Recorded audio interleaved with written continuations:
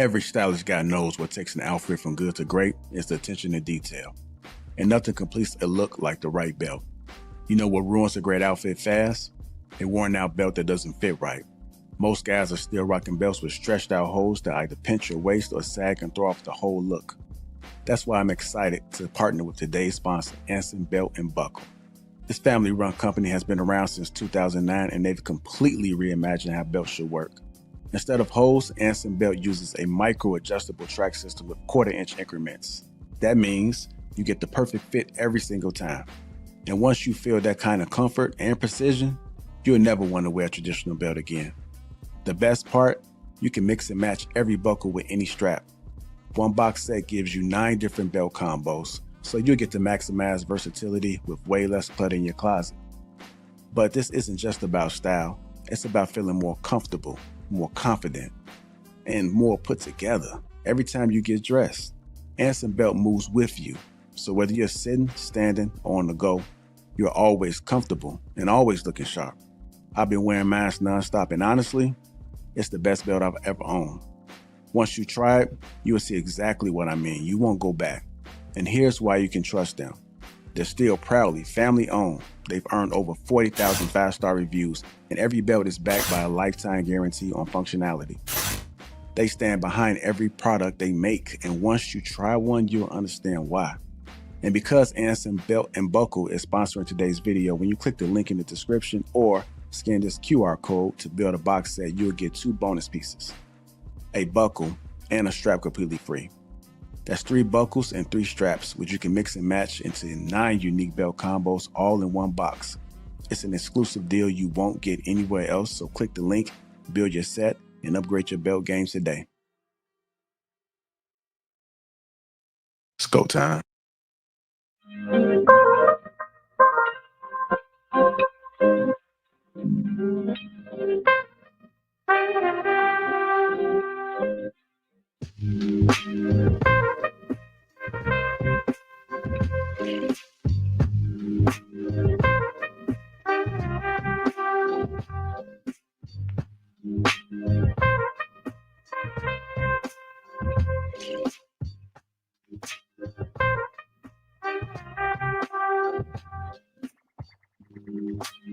What's going on, family? How you doing? Welcome to the Thursday show, Lapeef Let's Talk. Let me go to just the crew. We got Mr.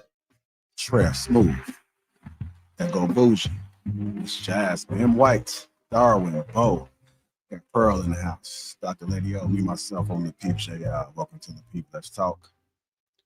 What's going on, family? What's going on? How y'all doing? Don't sound dry, man. Y'all gotta come with the energy, man. How you doing? Hi. Doing good. Good. How you ask for energy and be laid back and lethargic? I think that's the kicker. You got to come on this bitch turned up. You want other people to be, yo, what's up? How y'all? And they be like, yeah. How y'all Okay, doing? I'm gonna make sure I take it to the streets next time, man. How y'all doing? We're Y'all gonna have doing bottles, good? we're gonna have sparkles. We're gonna make it, it's gonna be busting, that's what it might say. This bitch busting. This man from Chicago, you probably don't know what that means. I don't know if they say that. Have you ever heard that phrase before, Jasmine? It's busting? Okay. So it's universal? Don't be trying to sit there acting all modest now, bougie. Now, when I said that, on one of those strains, I was looking through it. We was talking about popping bottles, and now you just sitting there reserved, resting in your femininity. Let's see. Must have got some coaching or something like that. Who you been talking to? Kind of different.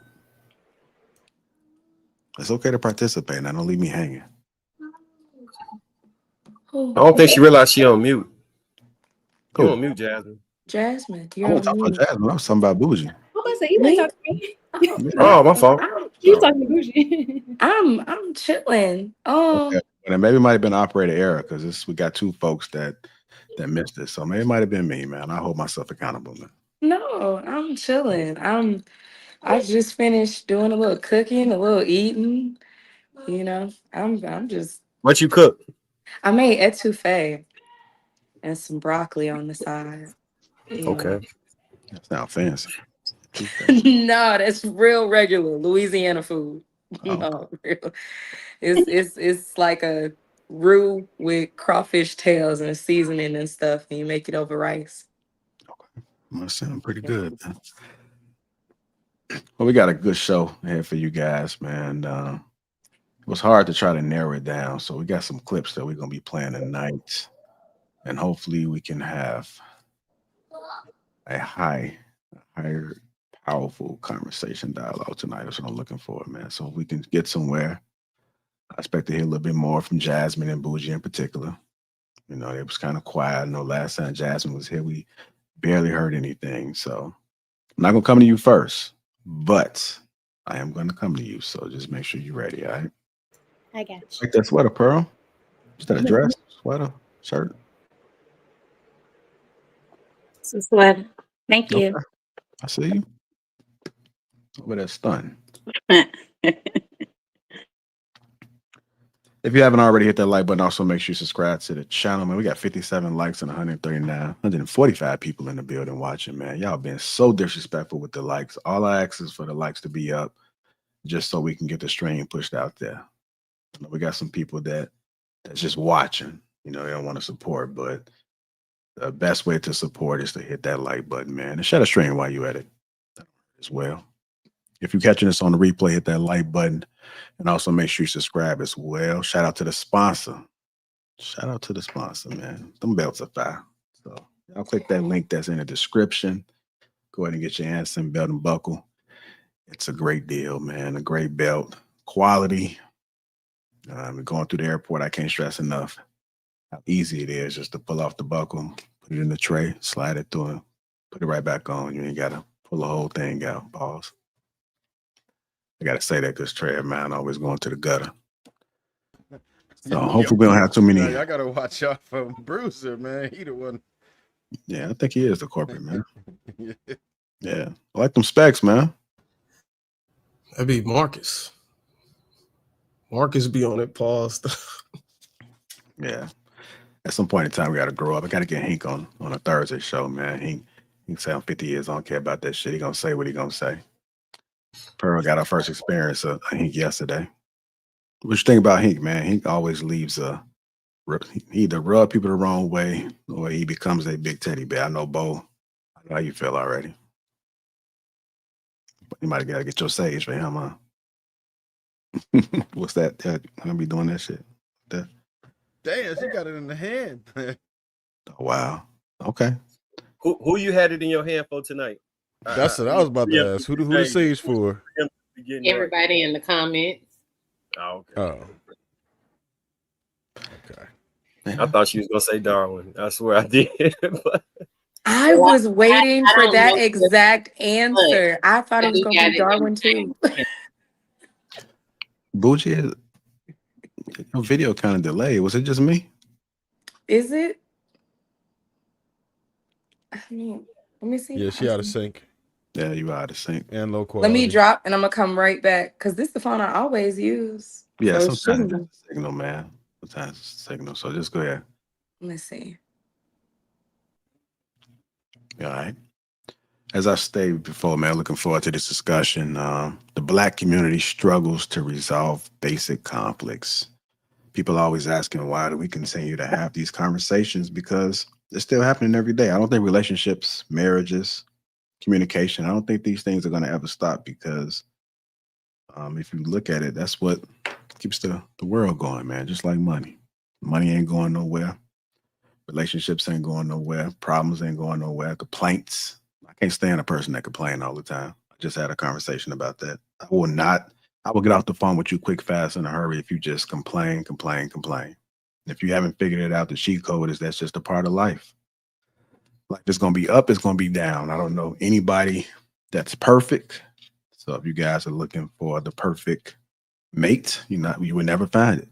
So at some point in time, you might have to adjust yourself, adjust your attitude, get your sage, whatever it is you got to do. Rain dance, percolate, footwork, whatever you got to do to try to get in line. But it's not going to be easy. Life is not going to be easy. They got an 11. Well, $11.71, $10 says Jasmine. What are snacks? Yeah. Are those edibles? Or they regular? Virgin snacks? It's McDonald's cookies. McDonald's cookies, okay. I'll say y'all do it, man. Y'all be having like some nice shapes and stuff, man, and still be eating that stuff, man. I'll say y'all do it. You Oh, got the Skittles with the is Jim. that Skittles or what? Yeah. Nerds. I already know what type of snacks them are, man. You only get Skittles those gummies. snacks. I hate gummy candy. I'm gonna get those snacks for one You reason. know, Skittles using that corrupt dye right now. That corrupt dye be tasting good. Jasmine, why do you hate gummy candy? Is it the texture or? No, it's gonna have old people teeth and it hurt. Oh, okay. Me getting the nerves, like, oh god. I love Nerds, ropes, and clusters and all of that. And the sour Skittles, yeah. Okay. Dang. All right, we're gonna go ahead and get this show started. I'm going to open it up, man. I was sent and said we needed to discuss this. So I like to try to make sure I'm fair with the topics, man. Looking forward to this. But our first topic, first clip. Is it right here?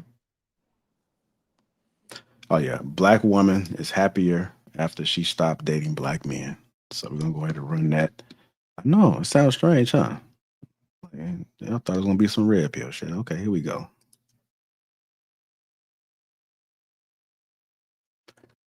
Maybe not. Damn. Okay. Didn't expect that. Let me go ahead and work on that right quick.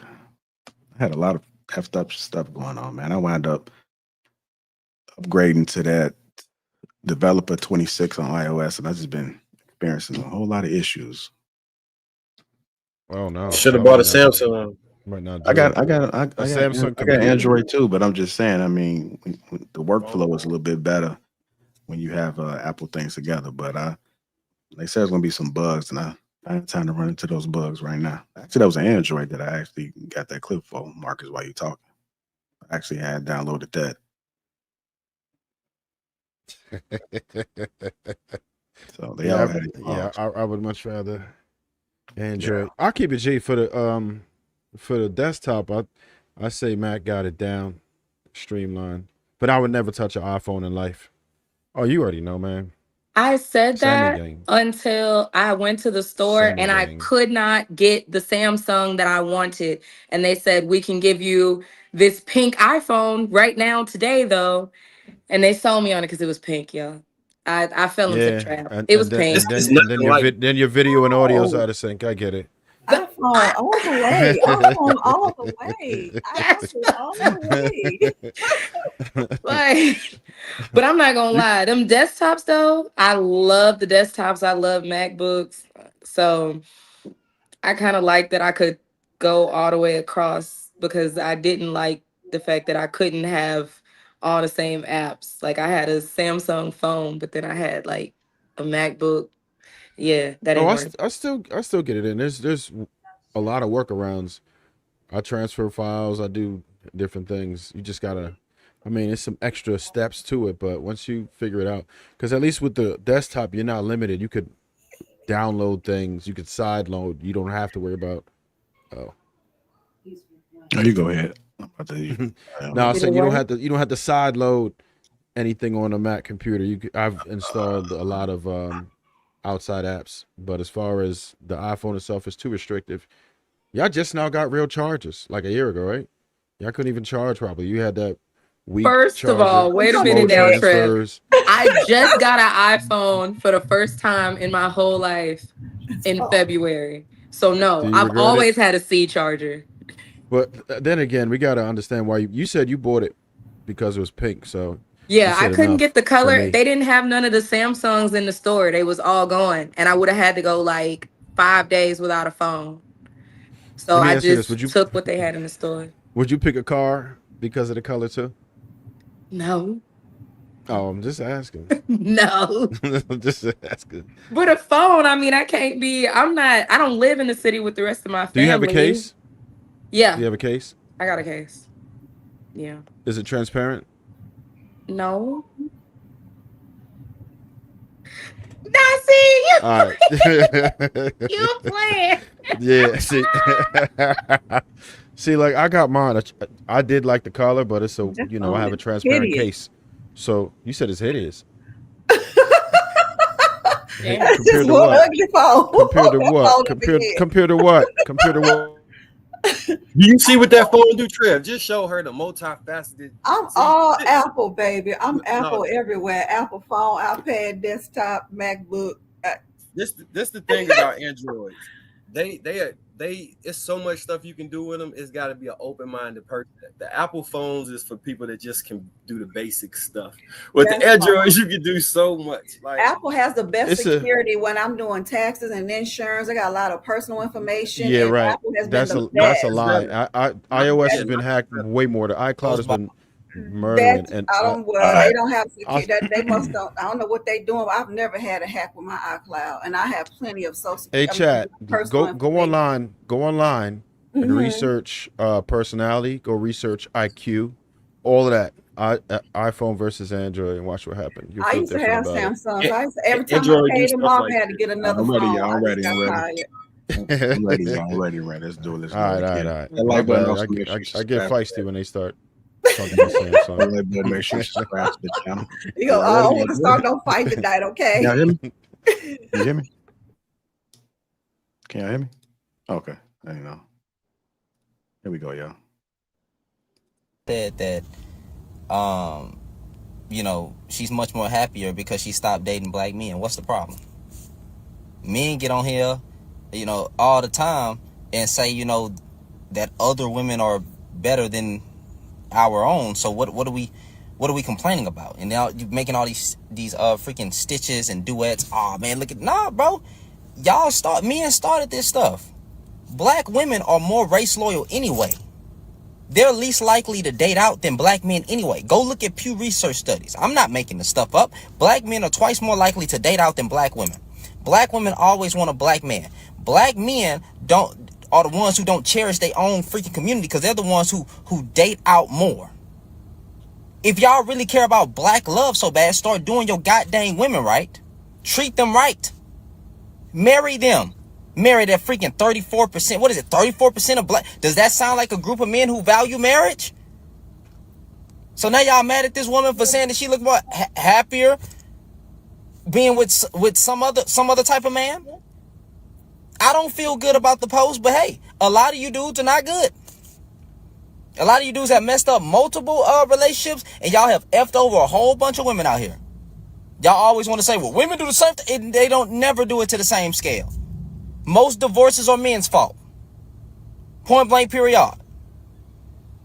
So I ain't even mad at the woman for saying that.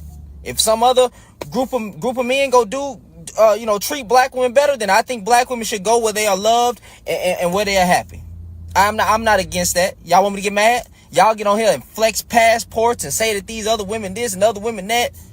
And you even get up here on here, I ain't messing with black women no more because they wear lashes, weave, and bonnets and all that stuff. Well, some other race of man is appreciating the black woman, and I believe black women should be appreciated. So y'all can quit running y'all mouth about this. Stop tagging me in it. You know what I'm saying? What you think about this, Shannon? You get blocked. That's what I think about it. You get blocked because black women deserve love. And if it ain't coming from inside the house, then they should go outside the house and find it. Okay. All right. Go ahead and get into it, man. It says the black woman is happy after she stopped dating black men. Let me go ahead and start with you first, Miss Bougie.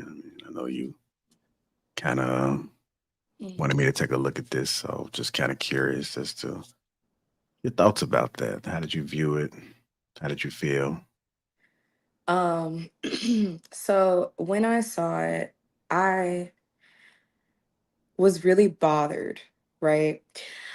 And I was bothered because the statement that he made saying that like black women are race loyal, I feel like is like very true because I'm very race loyal. Like, one thing that I tell men all the time on TikTok when I'm on a panel is that like me and you might disagree and we might get into it, but that's an in-house problem. Another race of woman or man comes on here, they shouldn't even be in our conversation because it's never going to be a time where I'm like, oh, let me tear down the men of my race to make the men of an outside race feel competent, et cetera, et cetera.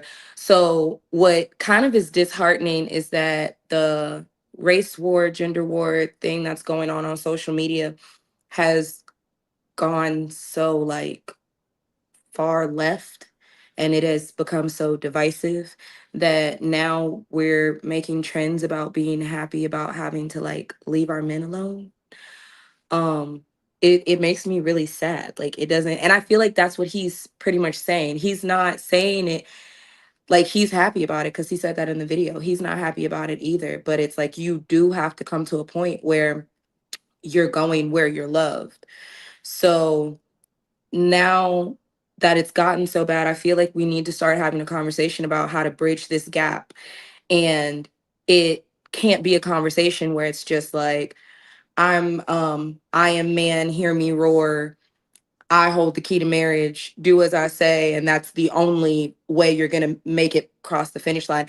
I think the same way as when you are in a marriage, a lot of things are compromised. Maybe there needs to be some type of conversation about compromise for us to like fix these issues, because if it's going so piss poorly that it's becoming like viral clips and trends on social media, that's not like our issues should not be like a viral trend that people are making a joke about. It shouldn't be haha funny that this Black woman is having to leave her race to find happiness. Like that shouldn't be something that is becoming like a national topic.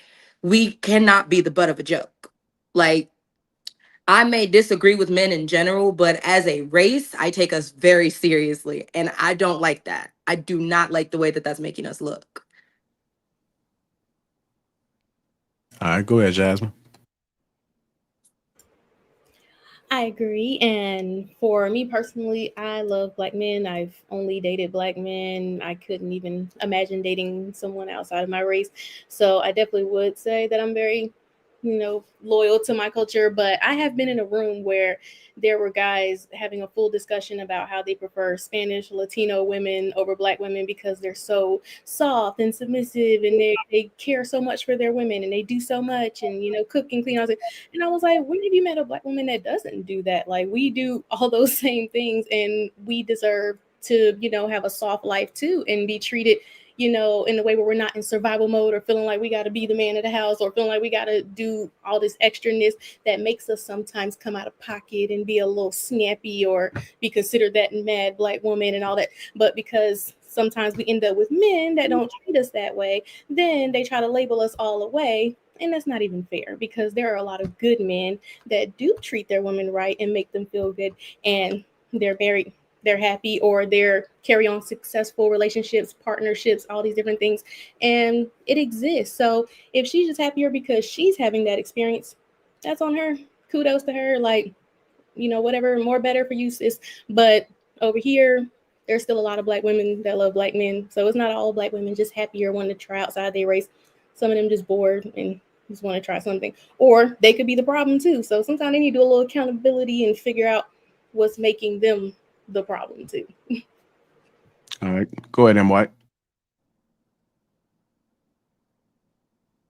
You call me in the chat.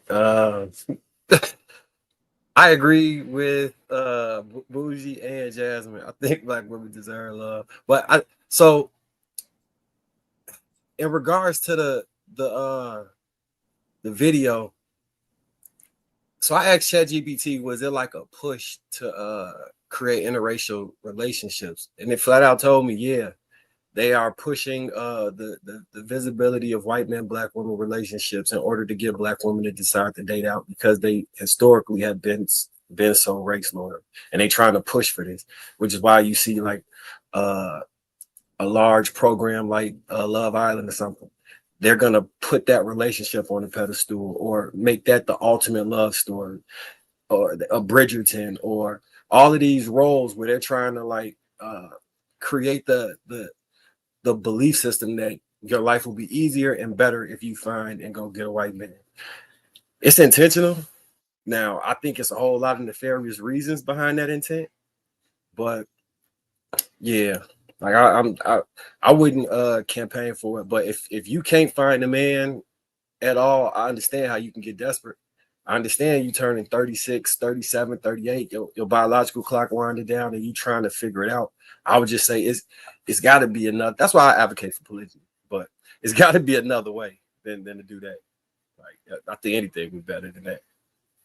So, yeah. All right, go ahead, Dr. Ladio.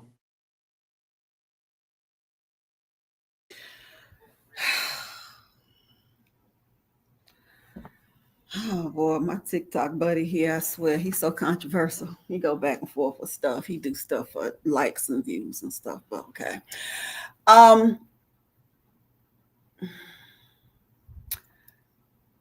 If we can't get our own men to love us, then look, white men ain't putting up with half the stuff black men put up with. Okay, they're not putting up with obesity and high numbers. They're not putting up with that. I mean, I'm just saying. First of all, I don't know. Most black men are married to black women. I'm so tired of that. Most black men are married to black women. Most high earning men are married to black women. Okay. Black men ain't going nowhere. Okay. They love black women. If you can't get you a good black man, you're not going to be able to go. If you think, I'm going to go out here and find me this great white man, it has nothing to do with you. I mean, with the men. It's you. Okay. Because if you cannot sit up here and say that all black men are just bad and you're just going to go out here and find you a YT guy. When we watch half these shows, these unaliving shows, most of them be YT. So let's just keep it buck. Okay. Black men ain't going nowhere. Okay. They do. You're always going to have a number of people that step outside their race. That's always going to be the case. Okay. Unfortunately, TV and social media blow up the few couples that step outside of their race. Okay. Me personally, I don't worry about it. I love black men. Myself, I don't have a problem with it. I don't know. I mean, controversial Shannon. I actually sent him a message, try to see if he'll contact me back. I think a lot of times we create this issue in our own race. I really, truly do. I do. So I think black women have been loyal for a long time, but black men are also loyal. I don't know. I think we're blowing up this whole entire issue. The numbers are not there. It's not like 50% of black women are marrying outside of their race. It's not like 50% of black men are married outside their race. It's a small percentage of them. And be honest with you, the ones that want the YT, go, you can have them. We don't want them anyway. I'm just gonna be honest with you. So,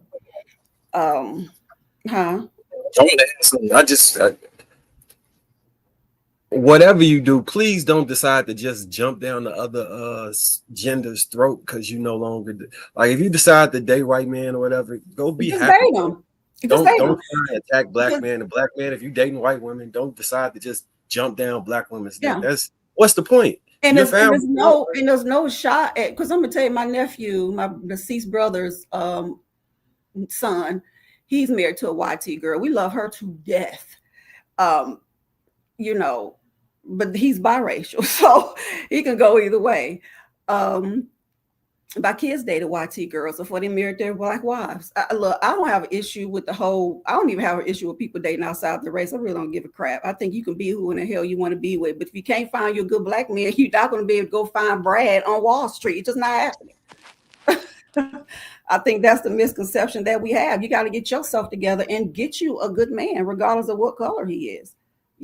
Black women are raised loyal because black women want black men to put up with some of our shit. We don't want to work on ourselves. Black men, if you look at the stats, black men are the number one when it comes to stepdaddies. White dudes ain't being stepdaddies in high numbers. They're not doing it. But black men have always been known as stepfathers. So we can sit up here and think that Brads are coming to get us in high numbers. It's never been the case. It has increased. I give them that. But there's never going to be this influx of YT men just wanting the black women. It's just not going to happen. So, and I'm 53 and it ain't happened yet. So I'll land. All right. Go ahead, Miss Pearl.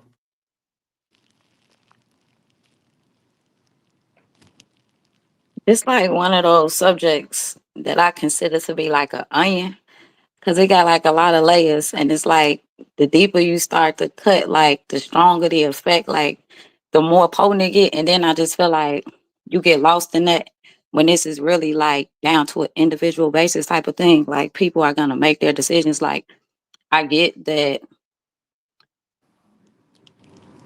you're gonna watch TV, you're gonna see the programming, right?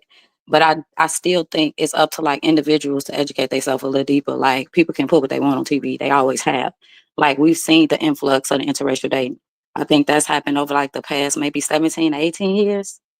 Like for me personally, it started with like the Honey Nut Cheerios commercial. Like they started to like just play that like too much. And it was like a black and white couple. Before that, you really didn't see that too much. And then it just started to just keep happening more and more and more and more. So like I get like the broader perspective, like you could find love in many different places. You know what I mean?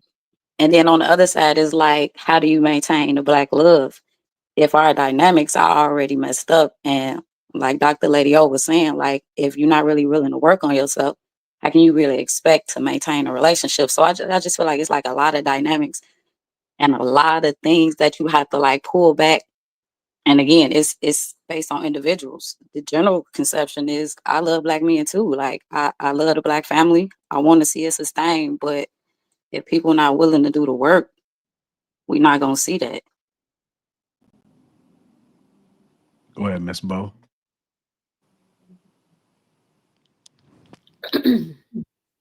So I'm going to give my response and not in response to anything. So I had a brief thought about this subject late last year, and met a wonderful white guy. Really great. We're friends now. But in that experience, I finally did figure out that that's just not for me. And it's okay that people want to explore, because the dating pool is few and far between for women who require more than protection and provision from men and leadership. Women who require much more than that don't have many options. And even women that require protection and provision don't have many options, because there are a lot of guys who are not protectors or providers. So the dating pool is really, really limited for like quality men for quality women. Now, quality is subjective. I'm not pointing to a specific idea of what quality is, whatever you think quality is. But so I had that brief thought, and I wouldn't judge anybody for dating outside of their race. But what I do judge people for is making the announcement. You would never have known that. A lot of people don't know that. I didn't tell many people about this guy, but he's a really great guy. I really like him, just not for me. And but we don't have to make an announcement about everything. And the programming, I agree with that programming, because when the Cheerios commercial was mentioned, I was like, what? And then I remember how that came out, and how it started there and it just kind of spread to other brands. And so, and not paying attention to who was paired with who, you were just glad to see, Black people being included in anything. And oh my goodness, it's an interracial couple when it used to be illegal. But so I get the programming. I don't like it because they can do what they want to do, but because we fail to make up our own minds about who we are and what we want, we fall victim to the programming in the way of we think that it's okay to degrade our own people, to pedestal other ethnicities and races. And also, we fall victim to the rage bait.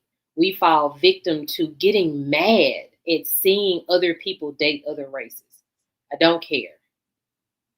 Do what you want to do.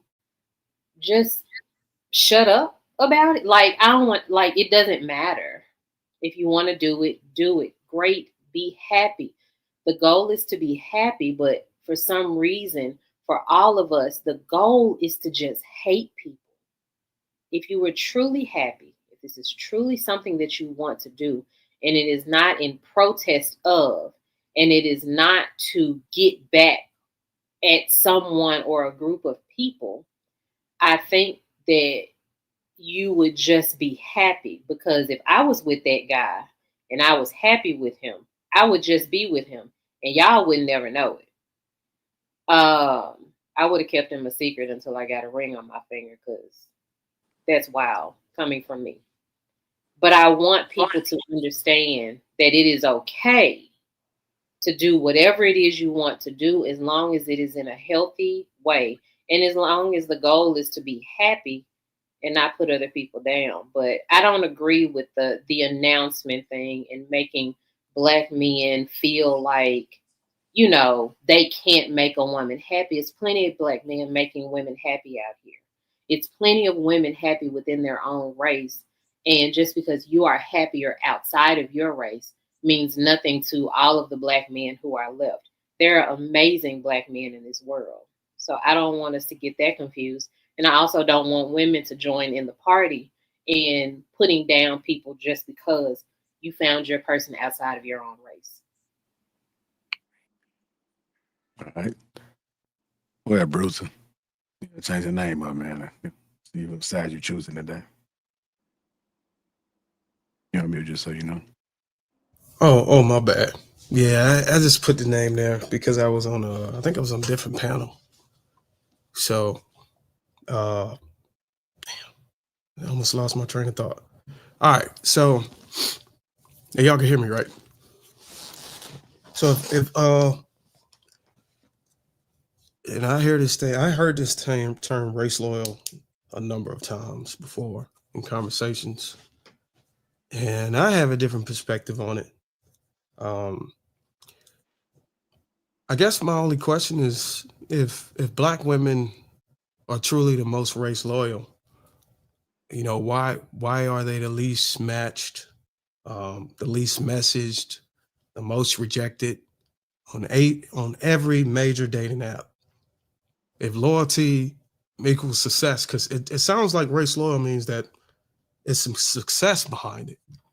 So if loyalty equals success, where is it? You know, why is it that despite dating within the race, Black women experience the lowest marriage rates and the highest divorce rates compared to every other group? And if race loyalty was working so well, why are so many Black women tired, burnt out, agitated, in therapy over relationship disappointment with men they say that they are loyal to? These are the questions that we got to ask. Because from where I stand, all this race loyalty talk is just a mask. Because it's not loyalty.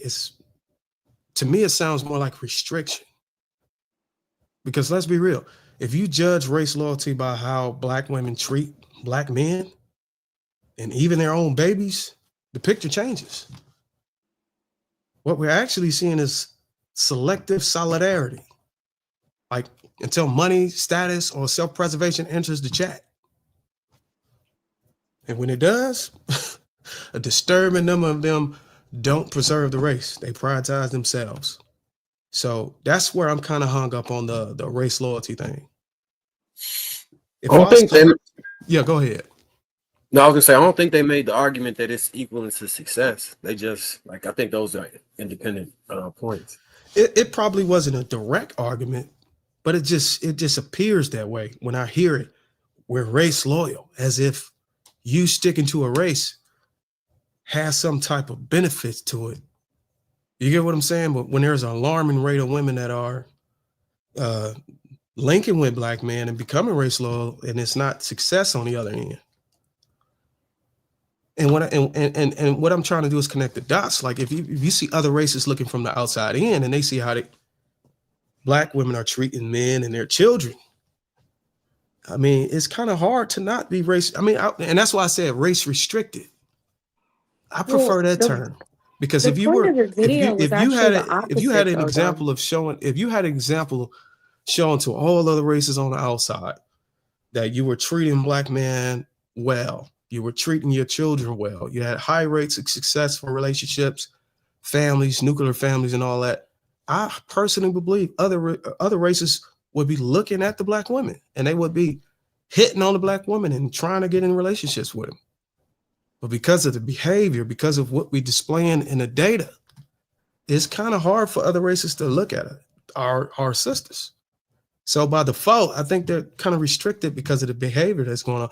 And I'm not going to say that we don't have, we're not contributing factors in it, but that's just how I look at it.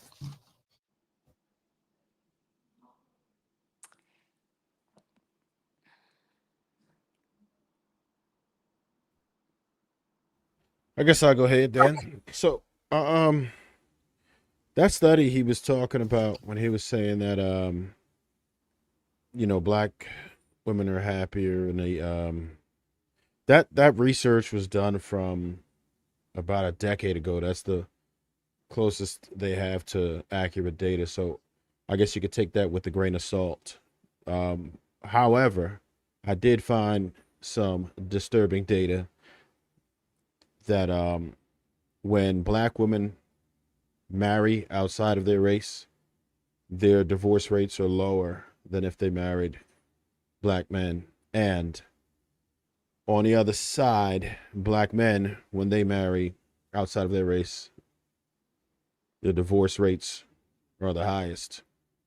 So with that, I came up with some type of thesis. Is basically, it goes back to what I say sometimes. It's about the overvaluing and undervaluing. I think that black women, whether it be true or not, our perceived value is lower than it used to be. Black women do not value black men. And you can hear it just from the sentiment. Even tonight, some of the commentary already made that black men are not, like, you hear words like it's there's piss in the pool, and men of value, and there's not a lot of them. It's scarce. So black men in our current state, whatever we believe about ourselves, black women obviously don't think the same. Our views are not parallel. So now, what do we do now? How do we change that perception? Do we beat women into submission and say, well, damn, you're going to accept me as it is? Do we improve? What is it that we're supposed to do to bridge this gap? Where is the disconnect? Why is it that black women are viewing us way differently than we view ourselves? Who is delusional? Who is a step outside of reality? That's the question I would have for the panel. So, great point. Because who's going to listen first? Who's going to take the other's experiences into consideration and actually adjust? Because all of us have to adjust. It's not, so my problem usually is that I'm hearing that women have to adjust. I never hear that men have to adjust. Both of us do. I've never held the opinion that it's men only that have to adjust. I think that there is a lot of growth. I think there is a lot of learning that men have to do. But I don't think that women are excluded from that. I think all of us are responsible for listening to each other and actually making the adjustments, because that's the only way this will work. It is not up to a woman to adjust to a man's needs and wants because you all have the opinion that you all control marriage and you all control the household and you all, men have an overinflated sense of self. Men have an antiquated view of relationships, and that has to change. Women have unrealistic expectations of people who have not grown. Women have unrealistic expectations, period, on a lot of things, myself included. I've had to adjust a lot of my expectations. Not because I'm older. I don't care. It's just because I had the realization that the things that I may want is not going to come in a complete package. So all of us are going to have to learn how to adjust. But it first has to start with listening. Stop assuming you know exactly who people are and how they view things. And you ask, like men ask loaded questions. You don't want to listen.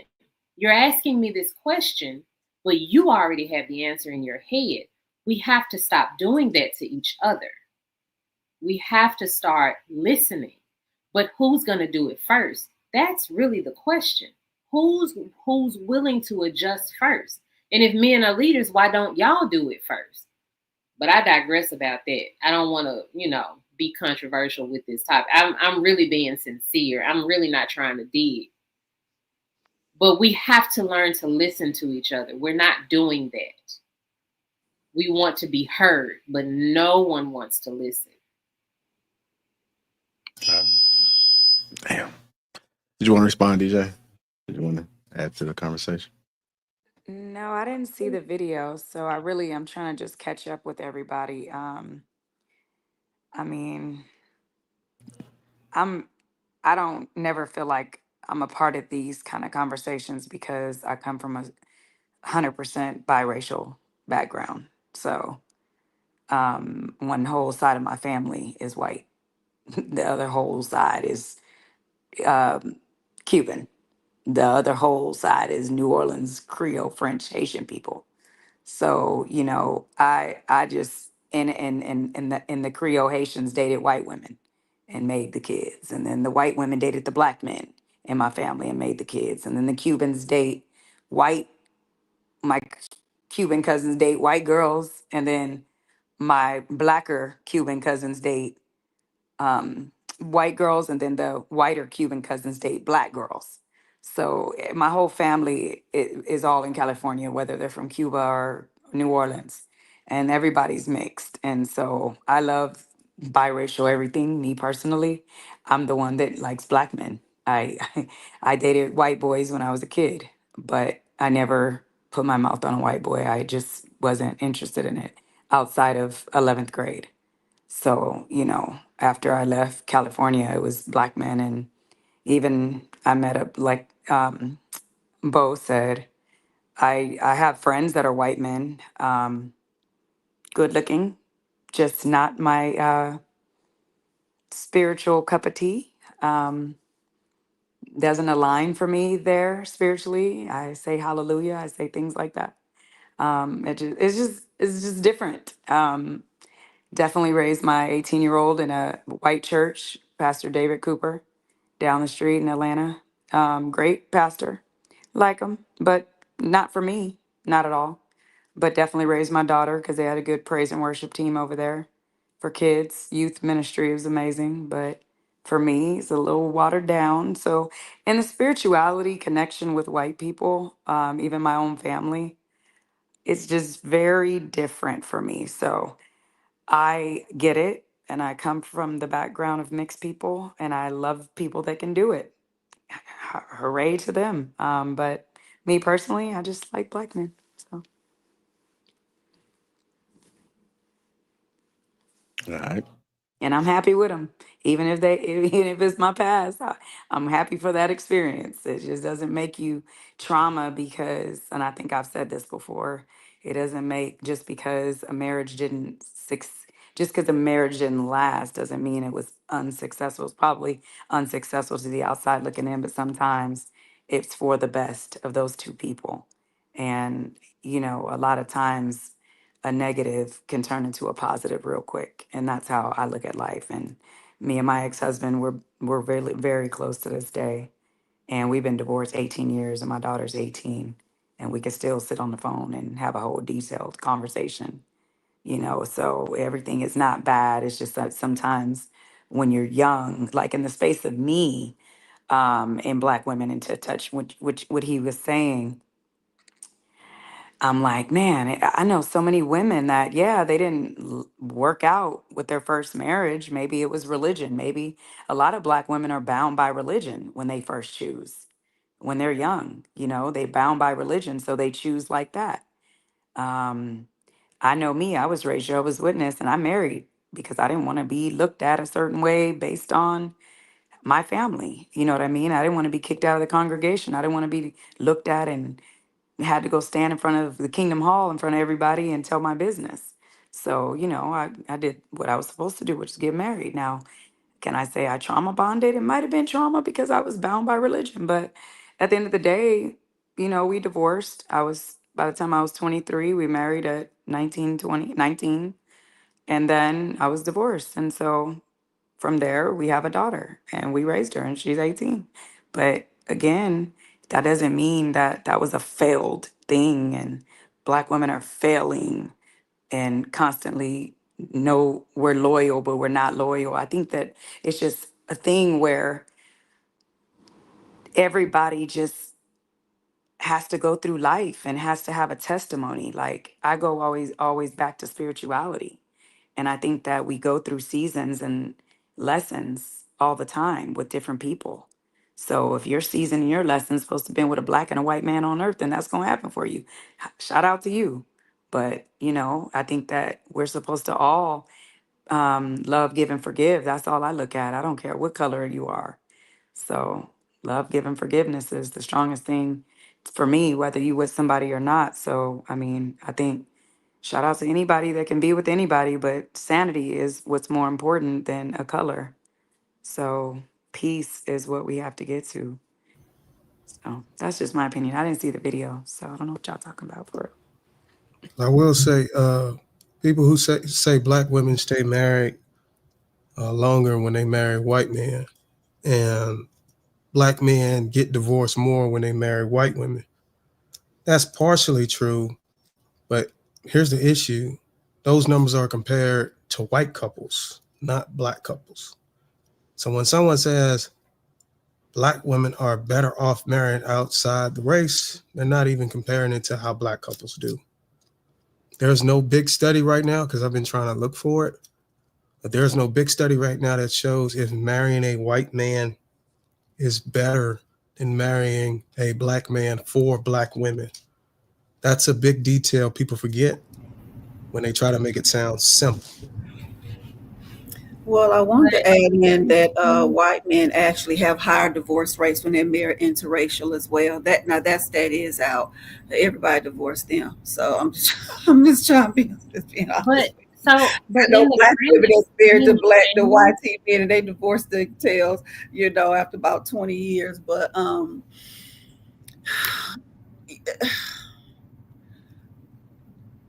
again, I just think it's a lot of people that just don't want to do the self work, regardless if you marry white men or black men or whatever. I just think people just don't want to do the work. They don't want to do the work on themselves. And that's why they feel like, okay, I can't get this over here. I'm going to go over here to Brad and John and see if they'll put up with me. You may get one that do it. See big black girls is married to white dudes. I've seen a couple of them they embellish those stories, but okay. But I'm just saying, everybody, just interracial dating as a whole do not have high do not have high success rates. It doesn't matter. So, Dr. Ladio, and I get that point. Now, even with that, right, we realize that there's a major disconnect between black men and black women. If you were to say what you think black men could actually do better to have Black women appreciate them more, what would you say some of the things that we need to work on? Mm. You know what? I'm going to say, I'm going to say this. I think our infidelity rate is too high in our community. I truly do. Um, although most men are still not messing around, but there's more than enough to trigger Black women. I think when it comes to that stereotype that Black men have, um, it's, to be honest with you, it's kind of hard to say what Black men need to be doing more, because white men ain't no different. I just wish people get out that stereotype as white men just Well, better. I'm not saying that white men are better per se, but kind of f them right now, only because we worried about us. Sure. The only reason I'm just saying to direct the conversation to us because it's a different demographic. They I have their think own I think multitude of issues as well. I think that I think materialism get in the way of our relationships of black individuals. Um, I mean, you hear it every day. Y'all You can't think Black provide. men are materialistic, No, I think and Black that's what's women are causing it? materialistic. I think Black No, women no, are. no. So the question was, what do you Mhm. think Black men can do Need to better do better. if Y'all you can had make to? more Yeah. money. According to Black women, y'all got to make more money. Um, No, but what do you think? Forget Black women per se. to be honest I with wish you, everybody my would answer, but experience I want to with know what you Black think men, personally. my experience with Black men, and that's the good ones and the bad ones. I can honestly say, not. I mean, I'm not saying y'all perfect or whatever, but I don't be around Black men who don't take care of their kids. I don't be around Black men who are just terrible girl stick husbands. My girlfriends has been married 30 years and not complain about their husbands. I don't. I mean, that's the hard thing for So, me to answer. all right. The only reason I say that is because you on a decent amount of panels. You hear the gripes and Mhm. different things, and even though that may not be your experience per Right. se, It happened. so that would mean that you would deem everything that all the women are griping about as invalid. No, If that's your not at stance, all. I dig Not it. at all. Not at all. But then if not, I think Black men lie to Black women a lot. Um, okay, from the ones that's dealing with them. So yeah, they have a lot of validity. Black women do go in with this with a certain mindset. Yeah, a lot of guys. I say a lot of what's out there now. Men be lying. Let's just be keep it above. What's out there okay, right now? I'm talking about the people in the dating pool. These men be lying, and they lie to women a lot. I will say that. okay, that's valid. Yeah. Anybody else want to speak on that? Yeah, I had a DJ. question for both. Oh, She got a DJ had question. a hand up real quick. Yeah, I go ahead, think it's I DJ. Joel. I just have one thing. I just the same question you asked Lady O. Um, Okay. I don't have major. I'm like Lady O. I don't have major negative complaints about Black men, but one I can truly say would be the lack of spirituality or connection with God Okay, that's a good one. and following their passion and trying to stay focused in that area as it pertains to a relationship with God. I would like to see more of that with our Black men. Okay, that's a That's good one. valid. That's valid. Yeah. Like that's all I see over Yeah. the years. I'm 41 years old and Mhm. I've watched my ex-husband go from being raised a Baptist to Mhm. getting married to losing Jesus and he don't Mhm. exist and now he's God and now he Oh back and damn. I'm like, what is going on with our Black men? I meet men. I met a Black man one day. He took me to lunch and he talking about you give God too much credit. What? Like it's like you have no idea like the Black men transitions that I've seen I over can the believe. time. Now that you say that, I can definitely jump on that. As a churchgoer myself, there are not an influx of Black men that go to church. So it's like how you're asking to be a leader when, or follow, you know what I mean? You don't even believe in God, but you want a submissive woman. So I can Yeah, definitely. I don't really do the church. Like I'm not saying the church like the Black Right, man just has to go God to in general, but church. still God in general. These guys don't even believe in Yeah. God. So that's the whole Yeah. thing. You can't ask, if you want to really want to be a follower of God, the hierarchy of life is is God, man, woman, and child. You Yeah. don't even follow God. You want to bamboozle women to a spiritual marriage when spirituals don't even get married. Spirits don't get married. I hate that word. Spirits do not get married. You're not getting married as a spirit. You got an earthly life. Spirits, God don't pick your husband, all that stuff. That's a lot of things. But you have some men that will try to, oh, well, I don't want to marry her, but I want to put her name on a lease, on a deed, and I'll put her name on life insurance. Everything that you can go back behind her back and take off as soon as she's Come stepped. on, lady. Oh, you better But speak. one thing he got to do is he got to divorce you. You got to ask for that paper, ladies. Marriage is a flex. Ask for that paper. Stop Come belittling on, yourself, lady. okay? Oh, Because as soon as you don't give him the booty when he want it, he'll go right behind transactional. your back and take your name off. Yeah, don't live your life like that. No, and that's because of the men are not believing in God. They're not believing in God. There are no good men, no great man has been great without a woman. It's just they've never been great. They're all no every man, even if you want to go back to the biblical days, that were had these multiple women. That's another thing they try to bamboozle women. And there's multiple women. I want 5 women and stuff. God never condoned that, first of all. Secondly, all those men fail. That did not last. So, and back to what your point is, thank you for bringing that up. It's a lack of spiritual, a lack of God. They don't believe in God. So, I mean, they can't lead families. Yeah. Black To men, me, I just feel like if anybody, I mean, whether it's man or woman, he asked the question for men. So I would say that to men, but I would say the same thing to women. Like, it takes, in order for us to, foundationally connect with our own. And yes, I say I'm a black woman, so y'all don't try me. So, in order for us to stay connected to our black men and black women, I feel like we both have to get into that space to where we are, staying diligent spiritually. And I think that a lot of people just, we fall off and we just lose sight of what's reality of why we're even here, why we even have a destiny, why we're even given grace. We have to understand and get back to the roots of that. Restore yourself, and if we don't do that, we're not going to have any patience. We're not going to have patience for someone else. You have to build the character within you. And so if you can't take care of you, who else going to want you and stay connected to you? So black men probably won't change until women start demanding higher of themselves. Because as long as you give black men or the men out here what they want, you're not giving them a reason to change. You're not giving them a reason to want to marry you. You're not. You give them your bodies, you give them a baby. You don't even require marriage. You don't have to do anything. You're not requiring these men to do anything. So that's why they're not going to change. Go ahead, Jasmine.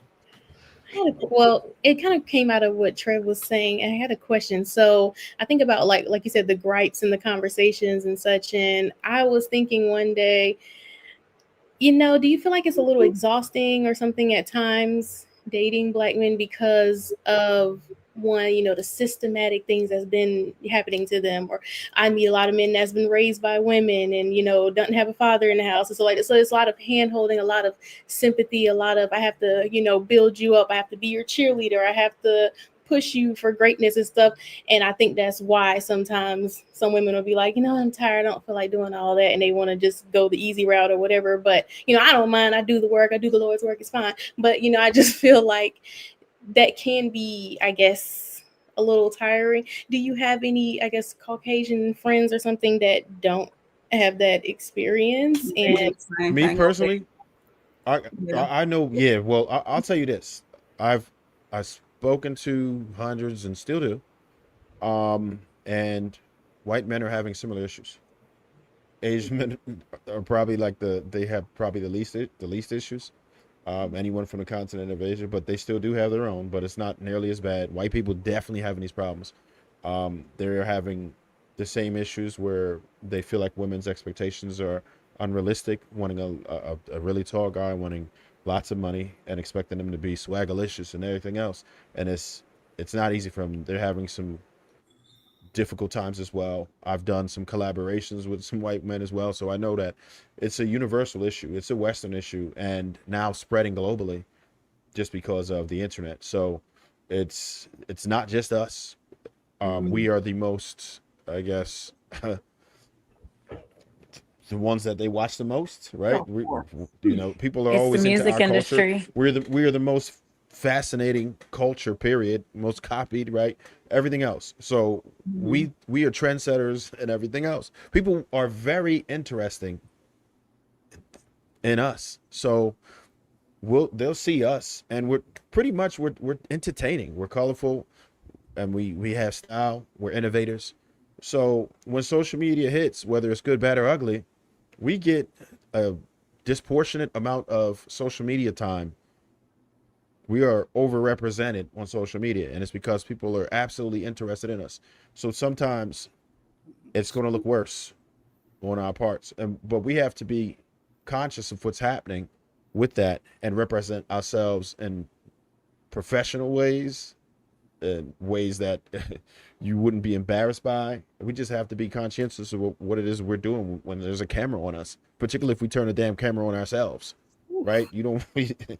You should be concerned about what people are going to think about you, your culture, your society, your community.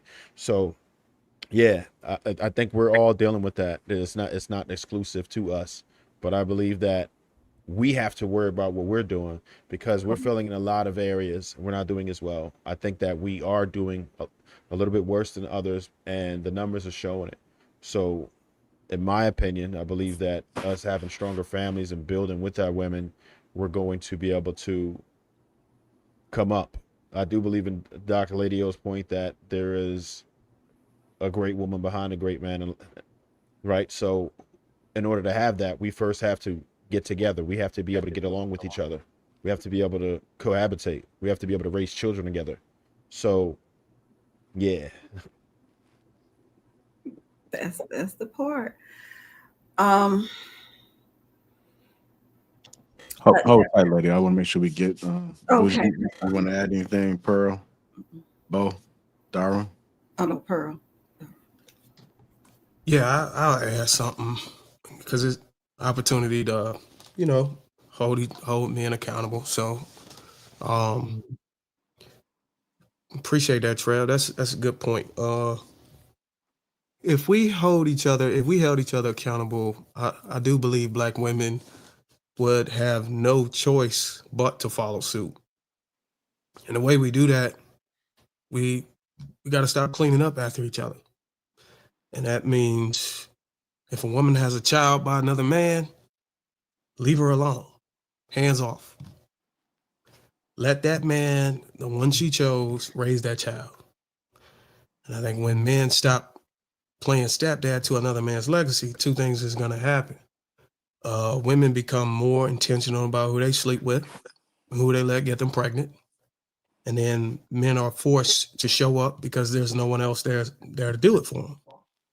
And no, it's not hate or anything like that. Or I'm pushing that I don't like our people. It's just establishing some type of order. Stop rewarding recklessness. And I think a lot of us men are doing it. We don't like to talk about it, but I don't care. I'm going to talk about it. But we got to let consequences teach what comfort never will. So if you didn't create a child, you're not responsible for the cleanup. Hold the man responsible and let that woman sit with the choices she made. And I think only then will the culture, will the community start to shift. Until then, we're just enabling and calling it love. But this is a hard choice to make. But I think if we start doing this, it's going to cause a huge paradigm shift. So the solution is basically manipulation. We are going to not listen to anything women have to say about what they need in order to feel safe with men, in order to actually be in these relationships and be healthy and happy. The answer that I just heard is to manipulate and to back women into a corner because there could be many different reasons a woman has a baby by a man and is not with him anymore. So you're basically disciplining women into only having babies by the men that they are married to, also not letting that man die on them or divorce them or leave. Like there, yeah, men, y'all have such a rigid view of how things happen. You try to put every single thing in a box, and humanity does not fit in a box. Your solution just now is literally manipulation, and you cannot manipulate a woman being left with children, be it whatever situation. Not necessarily she did something irresponsible to have that happen. There's nothing irresponsible about a woman being married, having a baby, and getting divorced or being a widow. Like we have we have to be for real right now. We have to come up with actual solutions because your method of control is manipulation. It does nothing to solve the problem. The only thing this particular method is going to do is cause an even bigger problem. Because, and I also want you all to get the word legacy completely out of your vocabulary, because I can guarantee you there will be no one that remembers most of you guys' names. Your names aren't on buildings. Your names are not in subdivisions. You can't Mine use is. your names. You don't have a legacy that you're leaving to a child. You do have lineage, though. So taking I care got of both. another man's lineage would be the verbiage that you would use. Good for you, Legacy M. is White. for men who are building communities, who have built things with their names on it, who are in history and record books. That's a legacy. That's what you leave your children. The legacy is what you leave your children. All right. So Real thing. I'm not surprised by you, Boheme, associating manipulation with a man, men holding men accountable, and jumping to the extreme that a man becoming deceased is a way to punish her. If you needed me to add that in there, and I just would have thought you would have used some type of intelligence to compensate for the fact that maybe if the father is deceased, then we would have a brother, an uncle, or his father, or a close male relative to pick up the slack. But I know some people need to be breadcrumbed until that type of intelligence. So there you have it. But no, the solution is accountability, not manipulation. What's manipulative is creating a life with a man you don't respect and then expecting another man to raise the child. What's manipulative is removing choice from good men, putting them in emotional traps, using guilt, shame, or hero messaging to make them play cleanup crew. Choosing to walk away from that setup is not manipulation. It's protection, it's boundaries, it's finally saying no to being used as a second chance for someone else's bad choices or bad Prince, decisions. can I If ask you something? holding people to the consequences of their own choices is now considered manipulation, and maybe the real issue is the expectation of being rescued without responsibility. That's the issue. So you don't feel like you started off the sentence with this is a great opportunity to hold men accountable. So um I'm not saying that what you said is wrong or is right, but I think it should have been necessarily the kind of like the opposite. So instead of saying like, oh, men shouldn't be stepfathers, shouldn't it be women shouldn't date men that choose to walk away? that's holding them accountable. That's giving them some form of punishment, because you said you wanted to hold men accountable in that moment, and then you gave women a form of punishment. So give men a form of punishment by saying, no, you don't get to go have a girlfriend. I don't get to call you and ask you, like, why can you get the kids this weekend, and you're telling me you took your girlfriend on a trip, and you don't get to do stuff like that. So it's men should be held accountable. So it should turn into like, okay, the men can't go, the men can't walk away from the child that they made. The men shouldn't be dating outside of their baby mama. The men that is when I hear accountability, I hear, how can we reinforce what we are expecting of the men? And that's not what we as women, and I don't want to speak for nobody up here, but I kind of do see some heads nodding. That's not what we as women just heard. What we as women just heard was you say you wanted to hold men accountable, and then talk about what needs to happen to the women that make poor decisions, not the men that are choosing to walk away. Yes, I exactly. did. Oh, I concur. Go ahead, and White. I'll go after you because I don't want to hog the mic. I'll go after you. no. Yeah, So I know was DJ wanted to say something as well, so I think I'm let DJ go. Then we get back to Darwin. so this just real quick. So Bougie, would you prefer that men are forced to have to be with women they impregnated I mean, to make sure they're held responsible? essentially, that is what Darwin just said. No, I'm I'm just not saying disagreeing. it I'm in the just getting opposite clarity. gender. It's a two-part question. Right. So that man has two different women pregnant. Then what is he supposed to do? But that is also a great thing that I feel like also correlates to what Darwin said, which Darwin always talks about sexual discipline for women. Darwin always talks about consequences for women. I like, my whole purpose in what I'm saying is if we're saying these women should not have stepfathers step in, there should not be a place to step into. So when everybody wants to have these conversations about women made poor decisions, okay, and she made a great decision to be accountable, because I've already stated this. When I look at my husband, I look at it like, we was 19. He could have walked away. That's what most 19-year-olds do. He could have said, I don't want to do this. So there was no place for a stepfather to ever step in, because he did the what? The responsible, mature thing. So when we're talking about a woman getting a stepfather, it's because there's an empty space there. Men shouldn't, if we're going to say we don't want that empty space to be there, say nobody should be walking away to leave it there. We can't keep saying I the agree with woman you. needs to pick better, and then, okay, so what? She didn't. Now you grow up and you be better.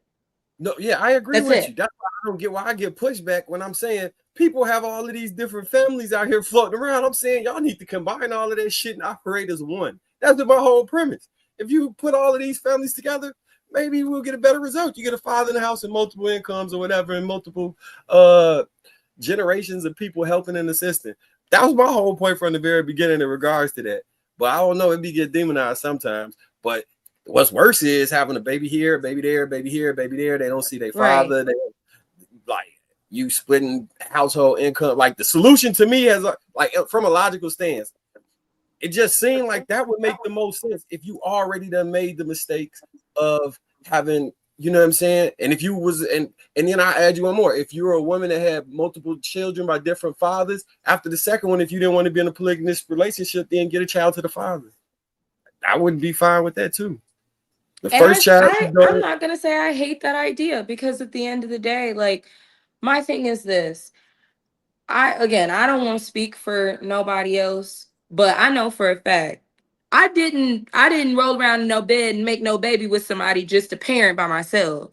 I didn't expect to be waking up at 3 a.m. changing diapers by myself. I didn't expect to be buying infant meal by myself. I don't think anybody wants that. So what I have a hard time understanding is, like, because one party chose to lay in the bed that they made and be responsible and take on their consequences, and another party chose to walk away, now we're only pointing the finger at the party that chose to be responsible for their consequences. I want to say this here. This is what I would tell women, and I think we really need to listen up. we can do all this. Yeah, a man should be responsible. Lord knows I know. But you can only hold a man financially responsible. That's all you can do. The decision is on you. And when you have multiple kids by multiple men, you got one chance. You got one chance. Okay, I was with this guy. We were engaged. It didn't work out. But 2, 3, 4 kids by different dudes, we cannot keep giving these women excuses, okay? Because we got 1 million more children than black men, all right? So the thing is, and most of our children are raised in single mother homes. And when we want to go and complain about the man, look who's raising them. A lot of them are raised by single mothers. And that's a fact. We don't never ever want to take accountability. Yes, men should be responsible for their children. Lord knows they should. But you can only take them down into the front of the court and put them on child support. And this is why marriages is important.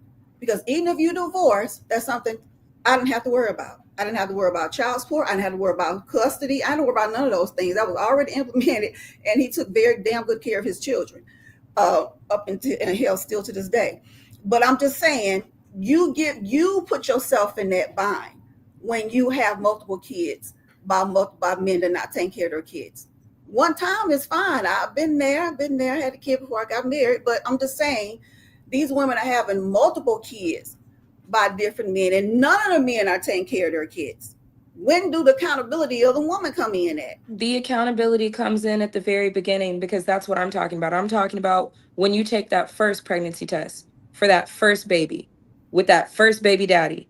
There should not be no sense of like, oh, I can get a stepfather, or oh, I can go and date the girl up Oh, the I block and agree. she'll It accept should me. be on that dad, that man. That shouldn't be happening. Absolutely. I can Nobody agree with should that. feel like they have an out. If he decided to fucking let his sperm go and he felt like it was a good enough decision to lay there and do that, and she decided to open up her legs to have that done to her, there shouldn't be an out after that. Like, everybody wants to be like, how did we get here? How did we get to this girl having 3 baby daddies, and how did we get to this man having 3 baby mamas? It's because there was an out after the first one. Why are you on the phone with somebody's baby daddy and you don't never hear the kids in the background?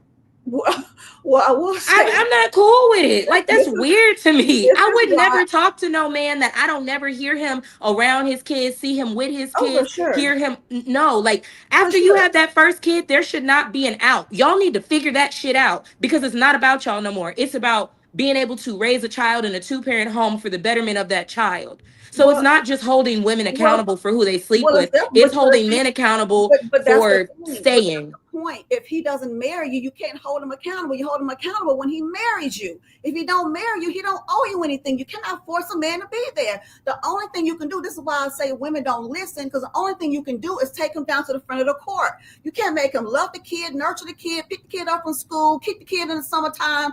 You lost all of that. This is why I tell you, it go all the way back to keep your legs closed. Because once you give a man sex, you lose all bargaining chips. You give him a kid, you go in a negative, you go in a deficit. You cannot force this man to do nothing if he did not marry you. Your ball is in your court when your name match his. And even if y'all divorced, you got a lot of role, you got a lot of play in divorce court after the fact. But when you don't marry that man and he just run out on you, just one day I'm gone, I'm out, or make a kid with another woman, or whatever the case may be, the only thing you can do is take it to the front of the court. That's it. That's the only chance you got financially take care of him. And this is why it's important, because you are the one left with the child, nurturing the child, got to take off your job, take off of work, go up to the school when a kid acting bad.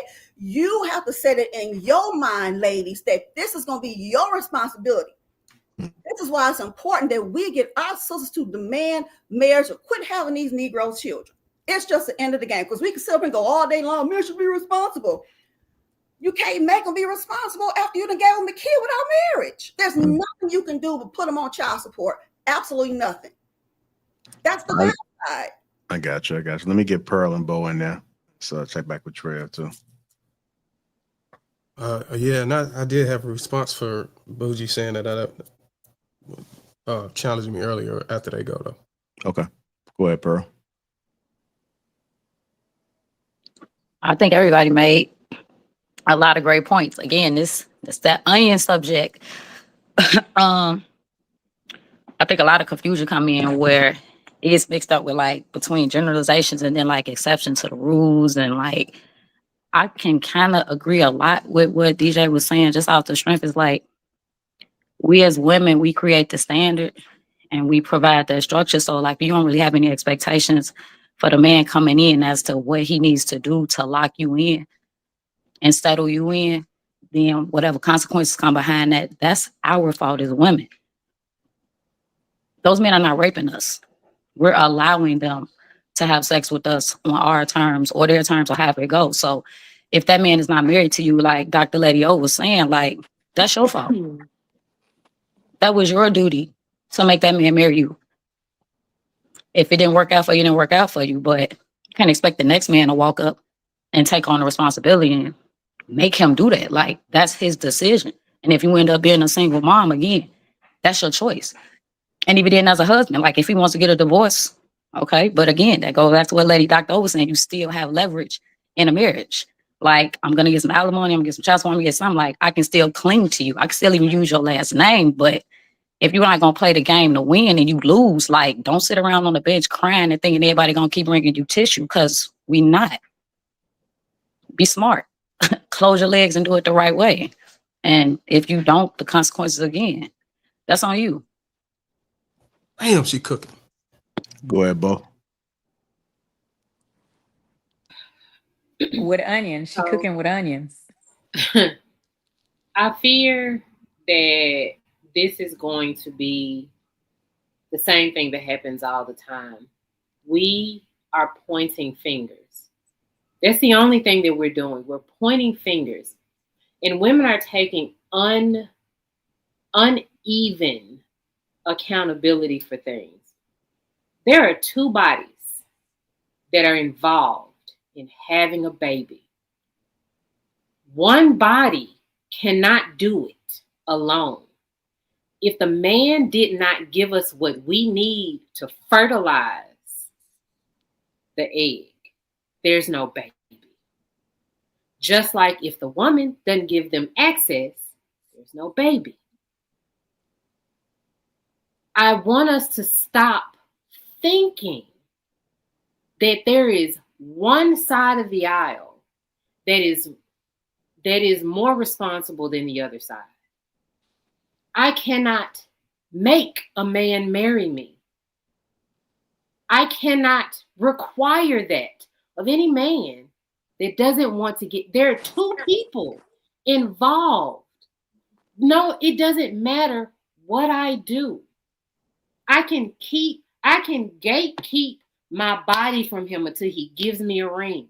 It's not going to happen if he doesn't want it to happen, because news flash, men are not marrying women who do not have access to their bodies. They're not doing that on a large scale. They're not. A man is going to leave you or cheat on you if you do not give him your body. Men in large are not marrying women that they have not had sex with. They're not doing it. They're not going to pay your bills. Don't have to. If you don't, they're not helping you out financially. There's no proving. They're not proving anything to you. You have to give something up for them to give you anything. Men are transactional. They're not going to be with you if you don't give something up. So y'all are letting these men lie to you. If you keep it from us, we'll give you a ring. No, you won't. I've tried that before too. They're not doing it. If the man wants to get married, he's going to get married. There's nothing that you as a woman is going to be able to do to make a man marry you. I just wanted to ask real quick. You can have a baby by a man who does not want to give you the things that it takes to fertilize your egg. It just is not going to. These things can't happen. Did anybody on this panel wait till marriage? No. So here's the thing. And maybe I that's the did. problem. Second time I We've did. lowered the Hold standard. on. No, We don't I take the wasn't even L. We don't asking take if the you L. dated. I Like, was come on really now. We're gonna be asking. real. We're I gonna didn't be wait. real I was about it. just We take the Was I L. still talking? Was I still talking? You So, were, but I'm just saying you running in but circles. So let's to just keep answer real. your question, I am the one that actually did. I was not a virgin when I got married, but I did not have sex with my husband until I got married. So yes, I am the one that actually did wait till marriage, and it still failed. So anyway, Right. but my thing is that we are pointing fingers, and it's becoming tiresome to have these conversations because no one wants to listen to anyone. I'm listening, but the only thing that I'm hearing is women, women, women, women, women, women, women, women, women, women, women, women. And even when it's about men, women. What? Can we have a conversation? Can we have an honest conversation where both parties are held accountable for the things that they are doing? And can we have an honest conversation where humans are not perfect and we all make mistakes and those mistakes look differently and we have to accept each other's mistakes There's or something walk called away? It's okay. stupid. There's something called consequences and repercussions. Okay. At the end of the day, if you got married, it doesn't matter if you divorced. You did not fail because at least you demanded it. That's the whole thing. You did not fail. I'm tired of women trying to say you're not just because your marriage did not work out don't mean you're a failure. Okay. You started out good. That's why I say it's better to start out good and hope for the best instead of starting out bad and hope for the best. It doesn't work that way. Okay. Let's just keep it real. We got to be honest about that. And men are held accountable. It's through child support. Men are held accountable. You don't hold them accountable no other way by marrying you. It just ended the day. It just ended with, I know boys get disgusted. But I'm saying we cannot continue to say that they're not equally held accountable. In 50 plus years on earth, I've always heard black men ain't ish, black men work in BMW. I've always heard the derogatory things about black men. Now all of a sudden we taking some heat as black women. Now all of a sudden, oh my gosh, what happened to the accountability on black men? Black men have always been held accountable. They have always been known it. They've always been stepdaddies to your children that you go out and follow up. And then you don't want this man to discipline your children. You don't want this man to do. I mean, come on, let's just keep it real. There are a lot of stepfathers out there who said they were miserable stepfathers. They will never do it again because of what y'all present to them when they do come in and try to be the provider. When they do come in and try to father your children. Your kids disrespect these men. This man can't discipline these children. That's on y'all. So you can't get mad at now men don't want to marry women with children in high numbers. You got some simps out there that'll do it and they be complaining at the end of the day. You just got a boy here in Atlanta that unallowed his stepfather. Come on now. The thing is, this is the thing. Women, you hold the highest burden. That's a fact. Get with it. Stop acting like it's equal. It's not equal. Until you understand it's not equal, we ain't gonna get nowhere with this. You can't make a man take care of his kid, especially when you didn't marry him. I got a question for you, Lady O. Oh, yes, ma'am. You hold the highest burden when it comes down to child rearing, taking care of the kids. So it's very important for you to be selective. I did have a response. It's not an option. Okay, go ahead, Dom. Go ahead. So, and this may be because it seemed like you and Bohemian got the same sentiment about this accountability thing. Y'all are missing the core of the argument. This isn't about ignoring children. It's about forcing the real fathers to step up. That's the whole point. No, that's what I was saying as well. When men stop stepping in to raise children that aren't theirs, it removes that safety net for irresponsible men. This is accountability. You have to remove something. You have to enforce some type of consequences in order to hold somebody accountable. Right now, too many men feel free to abandon their responsibilities because they know someone else will play hero. That's not accountability. That's enabling. And when women see that no man is willing to step into a broken situation, they'll think twice before having children with men who aren't husband material. It's not So that we Darvin, don't care about the kids. We care enough to say this cycle of replacement dads and absent fathers stops with us. Accountability doesn't work when we keep bailing people out of their bad choices. Sometimes the most caring thing you can do for a culture is to stop rescuing it from the lessons it needs to learn. But So that Darvin, was my do you feel entire like that point, dudes? though, that people have to stop feeling like there's the space to walk away. You're talking about what happens once that man has already walked away. I'm talking about he shouldn't walk away before we even get to, oh, she has a safety net. That was the difference in it. It was almost like you're saying hold them accountable by skipping a step and talking about, oh, take the safety net away, not tell that man. Okay, so let's go to your step then. Let me do you the favor and go to your step. Let's pretend Trev Smooth impregnated Boheme, and he's about to walk away. And you want me as a man in the community to go to Trev and hold him accountable so he don't walk away. What methods or what measures did I need to take to prevent Trev from walking away in 2025?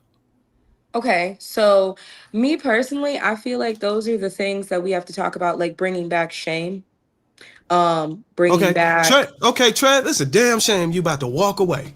right. Trev said, I don't give a fuck. Deuces. Okay, Then and what? then is where we're also talking about women that are accepting of men that are already baby daddies. I don't like that Hold on. either. Don't move the goalpost. We're trying to stop Trev from marching Yeah, miles away. but that's a part, What Darwin, else you're is missing next it. after I That just is a shamed you? part of shame. If Trev walks away from Boheme and feels like Trev is not getting play from anywhere else, what is he going to do? Let me Because all men want do an to have intelligence check. sex. They all want to date. If you can't date nobody else, if there's nobody else waiting on the side, I'm saying that is a part of the shame. If you're saying you can't hang out with us no more, Trev, there is no more like you got friends. There is no more you got options to date. Your social life is over. You until you Oh become wait, so a let me get this father straight. So let me get this straight. You think that the solution to hold Trev accountability to is keep him shame. walking away from Boheme Hmm. is to say, Trev, you know what? You can't hang out with us no more. And that's going to make him turn around and go take care of his kid. That on top of all shames from all parts. Is that what you're missing? Are you missing shame from all parts? I think the Like, best I'm I not get what understanding you're how saying. that doesn't make sense You to saying you. shame on the women too I for think knowing the this. guys I need get to what do you're saying. I'm saying shame on all Yeah, parts. I I'm see what you're saying saying, but I there see. is nobody else to date. There's nothing else that you will be doing with your time. Until society will not accept you as a human being. You will be shamed. If everybody got on one accord and said, "We're not accepting deadbeat fathers. We're not accepting single mothers. What You does can't that hang look out with like us, in a homegirl. You society? can't hang out with Are us, you saying that he homeboy." can't come into the store and buy product and produce No, or I'm groceries? moving exactly. to Shame. Cuba. But You and are then isolated. You it's are not up to us. shamed. America Go It's is not up home, to take doomed. us care of your because You can't goddamn even eat. kids. Go home, take care of your goddamn kid. You but can't go nowhere. You here's can't do nothing. Your job's gonna fire you. Shame. what's more Shame, realistic? Negro. Shame. Okay, what's more realistic though? What's more Wow. realistic? Like, This is What's that more sad. makes realistic and perfect sense what to has me. a Shame higher his likely? ass. But Sad. what's more Did I realistic? say anything wrong? No, y'all. I If ain't gonna take care of everybody the in kid your though. city said you as a man don't take care of That's your not how kids, or shame you works. as a woman keep trying to have multiple baby daddies, let's excommunicate them But because that is we're piss trying to poor make sure. Hold behavior. on. How's he gonna financially take care of his kid if he get fired from his job? Shit. Then you get placed on leave. When you go back over there with that woman and that goddamn baby, you could come back to work. I'm trying to You That have gotta show makes I'm proof. sense. trying to You have an gotta show proof. Figure it the intellectual hell out. argument with you, but you're not making sense though. But this is the That makes problem. perfect sense. It's not That even makes realistic. perfect In what sense. society is that even realistic? What?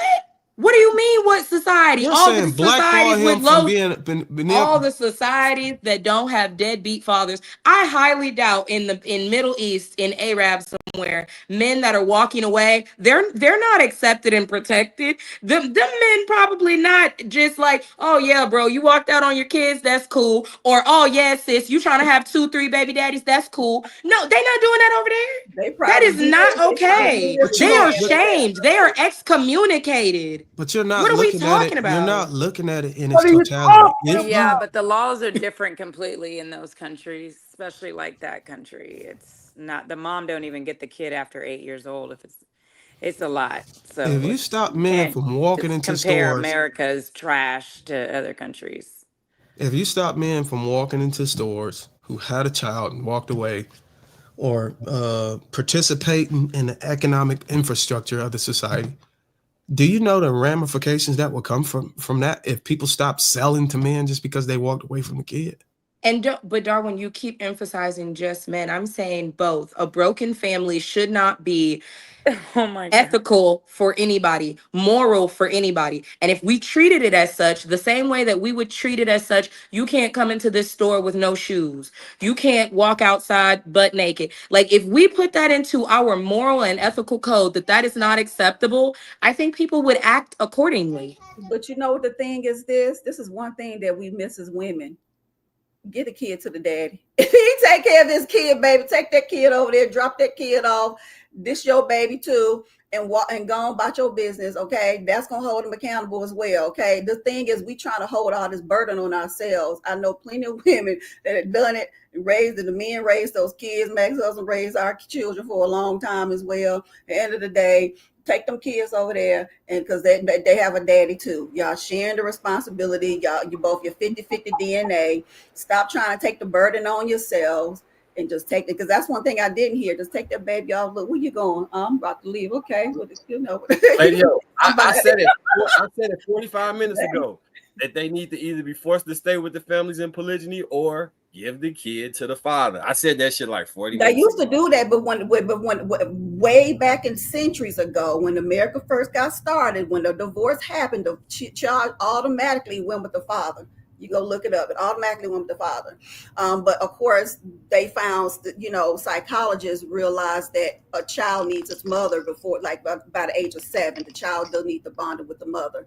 So that's when the courts kind of changed it, and now we see the courts usually favor the mother. But the thing is, you're not bound to raise that child by yourself. Okay, please stop struggling with your kids. Okay, the kids have daddies. Okay, I think that's what we force this struggling on ourselves. Don't ever don't do that. I was never going to do that. You know what's crazy? Don't do The it. kids that's the most difficult for women to have, they act like different kids with us. They don't be acting like I could get my kids in line dinner by just looking at them. You know what I'm saying? Like, I noticed it with my ex-husband. Yeah, he didn't have to whip the kids or nothing. He just looked. Yeah, me, I had to. Whew, But my only question to the bougie, if she wants that type of accountability, that means no more IVF, right? That means no more divorces.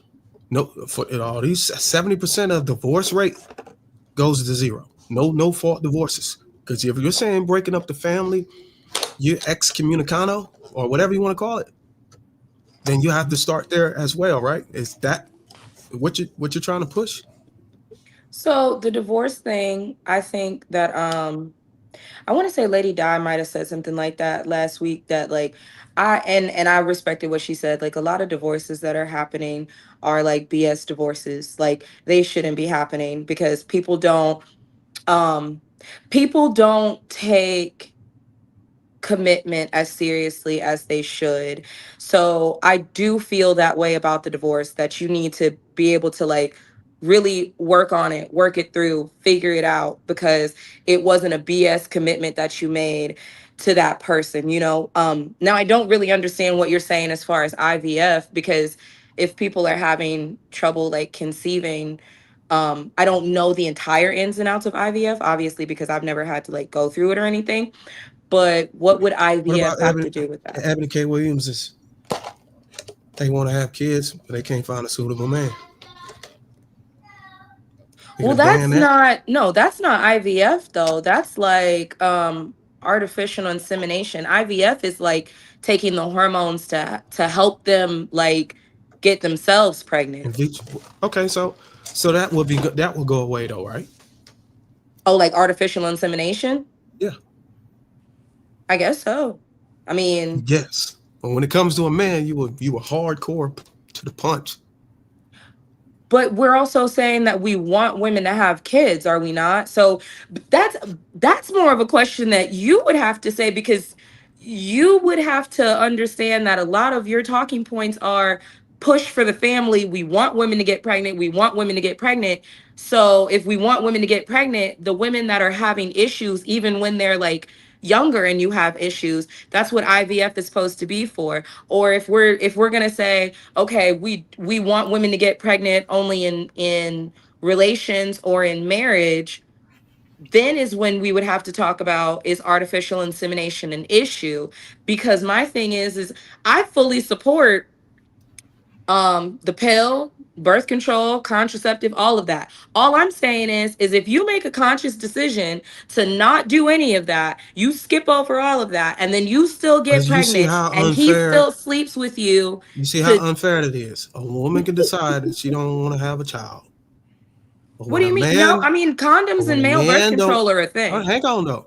But when a man decides he don't want to have a child and walk away, you want to castrate him and ban him from the economic infrastructure. The same way you would ask a woman why she isn't on the pill is the same way I would ask a man why he didn't use a condom though. Like that is both. So my thing is you both have a choice before the conception, which is he has the choice of condoms, pulling out, whatever, or like I'm seeing where now male birth control has really become a thing and it has passed its trial phases, right? And women have birth control, women have the morning after pill. So my issue is this: if women skip taking their pill, taking their patch, getting IUDs, and they don't take the morning after pill, and the man isn't using a condom, he didn't do any studies on male birth control or any of that, and now we've gotten to the point where we're in the bed and then you conceive a child. Yeah, nobody's walking away from that. I don't like how you keep making it seem like I'm saying men just need to be held accountable. I feel like everybody on here heard me say, if a woman feels like she has a safety net, she shouldn't be trying to have no 2-3 baby daddies either. We should shun her too. Shame her too. But Trev was speaking specifically to men, and my position was men, the way men can hold other men accountable is to not take care of his responsibilities. And you push back against that. Yeah, because everybody should be held accountable. Everybody should be taking care of their responsibilities. Why would we promote or champion men to go take responsibility for another man's bad decisions or situation? Never champion that. That's what I said. We have to, instead of skipping the why are we walking away conversation, you went to the why are we letting men step in. But I want to talk about why we're letting men walk away before we even let a man step in. That's what I'm saying. Let them walk away. Send a kid with them. That's the whole problem. Okay then. Okay. Yeah, send a kid with him. There ain't no point. You ain't letting him walk away. I want to ask you a question about your theory, Darwin. So we got your method, right, which basically says that no other men could deal with her, right? After she no man should deal with a woman with kids until their kids are grown. Let the man take care of his family, sort of like what M. White said. If he go in and impregnate multiple women, those women are his responsibility. So how about this? What's to so stop I gotta me, be by the myself F-boy? for the rest of my life. What's to stop me? Your children ain't got to be children for the rest of your life unless you continue to become a baby mother for the rest of your life. Hold on a second. I wanted to finish asking you that question real quick. What's to stop me as the F-boy from after I knock Bohemia up, that now I just hit Jasmine, leave her with a wet behind, and then I'm going to go trash DJ, Lady O, everybody, and Miss Pearl. Forced polygyny. You won't get that. Those are your kids. You're going to have to take care of them. I shame men if they have kids and they ain't taking care of them. Yeah, but look how much damage I've already created, right? If you decide that you want to go be with make multiple women the mother of your children, so be it. And if those women on the other side also decide that, hey, we want to be pregnant and have kids by the same man, so be it. I'm saying that other men should not be coming in to raise your kids. That is your responsibility and your problem, not mine. And I think men should move like that. Why you make it a problem and the garbage, clean up the trash, and you make a foundation of a child be so like a messy situation. Like, why is it so angry with you? That's what I'm trying to figure out. Like, did it happen to you to where a situation with a woman, like you ended up scarred or hurt behind it? I'm just asking because it really sounds like every example you give of a birth of a child is clean up the mess. You started with that. You started with, we got to stop, us as men, we need to stop taking trash out or cleaning up each other's mess. It's just mess to you. Right. Yeah, Everything in it as is a a mess. I don't call it trash, but it's a liability that But doesn't it belong to me. sounds really harsh. Like I'm asking, It did is you go harsh. did you go through this? No, but it doesn't require me to go through it to be able to internalize it and interpret it Well, as a typically the liability. passion I hear comes from someone that experienced. So that's why I asked. No, it's the passion that comes from somebody who want improvement amongst his people. It Mm. doesn't take me to participate in the negligent behavior or cleaning up mess to have some type of passion. Maybe I just want to see my people do better, So and it if you just met a comes off like woman, that. so if you met a woman and she has a Your kid's child, about to be grown. You outside of this whole argument. who? Your kid's about to be grown. Why everyone's just talking about themselves? Are we You got talking just you got a new leaf No, on I'm life. talking with you. You I said will say piano this. man. So I'm like, so I I, was asking him something though. Go ahead, ask So if you away. meet a if if you meet a woman and her last situation, she found out the man was married after they were in a whole relationship. In a whole year relationship, he didn't tell her he was separated. They were legally separated. He failed that information. okay. He got her pregnant. He promised to marry her. Well, he What's your promised to question? marry her after she told him she was pregnant. I see where Lady O going. All right. So Hold she on. said you What shouldn't is have what is kept her him done and question? got pregnant by My him before you question got is, married. What should you do with that man? The answer is he should go to. Won't be no baby. I sense your y'all hesitation telling because the you're story trying to that I'm make it trying to make tell because sense that's with you not when what you're I gonna fail said. at it. What'd you Go say? ahead and ask your question. What'd you say? I sense the hesitate. The reason why you're hesitating because you're trying to you're trying to use logic in your question, and you're just gonna run into a wall. But you can ask. Okay. Well, again, she and him end up having the baby, and then he goes back to his wife. And he What's your? then disappears on the woman. Mm-hmm. You meet this woman, she has a I 3 year meet old this one. child. And what? What's the Are question? you not gonna date the woman? No, I'm gonna tell her that she need to go back to her. She need to go find The married her man? kid's father.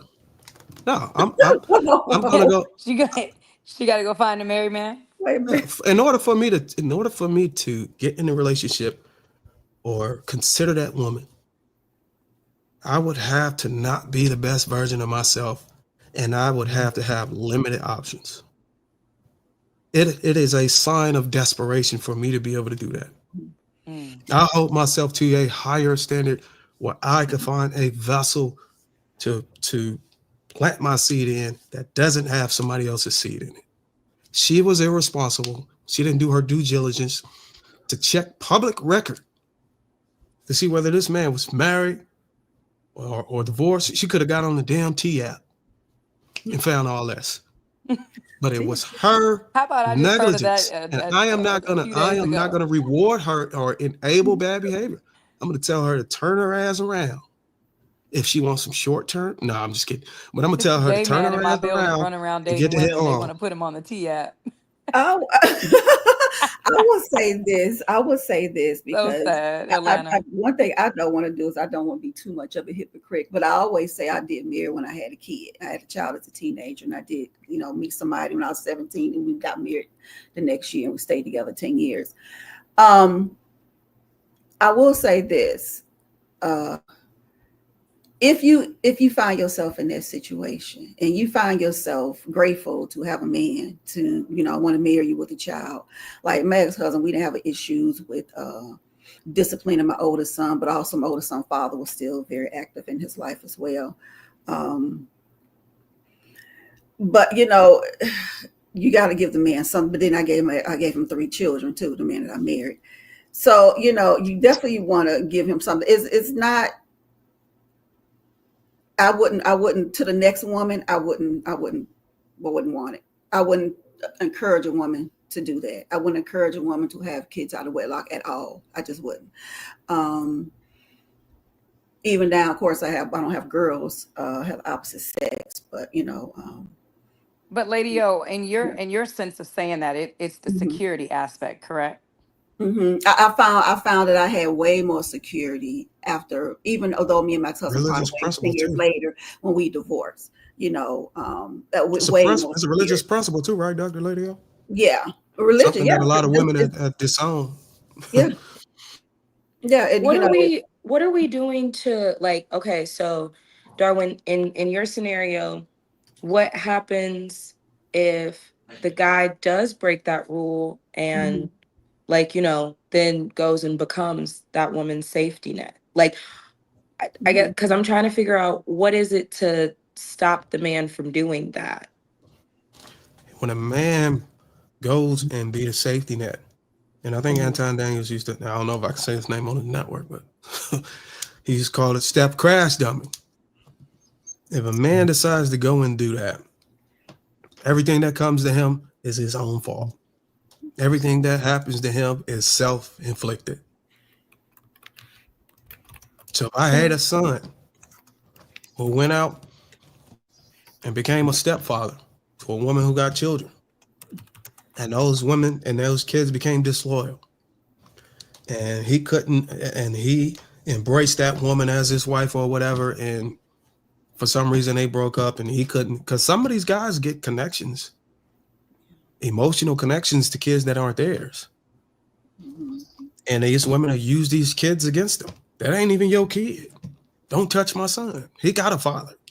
That's mhm, your fault as a man. mhm. And everything that comes to you, that's what your ass get. Point blank, simple. Well, Hey, shout out to my stepdaddy. I I know love Bo my trying to get in stepdaddy. there too, y'all. Go ahead, Bo. I paid my stepdaddy mortgage.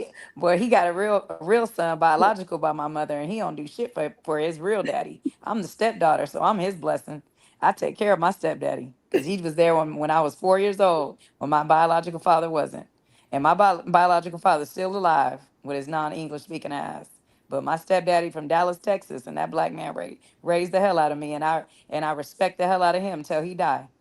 I promise you. So shout out to the stepdaddies. Stand up guys is what I call them. All right, go ahead, So, Bo. um, so basically, what I've heard for the last 2 hours is no solutions, Nope. like Actually, none. that was a solution. We're not listening to each other at all. We're not doing anything.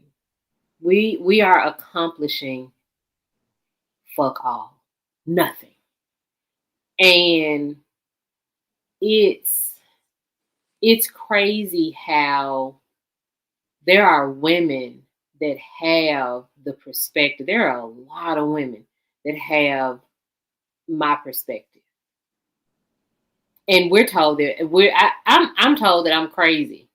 I'm told that I'm stupid. I'm told all of that because you just called me stupid yourself, Darwin. I'm told all of these things as if my opinion is not an opinion of a lot of women. How many? I don't know. But there are a lot of women that hold my opinions about things. And I'm an extremely fair person. So I don't think that it's all on men. I don't think that there's zero accountability for women. But I don't date women. So I speak on men. And nothing about anything that was said, the gaslighting that was caught, the manipulation that was clocked. No one listened to it.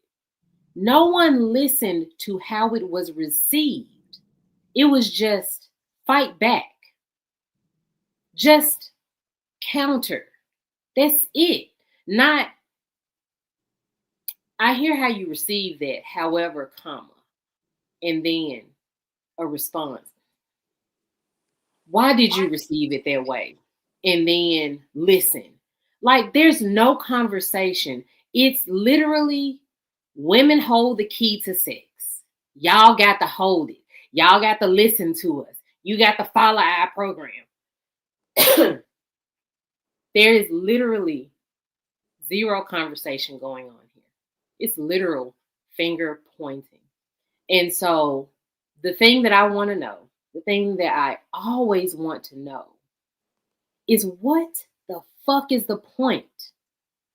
Are we just complaining? Because listen, if the only thing that we're here for is to complain and degrade people, listen, I got it.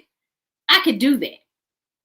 But I always come from another perspective. I'm always listening, but I never get listened to. Y'all don't never hear what I say. Y'all always be like, she crazy. And then you brush it off. Because you think that women like me don't matter. You think that women like me are washed up and old and we all of this. So what you do is you devalue me as if I have zero intrinsic value. And so if that's what we're going to do, then I can play that game. I just need to know what kind of panel this is. What kind of conversations are we having? Are we really having conversations to listen to people? Because I got really excited about the topic, about the title of this topic today. And I was like, oh my God, maybe we can really have a real conversation. No, we can't. We can't, because y'all not listening to nobody like me. And that's okay. I'm okay with it. Like, so I think what I'm trying to say is, I think I'm setting my expectations because I'm divorced, because I'm in my 40s, because everybody thinks I'm fat, because I have a dog instead of kids, because all of these things, right? Because of that. So I am the woman that doesn't matter because I'm not out here cyber slurping men. Now I'm the woman that doesn't matter, and nothing that I say is valid. Nothing that I say matters. So if that is the case, and that is what we're doing, then I can just point fingers, and every week will be easier for me because I know that you all are not listening to me, and now I can stop listening to you. Is that fair? Is that fair to say? No, Bo, I don't think so at all, because I mean, quite frankly, you're invited every week, right? People do have interest in what you're going to say. And I truly believe, and I think most of the people would agree, that you represent a large sum of women that we are trying to speak through vicariously, right?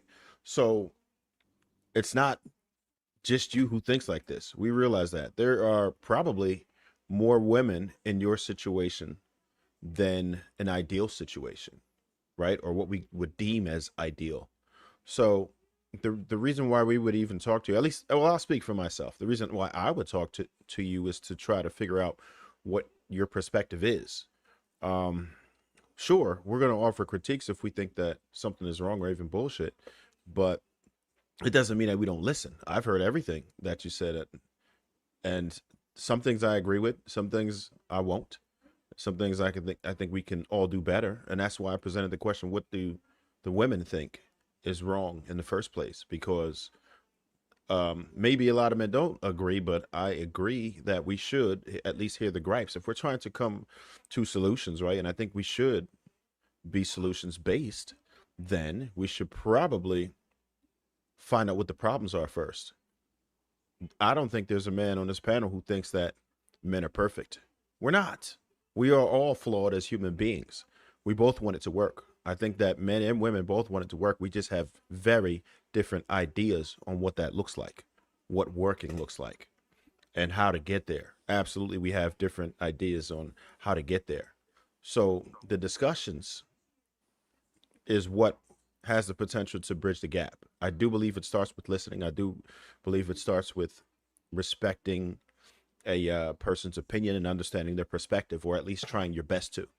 So I don't come here week after week just to entertain or just to talk bullshit, right?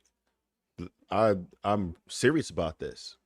I do believe in legacy. I do believe in the future of our children. I think it's all important.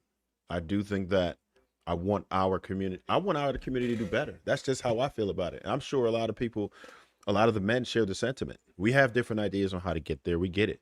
But don't ever think for a second that we're not listening. We are listening. Some people disagree with you more. I get it. But it doesn't mean that your opinion is trash or invalid. It's not. Everybody's opinion is valid, because even though it might be 10 people up here, we represent millions, right? There's been the same types of people since biblical days, and it's over and over, right? We got your Judases, you got your Jezebels, you got, it's everything else. It's the same types of people over and over. It's the same. There's only but so many personality types. So certain things that you are saying, there's people who are going to agree with you. Certain things that I say, people are going to agree with me. So yeah, I want to second Trev motion that everybody perspective is appreciated and respected. Even though we don't agree, it was a point in the conversation where I was gonna, because I listened to what you said and I disagree, and I think it stems from a specific point where we diverge on belief systems in regards to when you're talking about the sex and the marriage difference and who's in control of those things. But that would have veered us down another portion of the conversation. That when I was like, boy, I got a question for you. My question was gonna be, why don't you think men control marriage, and why don't you think women control access to sex? But it would have took us to another portion of the conversation. So the time passed and we moved on. We listened to you. I just the agreement doesn't. I think when we come from the perspective of the way the conversation may sound like it's being had is that you have no intrinsic value, which is false. We appreciate you as a person in real life. So how can you have no intrinsic value? Wouldn't be reaching out to you and trying to get you to come around or any of those things. You had zero intrinsic value. I think what Darwin be discussing, and he could correct me if I'm wrong, he's more so speaking to like dating marketplace value, that he's trying to bargain using leverage and supply and demand about what he believes is the ideal scenario. So in that quadrant of life, not as a mother, a sister, a cousin, a aunt, a friend, doesn't make you valuable.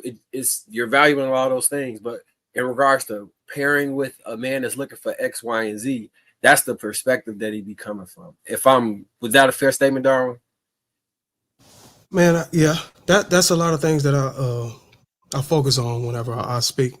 But I will say, those who are listening, a woman who claims she is unheard, she'll claim that she's unheard when those who listen are able to sniff out the bullshit and disagree. But when those who are listening agree, she'll feel heard. So whoever's listening to this podcast, don't get manipulated by the emotional tactics. It's all BS. I hear everything, and often I hear it too well. That's why I'm able to dissect people and call it what it is. But back to the matter at hand. This is the solution. We came to a solution. We was able to resolve a conflict. If men continue to clean up other men's messes, guess what happened? The messy man never have to grow up. The woman never have to choose better. And the children, they get raised in the same cycle with no reason to believe anything will ever change. Let me make it plain and simple. If a woman can choose who fathers her child, and a man can choose to walk away from that child, but then another man is expected to raise that child, that's not community. That's a bunch of bullshit. The real solution starts when the cleanup stops.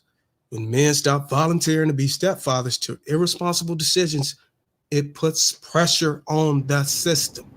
Pressure on men to father the kids they made. Pressure on women to value discernment over attention.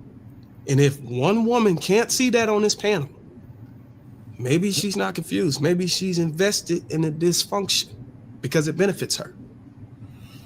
Can we also say that it's psychologically bad for kids, women to have kids by different men? You can go look it up. It is not good for a woman to knowingly have kids. Now, he unalives or, the asinine things that we go to. And then she go out here and marry someone else.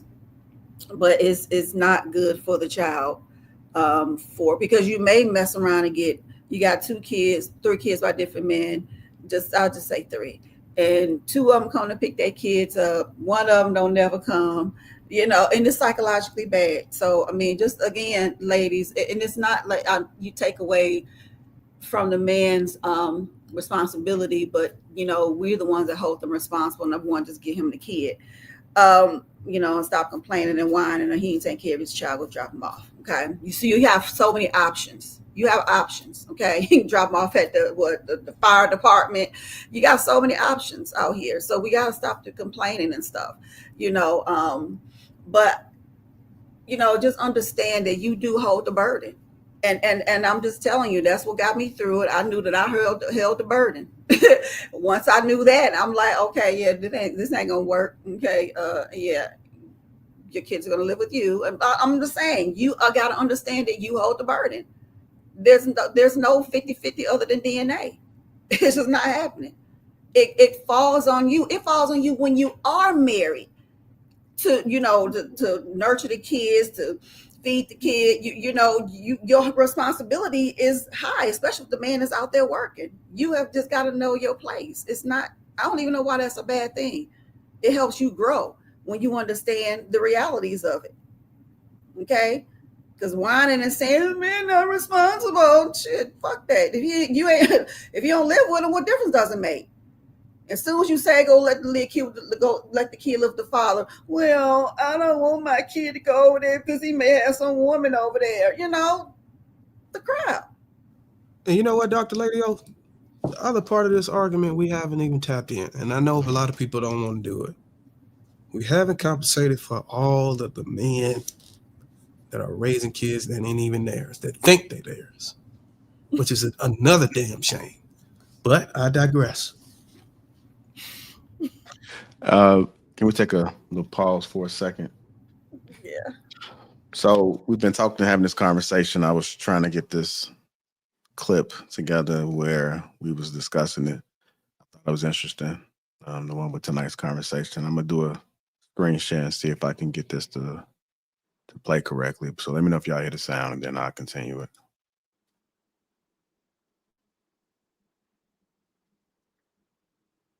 Did you guys hear the sound? No.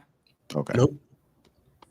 All right. Well, I'm gonna try something real quick, and then I'll get back. So the only reason why I say that because we want to talk about solutions. We tried to do that so many times on this panel. We even asked the women on the panel, and the situation had nothing to do with them, but we were asking, would they march on behalf of mandatory paternity tests at birth? And they were like, no. That's not what happened. Miss Pearl, I just saw you do that. I absolutely would. I have 2 sons. And I have a daughter, but if we just speaking from my sons, I'm speaking for my sons, absolutely. You need to get a DNA test before you leave the hospital. We can clear all that up. That way you don't have to wait 5, 10, 15 years and then she come out the bed so like, oh, it's not your son. Oh, what my son? I mean, just get it swabbed before you leave. Just like they doing every other test. Why not do the DNA test? They take our babies out that room. We don't know what the hell they doing to them. But I do know you're gonna get that DNA test. Do you think you having sons is the reason that your perspective is how it is? No, if I didn't have any kids, I would still said stand she for has a a man to daughter, say too. you need to know if that's your child. The woman know 100% is her baby. She carried it. Why should he leave the hospital and not know? We're gonna be real and we're gonna play fair, level it all the way out. He gonna get the paternity test before he leave the hospital. I ain't No, just well, for I everybody in was truth. I was asking because I Oh, think okay. me having a daughter, it broadened my horizon even more when it came to seeing things from a woman point of view. Like, It so does. It make that's me think a little deeper, a little further. I absolutely would. But again, if I was a childless woman, I would still advocate for anybody who has children to have that certainty. I don't feel like it's necessary for you not to. I don't feel like it's right for you not to. Why should he run around with a cloud over his head? It's not fair. Hold on, wait, Marcus. Are you saying because you had a daughter, you're more lenient on the whether or not not so. So, all paternity right. test? No, hell no. I think you should get a paternity test, especially if you feel you need one. I'm saying, so my perspective was one where I didn't have like female friends that I wasn't having sex with before 25. Then I had female friends after that, and I gained a new perspective and just understanding women. Then when I had a daughter, my perspective was broadened. I was asking because a lot of the points that the men have been expressing, Miss Pearl has kind of been like, yeah, she been nodding her, like she been in tune with Lady O on some stuff. So my question, because I believe this to be true for Lady O as well.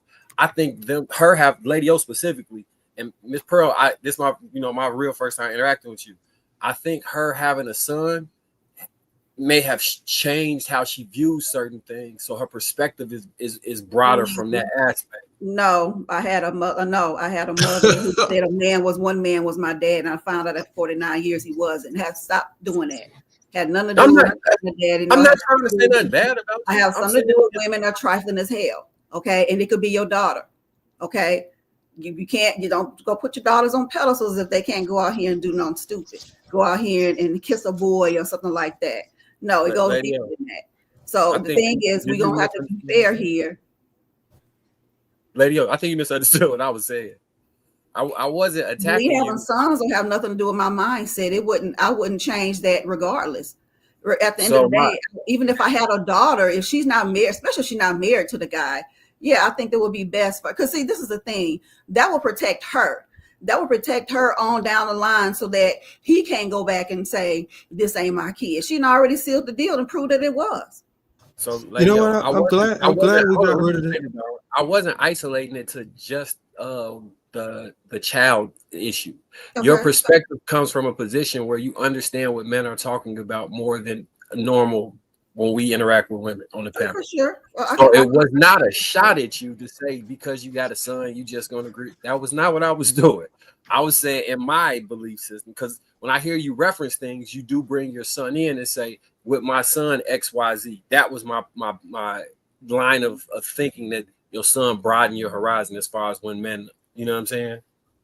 And I'm glad y'all had this conversation, you and her, because what I don't want people to, I want to debunk if it ever becomes a myth or a rhetoric or a narrative, that you have to have a specific gender and child to be able to see the triflingness in the other side or vice versa. It just may be a matter of morals and just logical understanding. I don't think that that's a myth. I think that when you have to, like she said, with her issue, so you saying you feeling for your father is the reason, and yourself seeing how bad the women were with faking a paternity is what did it for you, or was it specifically because of your scenario? I don't think it was a faking the paternity or anything like that. It's just that well, my mother wasn't married when she was young. She had when she was 15 as well, and of course I carried that torch. But it's just the fact that just not knowing. We have got to understand that it's a man has a right to know. Like Miss Pearl said, it's 100% our child. It came out of our body, unless the baby was stolen from the hospital or something like that. That's our kid, but it's not guaranteed to be that man's child, even if the man married her. So, you know, and then the thing is, we got to realize in the marriage, it wouldn't matter anyway, because he's deemed a father regardless. So that's the downside to it all. But yeah, but even then, I think that a woman should definitely be okay with the man securing it, because this is a thing.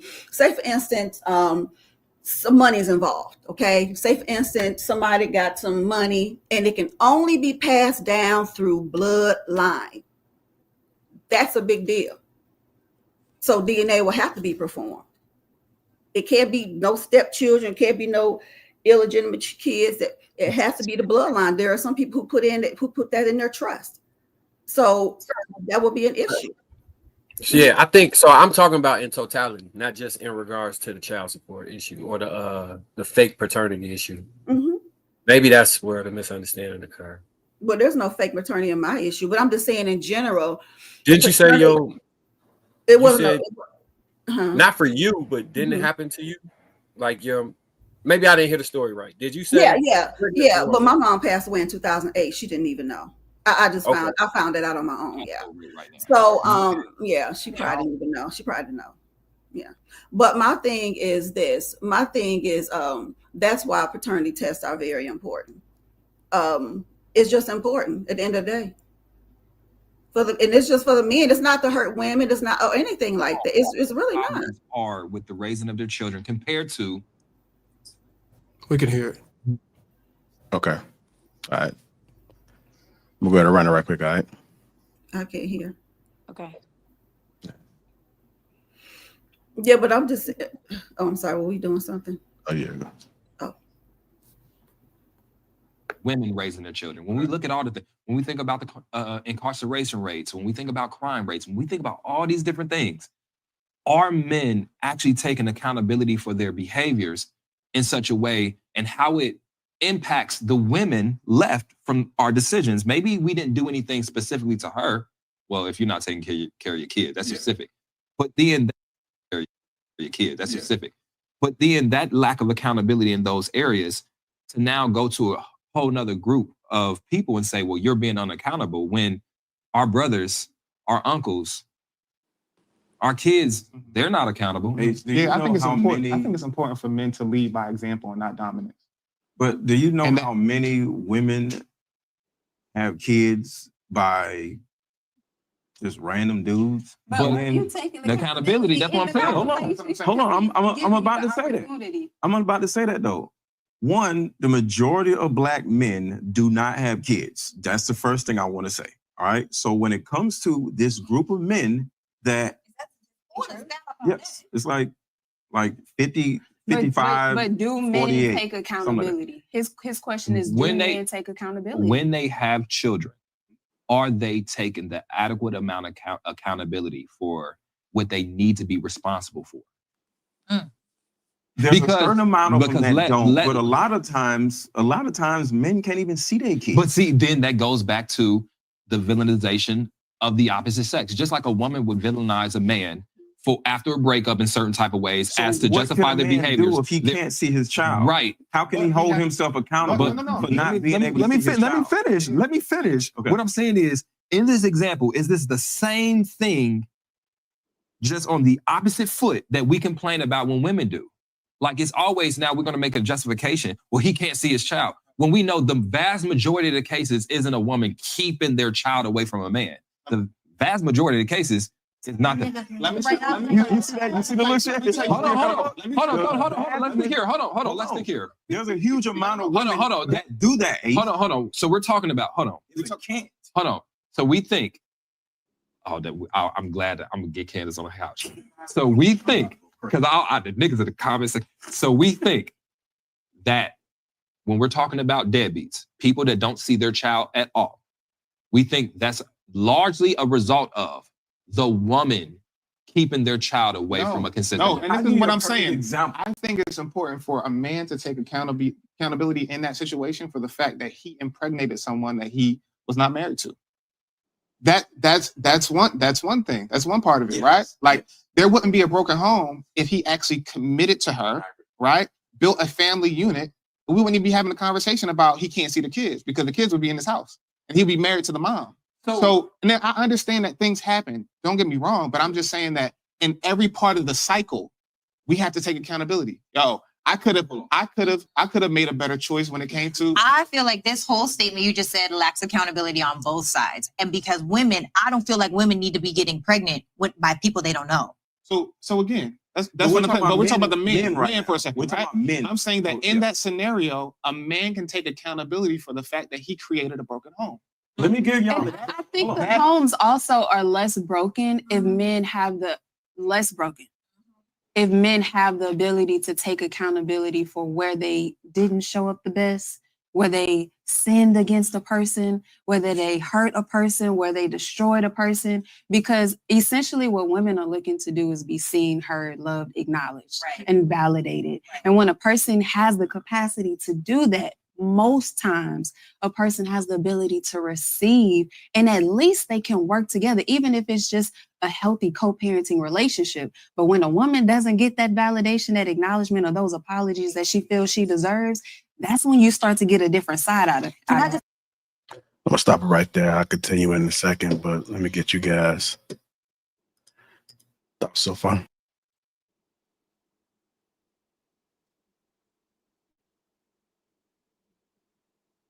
Anybody? We're gonna go. Oh. Yeah, so something came up in that video that I thought was really important. A lot of men, I don't know, not a lot. I don't know. I'm not gonna put this on a lot, a little, or whatever.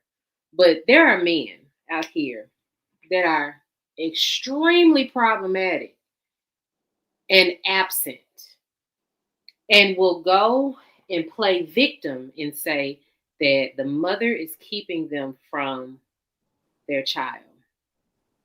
And I was watching a show yesterday where you saw it in real time. Like you saw it on the show and it played out. And this man was being so problematic, he had to be put out of the house because he was rude. And so his excuse was that he was being kept from his children. And he said that that was just another example of it when you saw literally on the show that he was never around in the first place.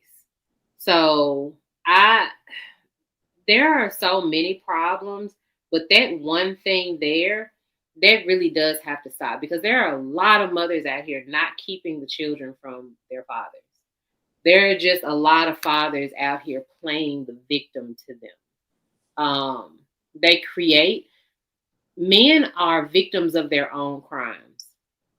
Men create situations and then play the victim. They act like white women. White women create situations and then cry when the consequence happens from their situation. So in these kinds of cases, these kinds of men act like white women. I can agree that some men are out here playing victim, but why are these men still with women? These men, have you ever seen any of these men not get a woman? This is the problem. Have you ever seen an abuser not get a woman? Have you ever seen a child massacre, you know what I'm saying, not get a woman?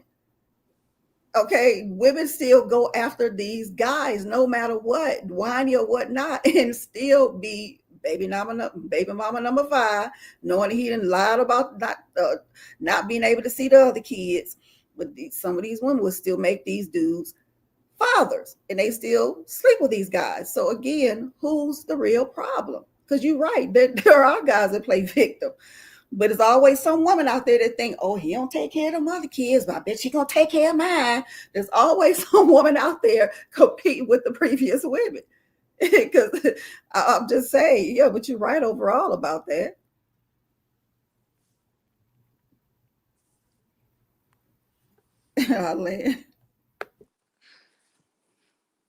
I love this because I done dealt with all of it. I mean, my ex-husband, he was older than me. When I got married, I lost my virginity to him. I was Jehovah's Witness. he had a baby and I didn't even know about it. And she was made in Korea, Qatar, or Kuwait or somewhere. He was in the Air Force, and I knew nothing about the baby. But when I learned about the baby, she was staff, so she was in the Air Force too, who he got pregnant. She made a phone call to the house. So now I learned about the baby.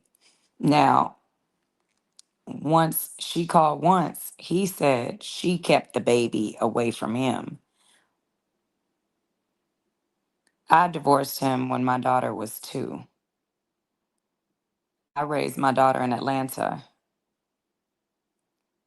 That man has made zero effort. He is a phone daddy. He is down the street. I only came to Atlanta from the West Coast because his family is in Kentucky. So I wanted to be fair so she can know his family. And I thought that he would be that stand up guy. But he did exactly what he did to the first girl and that baby. So married or not, and I heard Bo earlier. Bo, I was rocking with you. You was cooking, and then my pearl. I was gonna put the onion in there, but what I'm saying is, I've been through. I'm not saying a whole bunch in the space of it because I understand all aspects. That's why I'm able to be happy and stand strong in the woman I am. But it's funny because everything is one of the best things I ever learned in life is we're all different and we're all going to go through different things. And so everybody wants this unity of everybody on the same mindset. We're all different, like entirely. Like I'm talking, each one of y'all thinking something different. Like we're just different. People are different. We go through different things. I heard somebody say, if you get married, you good. That's bullshit. I did it. I had a baby. I got married first. And I still raised her by my damn self. So you're damned if you do, you're damned if you don't. Security don't mean a check don't mean a mother freaking thing to me. It mean a lot to some people. It don't mean nothing to me. A check don't mean shit to me. Never has. Right. No, So for me, not coming for you, Lady O. Not coming for you, Lady O, at no, all. because I'm never talking about I'm money. just I'm talking saying for about them some having people, kids about me that's security. going to be there for his children. Forget the money. My ex-husband, I never Yeah, child support, exactly. yeah. That's So what I'm that's the saying. whole thing. And marriage is a better deal at the end of the day. See, we can't go watering No, down. it ain't. But listen, hold on. They Y'all can still go. lie, kill, Hold steal, on, and y'all. destroy. Hold on. The hierarchy of life don't change. Yes, people are different, but the hierarchy still don't change.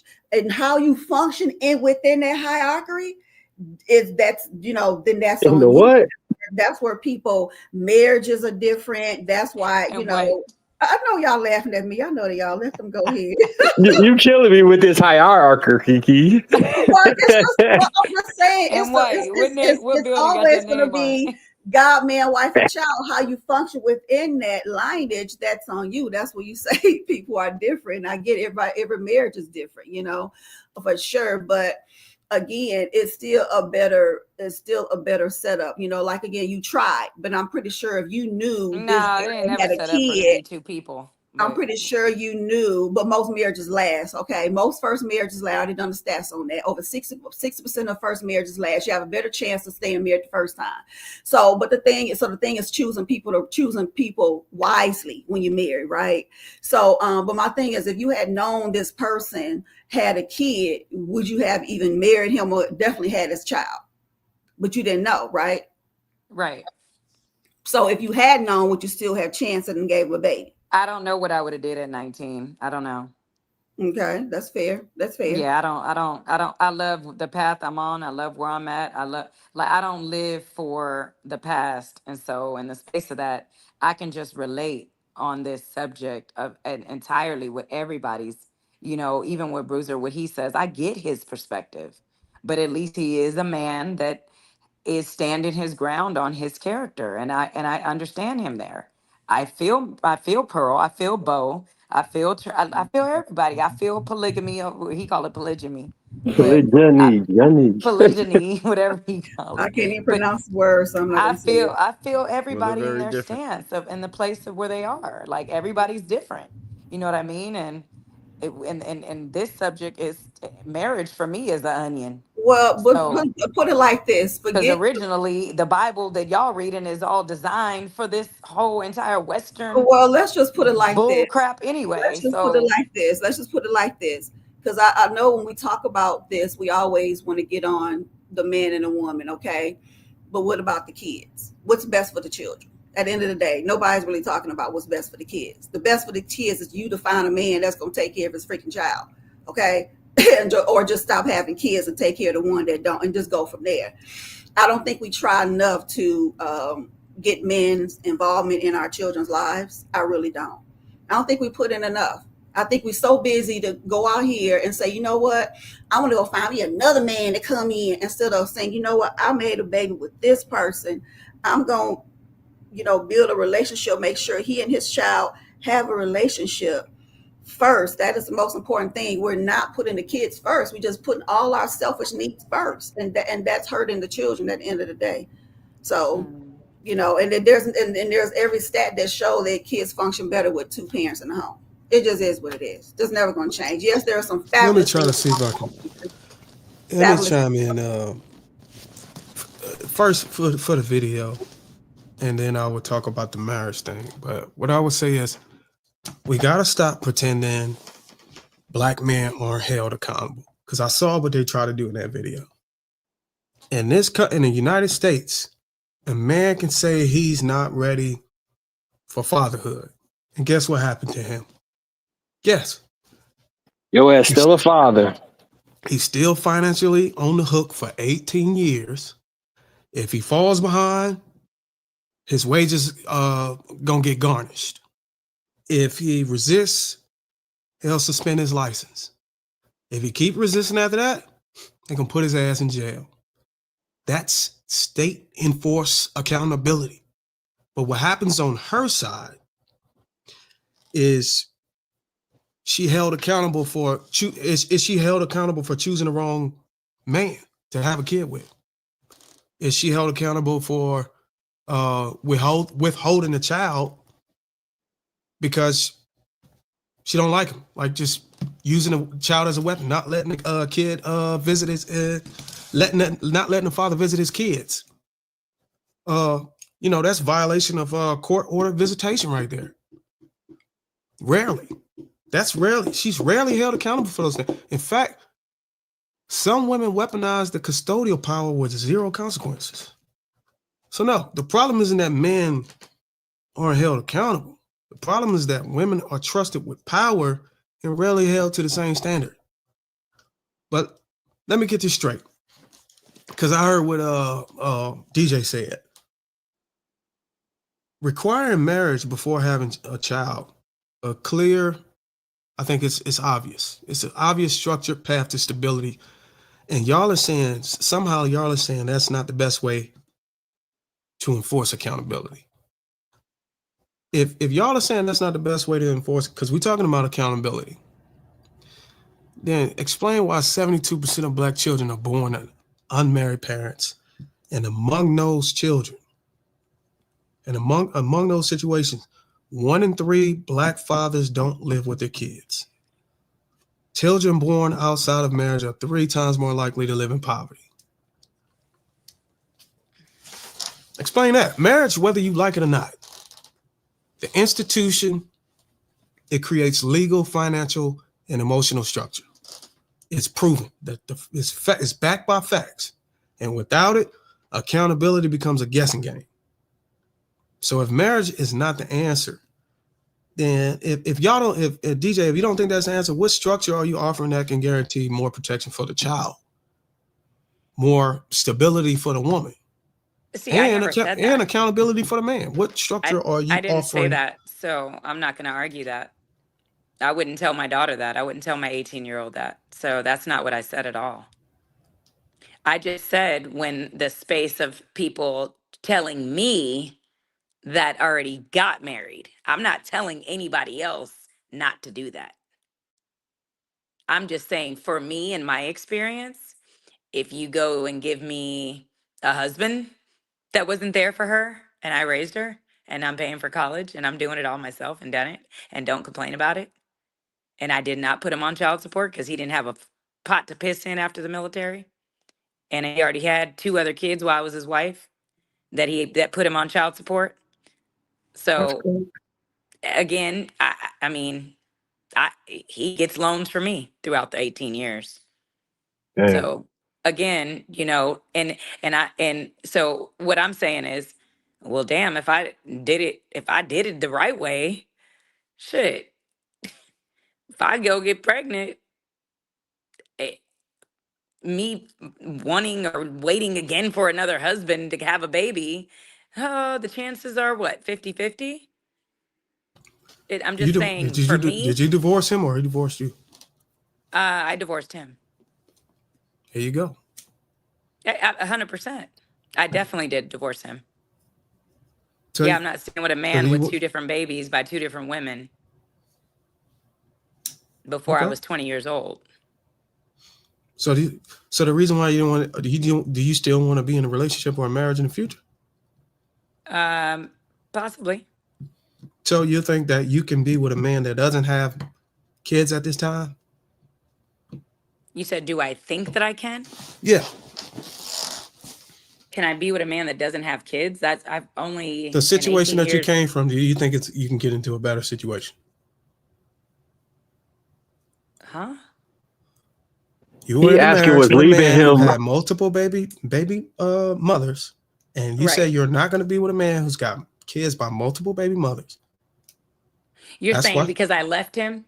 Yeah. That's what you Would said, you right? eventually be in a relationship with a man who has kids outside of you? Is what he's saying. He's trying to ask. Oh, I It, could. Yeah, 100%. Then why haven't you? How do you know what I have? And you don't know anything about me. I'm asking. I'm just asking. I reserve the right Yeah. to guess or ask. Well, first of all, I haven't even never dated a man with a kid. So anything outside of my ex-husband, I've never dated a man with a kid. Men with kids don't usually talk to me. I've recently met 2 men with kids. So And how's that going for you? typically men without kids, the 2 boyfriends I've had since I divorced definitely didn't have kids. Okay, so you said you wanted to be married, so I'm asking you. No, you're saying that. I said asked you. possibly. I No, asked you. I no. literally You asked you. I said, do you said, want to be in a do you want to be relationship or married marriage? I after? said possibly.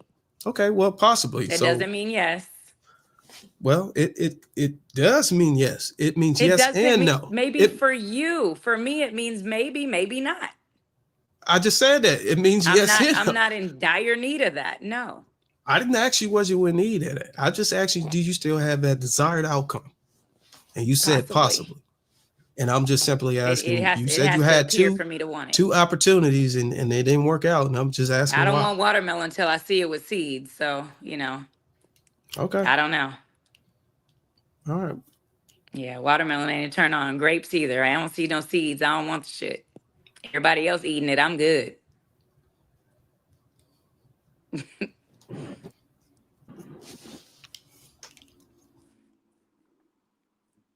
We can't hear it.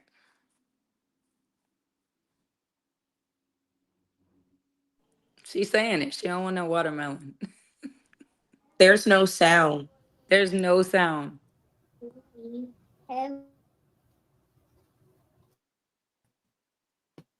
It's frozen. Almost have forced accountability, because if you're sleeping with somebody you know that you don't want to be with, you know that you don't want to have a kid by, most times it's not the man's choice. It's the woman's choice. It's the man's choice. No. If you shoot up the club, you shoot up the club. He shot up the club. Sometimes, you know how hard it is. There's 4 days in the month that we're able to get pregnant. He still shot up the club. Again. So this goes back to both sides, right? It goes back to both sides. And also, I feel like, when are we going to start acknowledging you knew you didn't want to get pregnant? He knew he didn't want to get you pregnant. Y'all were both not taking accountability for the actions that you're taking in the bedroom. And now you birthed the baby. Who's going to take that accountability? But I also feel like it's not fair for men for us to be like, well, he's not taking accountability in this situation, because I believe, and y'all can crucify me if you want to, it is up to a woman if she gets pregnant or not. Let me give you an example. It is our responsibility to take care of that. Let me give you an example. 1,000%. It's my body, my choice. Why is that only when it's convenient? So if you don't think it's 50-50? But that's what I'm saying. I think the man's responsibility on the front end, right? Yo, you slid in raw. Right. That's number one. But why are we letting a man slide in raw? It's my responsibility. Number two, you shot up the club. Why are you letting a man shoot up your club? That's my responsibility. But you have a lot of women who are having sex that say they both had the option to choose to have sex that wasn't protected. A lot of women don't know that a man is going to shoot up the club. A lot of women don't even want to have a baby, and men do that to trap them. Right. So to say that it completely exonerates the man and put that decision solely on the woman, that's a lack of accountability, because both parties have to be held accountable. We both made a decision, right? We both made a decision. We both have a baby. But if you have sex, then you assume that a baby is going to happen, because you're only supposed to have sex for the procreation of a baby, right? So that means both people are held accountable. I need to make this point. This is a very important point, and it goes back to your point, because we're mainly talking about men being accountable, and then I said the woman takes the child away from the man, where he can't be accountable because he can't see his child. My own father, we was in Philly. I was good. My dad was literally raising me.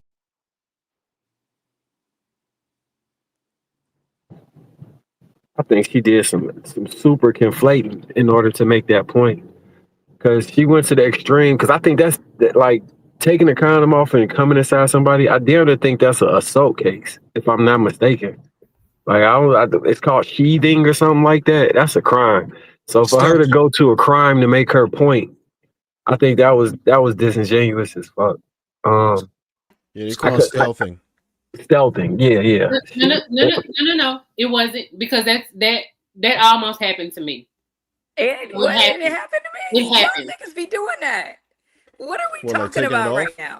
What I remember is women Like, begging are me we to take the condom off. I never snuck and took a condom off a day of my life.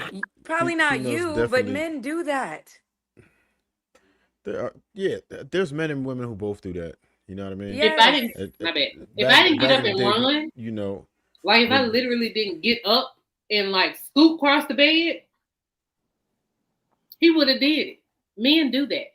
Keep your heart. Well, you gotta understand. I would like to point out that in Yeah, the they current day and age, it is a lot of conversation that the new locker room talk is like, oh, she bad as hell.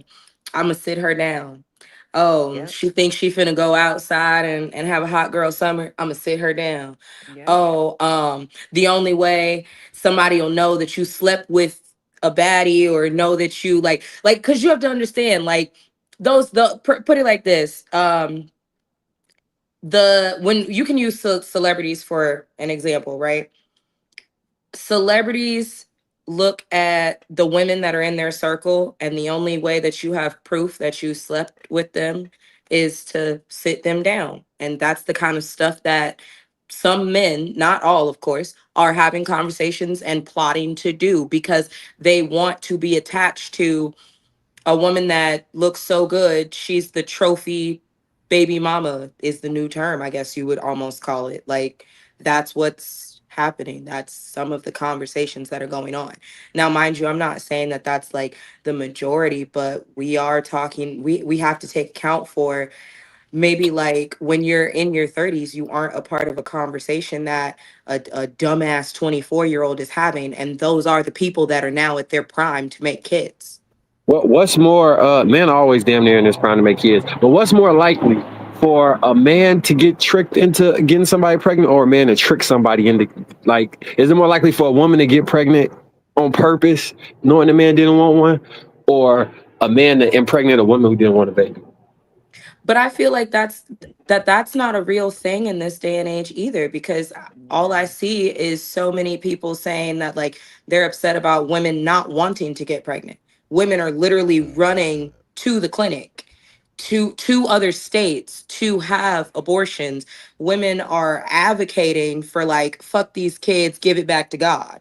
I know we didn't seen them memes. I know we didn't seen them Right. jokes. But Like why? everybody's Right. saying that stuff. It, So it's But it's once they like being women aren't celibate, trying to then trap why is it? men like the way that it's it may have been in the early 2000s or the But why can't 90s. they just not have sex? I'm just it's saying, why can't they just be celibate? It'll solve the whole problem if they don't want to get Lady O, pregnant. people like But sex. they can't Because complain sex about the is result though. good. But hold on. See, no, it's not. No, it can't be that good. Oh, hold People on now. like sex. It it is. kind of it can yeah, it is pretty It is. good.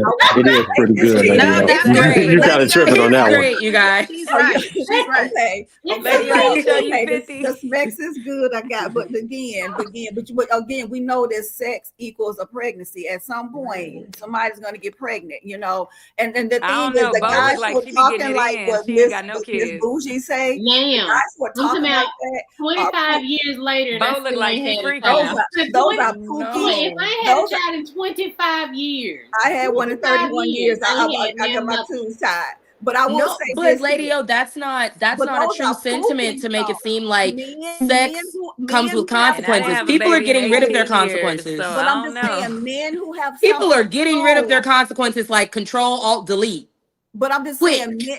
But I'm saying men who have Yeah, something I to don't believe in lose is not abortion, talking so about getting a woman pregnant. A man who has something to lose, a high earning man, a nice man who built himself up in life is not talking about, oh, I'm gonna sit her down unless he plan on marrying her. Those are pookie bears, okay? So those are the Yeah, guys who that's who yeah. those are guys who don't care if they get you Lady pregnant. O, So Lady I'll O, say I this. had a whole strategy. I would make sure I pinch the tip of the condom once I come in it, then take it, rinse it off, clean it to make sure that nothing was leaking out, put it in my pocket and dispose of it outside of her place.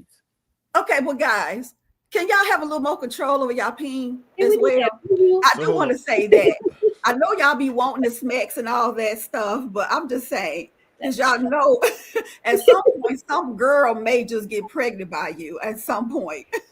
I'm just saying, y'all pull-out games can't be that strong if all these women are having these ADs. It My can, pull-out but game Hercules. yeah, it can. But I'm not saying that's a method that you should practice. You should probably take precautions, right? If you must do the do, we get it. But you kind of should be proactive rather than reactive, right? A lot of these methods when you are retroactive, you probably shouldn't do because you're putting your body at a great risk every time, right? A lot of these pills that you're doing, it's ruining your hormones. There's so many side effects from these things that people don't really talk about. The plan C is just not where you should be doing at all. But that's not for me to say, I guess. But and even the plan B, it's dangerous. It's not good for very your body. dangerous. And when you want to actually have children, if that's what you want to do later on, then you are lessening your chances every day, right? I Especially mean, if you're birth one of the control people who does wants that to wait too. later on in life. Yeah, and All of it, all of it. right. A It childbirth does. is dangerous too. Having a baby is dangerous. That's why you don't do it for anybody. That's why Right. you don't have a baby. Nobody know any kid, no I any don't know. I boy. just say And take care of I your wanted bodies to because I have address, mine mighty natural and ain't nothing happened to me. I wanted to address the So stealthing, right? And I ain't an advocate for that. I talked to several women about the whole stealthing thing, right? And you know what I tell these women? That was the dudes you wasn't supposed to be sleeping with in the first place. Most of the time, it's when women are punching down, and they generally don't. Women don't generally punch outside of their weight class. But when they are punching down, when they dealing with one of these Pookies Ray Rays, them dudes is definitely trying to sit her down because he know he don't have no business Stop being with saying that Ray woman in the Ray. first place. And if he know it, Right. you should know it too. You should know you ain't supposed to be lie with that man. You trying to get your rocks off, and I get it. But when you doing with guys like that, he's gonna be the one to stealth you. He's gonna be the one to try to do it. And many women told me it happened, and every single time, it's always a dude who is irresponsible, already got a whole bunch of baby mothers, and they be alright too. Like women he probably should have never had his hands on, but he'll catch you on some rebound. He know how to slide in whenever your boyfriend ain't doing something right, and they're predators pretty much. So when we really think about it, if you're gonna be practicing premarital sex, then you have to be extra responsible about it because it's your life, his life, and a child's life. and you're putting everybody in danger. Okay, yes, cool. Unprotectedly, No like you always do. Condom, Unprotected. unprotected, and everything like that. But I'm gonna let you know right now, my pullout game is so strong. There is no way. No, it's not. No way that No, I it's am. not. No. Okay, so because you thought your gamesmanship was all that, it was no way. A1 since day one. Since day one, he has been in denial. Okay, Mr. Gillespie. The DNA results conclusively prove that you That's his baby. Nope. are not the What I tell you? Pullout game strong. Like I said, strong. The judge Strong. tight. She tight. Strong, boy. Strong. That judge was tight. I don't know why. I always got pregnant on pullouts. So See, we see when we hear stuff like that, that makes women look really, really bad. It just does. It does. Instead of just admitting that you fuck two dudes, fuck more than one that dude. stuff is planned. You You know want that to stuff just is planned. pinpoint a guy to be the father instead of saying, you know what, it could be yours, it could not be yours. That's the best thing. You know can those do. are staged, And like though. warming up to it, but like that's the accountability we don't have. Be like, don't be in there crying with nose bubbles and boogers and coming out your nose and be like, you're not the father, and just say you're right. I know the person that cast for those shows. Those are all acting. Mm. So let me see if I can speak on the Right. Like that. It's all acting. That's crazy. Let me see if I can speak on the last clip. We gotta this stealthing thing. First of all, it's a fix for the stealthing thing. The solution is, you got contraceptions and Plan Bs. So if you're listening to this podcast and you didn't know there was a fix for that, there you go. Bam. But we gotta stop acting like getting a woman. We gotta stop acting like getting a woman pregnant is the full act of creation. It's not. A man, when a man releases his seed, that's his only moment of control. After that, all the power shifts to her. She can terminate the pregnancy, keep the child against his wishes, give it up for adoption, or carry it and still deny him access. And if he wants to marry her, that only happens if she say yes. So in short, a man can create life, but he can't shape what happens to it. Not unless the woman allows it. So when people say he should have never got her pregnant, understand this. That's only step one in a multi-step process entirely controlled by her. If we're going to hold men accountable for the outcome, we better start holding women accountable for the choices made after the fact. You don't become a father when you release your seed. You become a father when a woman decides to carry the pregnancy full term and deliver. So women decide who become fathers. And by looking at the men they complain about not being there, begs the question, why are you making them fathers? So you mean women got 4 choices? I'm gonna shut up after this. Because co-parenting wasn't an option. To say the 4 options. So women, you got all this power that I need y'all to understand. To say yes to the actual act, to say yes whether or not he gonna be protected, you gonna go inside you, to say yes to if a child's born, and to say yes to a marriage proposal. Y'all got all this power, and y'all don't even want to acknowledge what y'all have. Y'all want to put it all on the man. Y'all make a lot of choices that y'all don't even want to be accountable for. That's a lot. I'm just saying. I'm just saying, ladies. It's in your court. The ball is in your court. Acknowledge that you have this power and that you got I'm just saying.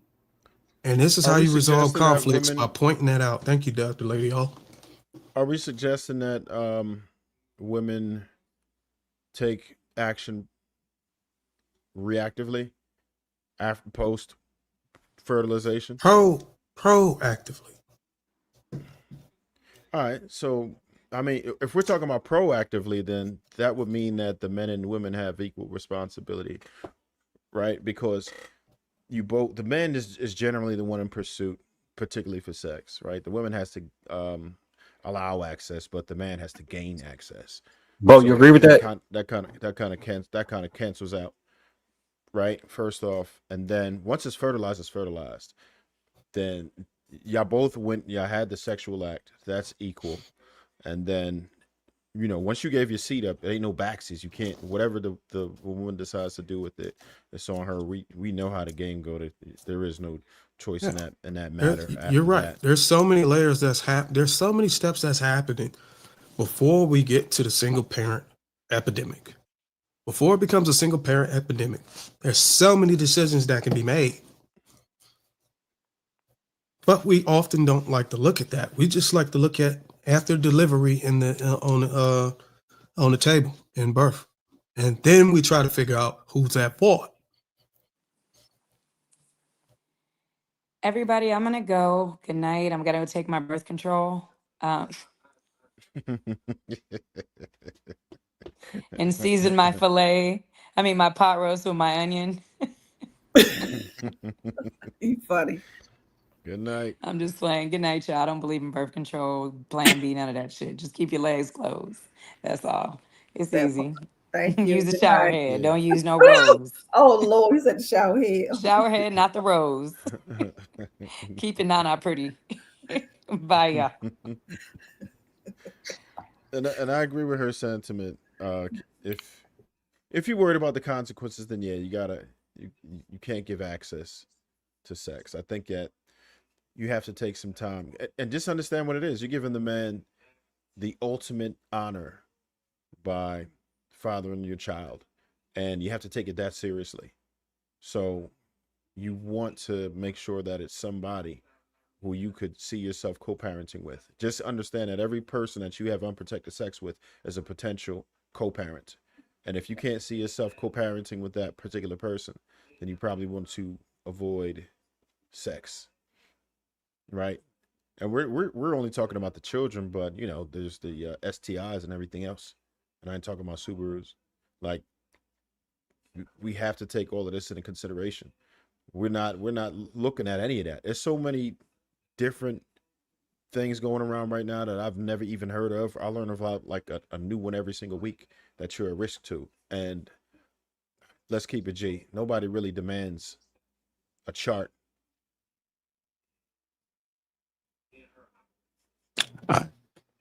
I got this last clip I want to run through you guys. How you feeling, Ray? We coming for you, just so you know. What'd you say? I said we coming for you, just so you know. You ain't about to come up here and just be saying that. It's not what we do here. You got to participate. I couldn't say nothing. You could have said something. I heard you say. I heard you speak your mind. I was trying to get some words in, but I let them speak. Okay. Your turn. I think it's crazy your name Ray, and I never caught that until just now. And I was gonna say she got mad because I just used the example Ray. All right. Why do y'all use Ray as an example of a dusty dude? Why do y'all say Pookie and Ray? How did Ray become? Why did you start calling yourself Ray after that been the name for? No, my name was Ray way before the internet. Ray's been Ray. That's unfortunate, Ray. I think Ray was probably a name that was passed down, and he thought he was going to have a son, but he just named his daughter after him. No, my name is Rayana. Shit. My name is Rayana. I have a girl name. It's just they call me Ray or Ray. My name is Rayana. Yeah, the one and only. You never met a Rayana. Okay. Well, Rayana, we're gonna come to you next after this clip. Okay. I love what you represent, brother, and what you stand for and what you model, because what you just said, I was talking to a colleague of mine and she says, Jay, what is it that you truly desire for a partner? And I said, just for her to have the language. It's for her to have the language that is unique to my experience, to my spirit, to my soul, to my mind, to my calling. Yes, sir. Because as a clinician, I never take my clinical therapy hat. I don't go in there trying to therapize or clinicalize anybody. I go in open, and sometimes I've had to say to myself, that has often caused me to kind of be in situations that I'm like, I probably shouldn't be here, because as a clinician and even as a relationship strategist, there's a level of grace that we extend just because we have seen it all and heard it all, and we know. Yep. So I'm often extending grace in spaces, and not to say that it's not warranted, but in this space, am I able to take up space where I can say, man, I need this, and I'm trying to see if you have the capacity to give it. Yes, sir. Jay, there aren't a lot of men who are as honest as you are and honest as I am.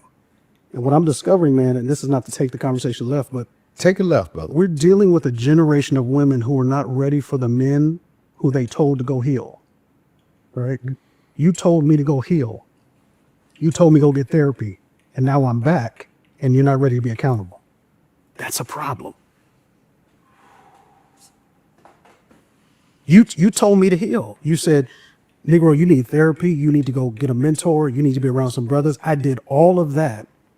And now you're not able to hold yourself accountable.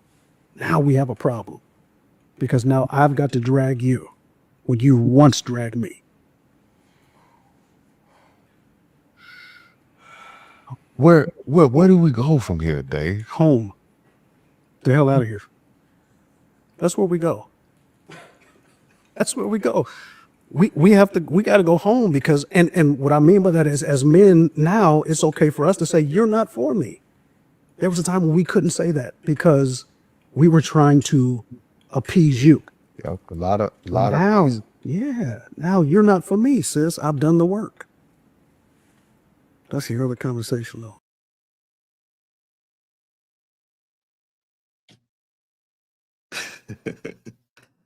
Not for me, sis. What is therapeutic? What is therapeutic? Y'all didn't hear that word. He butchered the hell out that word. Damn, I heard I just thought it was I heard it. therapy. Oh. I was trying to look that shit up when I heard it. I'm like, I never heard that one before, but he's a therapist, so I figured he must be right. That's the third crazy comment. I think the first one was, y'all gonna meet them people in Arab. When she said that one, who was that? Bougie. Then Lady O had one. I forget what she called it. What was the words you said? Like hi Archie. Hi, Archie. Hi, Arco. And therapeutic. Yeah, I mean, but he spoke about like men doing the work. The ladies been complaining. There are men out here actually been putting in the work, seeking brotherhood, working on themselves, and they're coming back, and now they're starting to discover that. Plastic line. That's the knife. I think that was playback. I think that somebody accidentally had playback. Yeah. So, how do you guys feel about what was said? I mean, you guys agree? Have you seen it out there? So it sounded to me like after they did the work to become emotionally in tune to express the way they're saying that women told them they wanted to have things expressed to them, they was running into women that wasn't healed per the definition that they were using, and they set boundaries, and the boundaries for the way they wanted to operate, those women could not abide by. And I don't know if y'all remember that guy on Pop the Balloon, the doctor. They kind of remind me of him when he was on there saying, like, I think he was a bit like he was going overboard, because once you determine that somebody not for you, you can move on. He was throwing it in their face like, oh, you just an issue because you ain't done the work and you need to heal, and you did. For clinicians to be talking that way, it kind of seemed a little strange to me, because I would think they would try and take their skill set and then try and coach somebody up from where they're at under the Leadership Act. But you know, I could kind of get the point, but I have the irredeemable belief in redeeming people if need be, if I feel like putting the time and do the shit.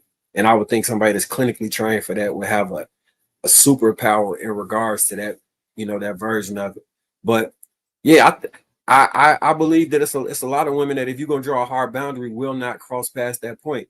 And I think men should have always done this. I don't know why they didn't, but if someone right for you, you reserve the right to leave. You don't have to be held hostage because she's attracted to you and she want to be with you. If you feeling like it's not right, you can go. If you feel like she is inequipped to have conversations without arguing, you can leave. If you feel like she disrespectful, you can go. It seems like a foreign concept sometimes, but I always operated like that. I ain't gonna hold you. Marcus, I think it kind of goes back to the point where you said, most men that get to a certain level after they can access women who are in good condition, they would prefer to do that rather than putting the work into what they might consider a broken toy. You know what I'm saying? If you've built yourself up enough to have access to women who don't need the work, right? Let's say my credit score is an 800. I got 100,000 spent on a car. Am I gonna buy a Civic and then soup it up, or am I just gonna go get that M5 or whatever? And You gonna go get your BMW. Yeah, you gonna go right. get your BMW. So I think it kind of comes to that. I do see them being just a little bit overboard, like you said, to where they might. I don't know. Just the vibe that I was getting from the video that they might have been a little extra emotional and will probably drive a lot of women away. Right? There's going to be some women who would gravitate to that. I agree, but for the most part, I think the average woman, particularly, I would imagine they're dating in the black space. They're probably going to turn off a lot of women by just. I disagree with that. You do? I think that the way they speak, like the way a woman would hear that, would sound like these men are healed, and I just got to bring my A game, and it wouldn't run them off. They would eliminate them before the women would eliminate themselves, because that kind of sounds like you know how people call it simps, because we can understand, and sometimes we'll speak to something that we know what the woman is hearing and what she may need to hear to not go over the ledge. But the other men are like, why are y'all doing? We got 6 ladies on the panel. We could see what they think. All right, yeah, ask them. Yeah, let's go ahead and get Ray and then Bougie and then first. They requested. Go ahead, Ray. Rayana. What was the question? We responded. Was the way? Go ahead. No, go ahead, White. Was the way that those men were speaking a turnoff? When they said what, like the women didn't want to be accountable? Just the way in which they philosophy. The vibe. Just yeah, the vibe in which they were speaking from. Come on. It wasn't really a turnoff, no. So you would date them? I ain't say that. She like hood niggas, though. You gotta ask somebody else. Why not? Because I need more information than just that little clip if I'm a date. She's gonna pop the balloon when they was on the show. I don't know, because that's not enough for me to determine if they were dateable. You can let Jasmine go before me. Go ahead, Jasmine. It's not that I wouldn't date them because they sound like that. It's more so I don't like fake therapist guys that just think they know everything and they try to therapize you all day, every day. Like they're like, oh, you need to heal on this, you need to heal on that. And it's just like, come on, like just because you watched a couple of podcasts and you think you know it now, like chill out, like you gotta relax. So I ran into too many of those, and they're just like they just sitting there with their little ascots talking all day, like, oh, that's coming from your daddy issues, or that's coming from your healing. I'm like, listen, no, I've done my healing journey. I've basically I paid for actual therapists, like relax. Like, so it's just sometimes that gets really tiring and it's a little bit feminine, and I like very masculine men. So it is just, that could come off a little feminine. I don't know what you got against ascots though, but I get it. Nothing against you definitely be wearing them ascots too. I seen you video, Trey. Go ahead, Bougie. So I personally feel like I don't know a lot of men that do therapy.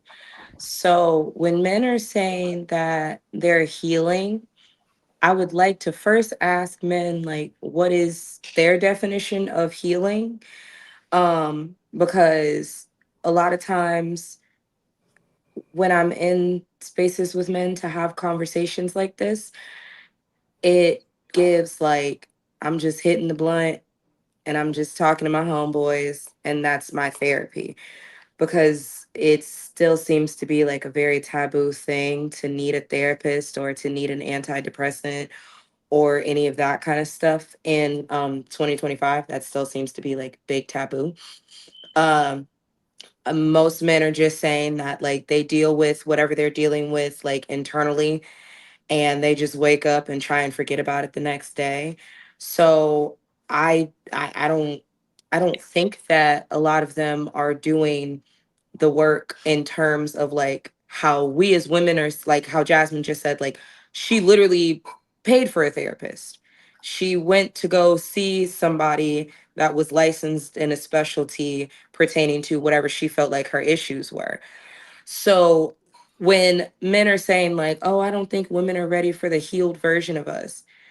No, it kind of sounds like maybe like they it you aren't healed. You just found other men that agreed with some of your toxic thoughts, and then you came on the internet and you thought that you had it all figured out, because that's what it turns into. A lot of the spaces that men are using is social media, and they get together and they vent to women, and that's where I'm personally not agreeing with that healed man concept, especially because I'll look at it like when a woman doesn't agree, you don't know this woman from a can of paint, and now all of a sudden she's the problem. She's the reason that you got a divorce. She's what's wrong with the world. You don't know her though.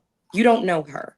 You just came onto social media to like feel better about the situation. So it kind of sounds a little strange.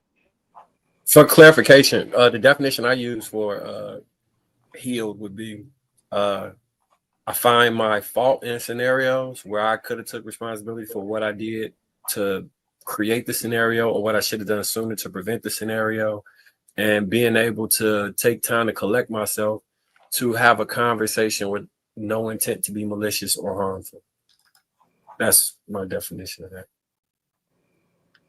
Yeah, I mean, I can respect that. Like that, it sounds like, there's some type of growth that would come from that versus like I said, from what I'm seeing at least, is most people are just going on social media, or like they're trauma bonding with somebody that has the same insight as them. So you get stuck in this echo chamber and you're using that as your therapy to affirm your negativity or your toxicity.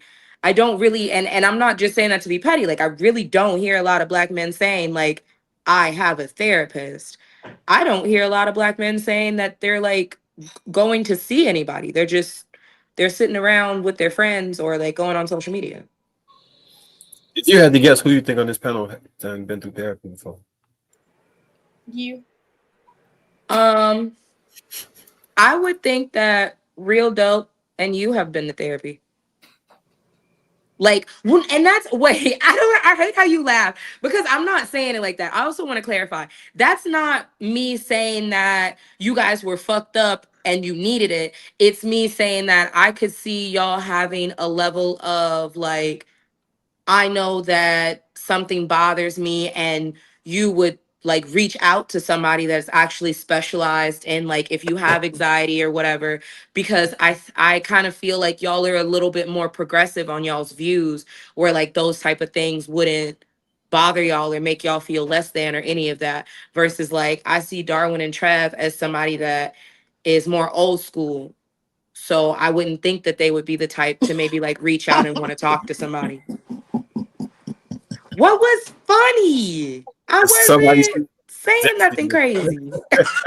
Not saying nothing bad. Oh my God. I'm crying tears, man. I'm just saying that that's what I get when I talk to y'all, because Darwin has a very rigid, in the box kind of view, and I always notice that M. White leans towards trying to like understand what everybody is saying. And so does Real Dope. Like Real Dope will like say something, and if one of the ladies disagree, then he digs further into it to try and like understand it for real, and be like, okay, well, this is where like my point of view is coming from, and I can see why you may think what you think, but here's what I'm trying to convey. You know what I'm saying? Like that's how y'all talk. I'm just big on philosophy. I'm a philosophy guy, so Okay. Did you go to Well, therapy? let me speak to the video and then I'll speak to the therapist thing. I'll speak to the therapist thing first. So when men, so here's the thing. Most people don't realize this. 70 to 76% of all therapists are women. So when men finally build the courage to seek help, there's a high chance they'll end up sitting across from someone who doesn't process emotions the way they do, or doesn't think the way men do. And worse, it's a chance that they don't speak the language of masculinity. So one thing you got to understand, men want clarity. You know, we want actionable steps. We want a plan. And that's not what's happening in therapy these days. And if we're lucky, you know, we'll find rarely we'll find a therapist who still teaches discipline, accountability, and masculine structure.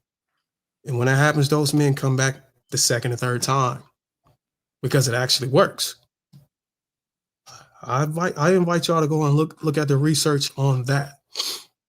But I found it interesting in this video that nobody really caught this. Women today, it's true what those guys were saying in that video. Women today are pushing men away, they're rejecting them, telling them to go get healed so they can be a better man. But the side no one ever want to talk about is when men actually go and get healed, they start to see themselves clearly. And that clarity leads to real transformation. They improve their appearance. They elevate their mindset. They get fit. They go to the gym. They fix their finances. They become more marketable. And once that happens, they don't just come back better. They come back more desirable in the market. So they become a part of the top tier of men women compete for. And the irony, here's the irony.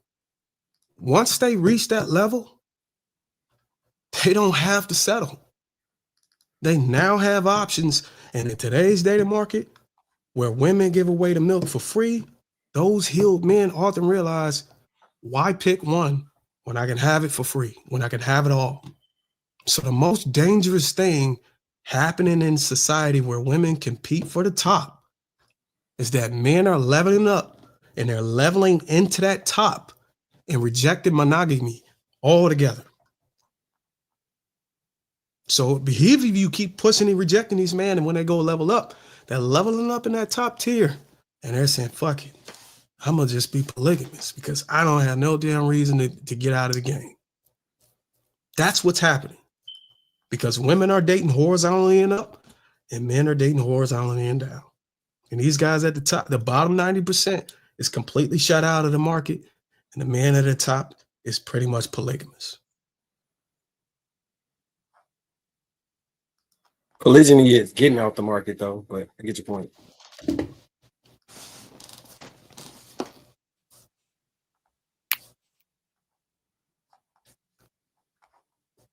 Motherfucking mic drop.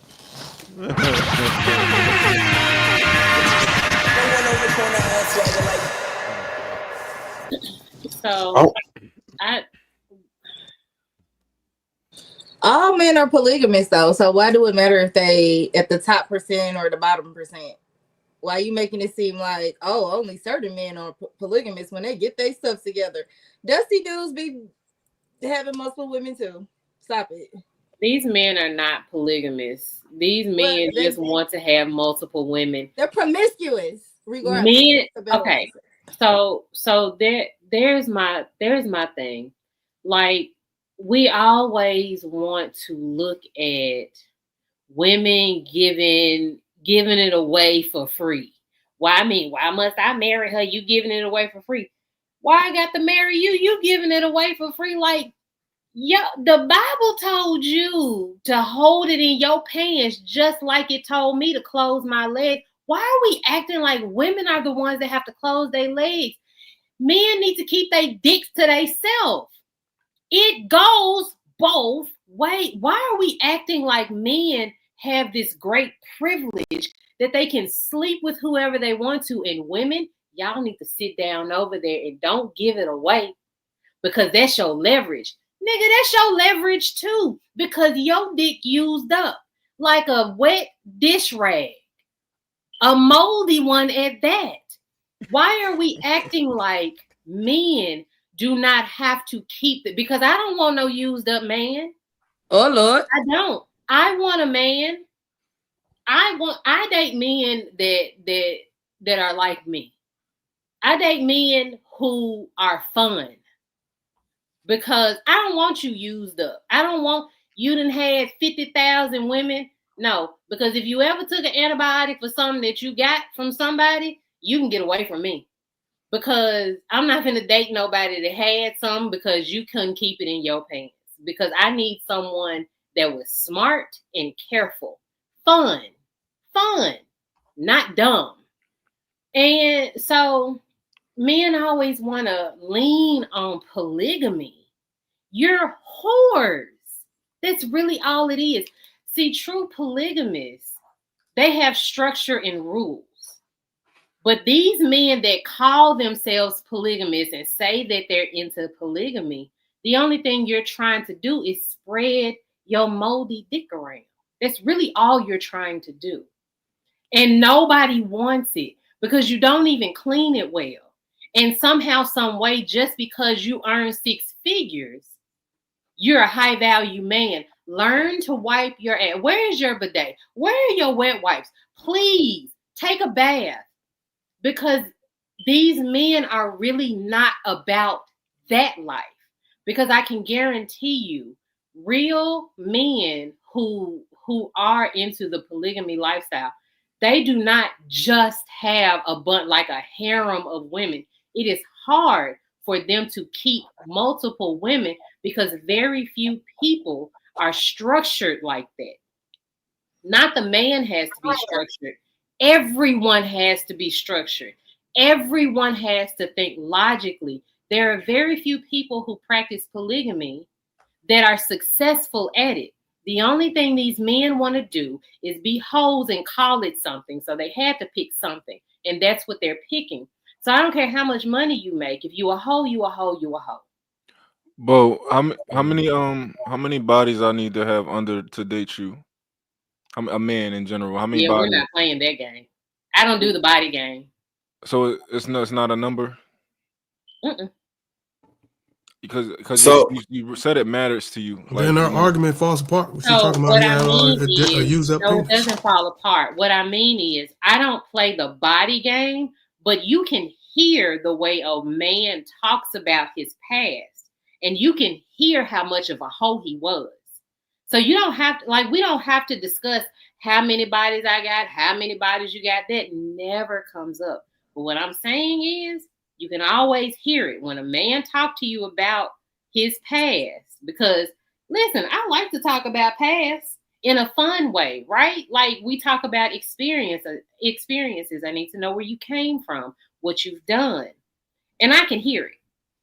So we don't I even have to think say I numbers. think that falls into how you carry yourself, because men would say the same thing about women though. It's like men have this thing where, a lot of them are saying, "Oh, I can tell that she's a hoe by the way she dresses." And some of those girls, a lot of times, they don't have a high body count. It's the fact that you're assuming that based off of her presentation, how she carries herself, et cetera, et cetera. So for Bo's point to be that it's how he carries himself, it's how he speaks about his past, it's what he's saying. Because it would be the same thing as like how a lot of women don't like a flashy man, don't like a loud or a boastful man. You have to know how to carry yourself with a certain essence to be perceived a certain way.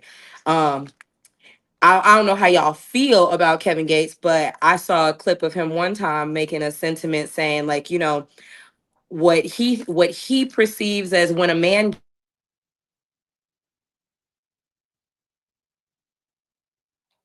All right, she lost a turn. She's stuck. I think you froze up. So look, Bo, I did want to talk about your point that you made. So while I do agree that both men and women should be responsible with their loins, I think that the problem is women don't support your theory because men who can get a lot of women and usually do attract other women, right? There's a saying that women use, oh, nope, I don't want to be his first bad bitch, right? That's just a thing. Like they want XP from a man. Women appreciate it. And regardless of what any dude on here, I think all of us have like bodies that would probably embarrass any of the women on the panel. Every single man here, if we said our count and y'all said y'all count, people would still want to marry us, but nobody would want to marry you. So there's a stark difference. And unless the females, your peers, decide to shun men, right, or avoid men with a high body count, which they don't, and anybody could get up here and lie and say they do, but they really don't. None of you do, or most of you don't. I would say 9 out of 10 of you don't, because I've never had a problem with telling somebody that I had a high body count or not. It's expected for certain men, and it is what it is. And no woman really penalizes you for it. So until your peers support that theory, it's not going to ever hold any weight. I just like to say, when he said they're gonna be polygynous at the top, I did say it's getting off the market. So that was the framework. And then here go my bidet remote control, just so you understand. I know that's right. But oh my God. So, but Trev, here's my thing. The reason why men look at us differently. So for me, I always only speak about my experience. I don't want a man that every woman wants. That's a turn off for me personally. I hear what you're saying. Okay. I don't disagree with it. I don't know what majority of women, what percentage of women are like that, but it's a complete turn off for me. If there's a man that every woman, or most women, I don't want a man like that. But anyway, the reason why men look at us, and if we shared body counts, the men wouldn't choose the women with a high body count, is because men are insecure. It's not anything that we are doing wrong. It's not me. It's none of us. It is the men who are insecure. You do not want to go behind men because you may feel incompetent. You may fall short of those other men. It is the masculinity that tells you that this woman is used up because she's had this man, but you're not used up because you've had all of these women. It is an insecurity of men that looks at her like she's had all of these men. You can't compete. That's your fault. And also, y'all don't know how a woman's body works. That ain't got nothing to do with competing. It runs deeper than that. That's a selection. And the insecurity is not always a bad thing. Yeah. It's not a matter of him and competing. It's just he don't want your dirty Gucci. So there's a lot of differences. Your dirty dick? Even if, there's you don't gotta want it either. You can go ahead and go with somebody else.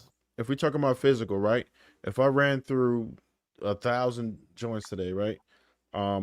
You might get a little chafe if I didn't lubricate properly, but outside of that, I look the same. If 1,000 men run through you, you are not the same, right? So that's just the physical aspect of it. There's a lot of other reasons. It's far deeper than just insecurities. How would I not be the same? I think we should. Roast beef. I think we should be honest. Did you know that this is a muscle? I do. I'm pretty familiar. Kegels are a motherfucker, and no man's penis is as big as a 9-pound baby. Trev, I think that in this situation, I think we should just be honest. We can't always explain certain things. Like men don't like hoes. We just don't like hoes.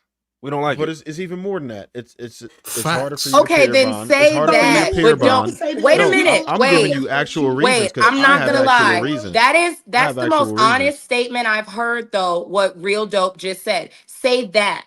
Don't turn it around back on the women and make it into this point where it's like, oh, y'all are gonna go out bad and y'all are gonna lose and y'all are gonna feel like a hallway. No. Because no man's penis is 22 inches and is as big as a 9-pound baby. So I wasn't stop even. making it I about wasn't vagina. done. That was just the physical aspect part of it, and that's an actual fact because you can tell the difference. So we can tell the difference. Maybe you can't tell the difference, but we can tell the difference. And, Trev, I and think that's a myth what you it goes said. way further. It goes way further than that. Right? There's an actual thing called pair bonding, and it is different. It is more difficult to bond with women who have had multiple sexual partners. That's a fact. It's more difficult for us to bond with you. That's real. Women who have had multiple partners behave differently. We know that from experience. It's not that we just have a natural disdain for hoes.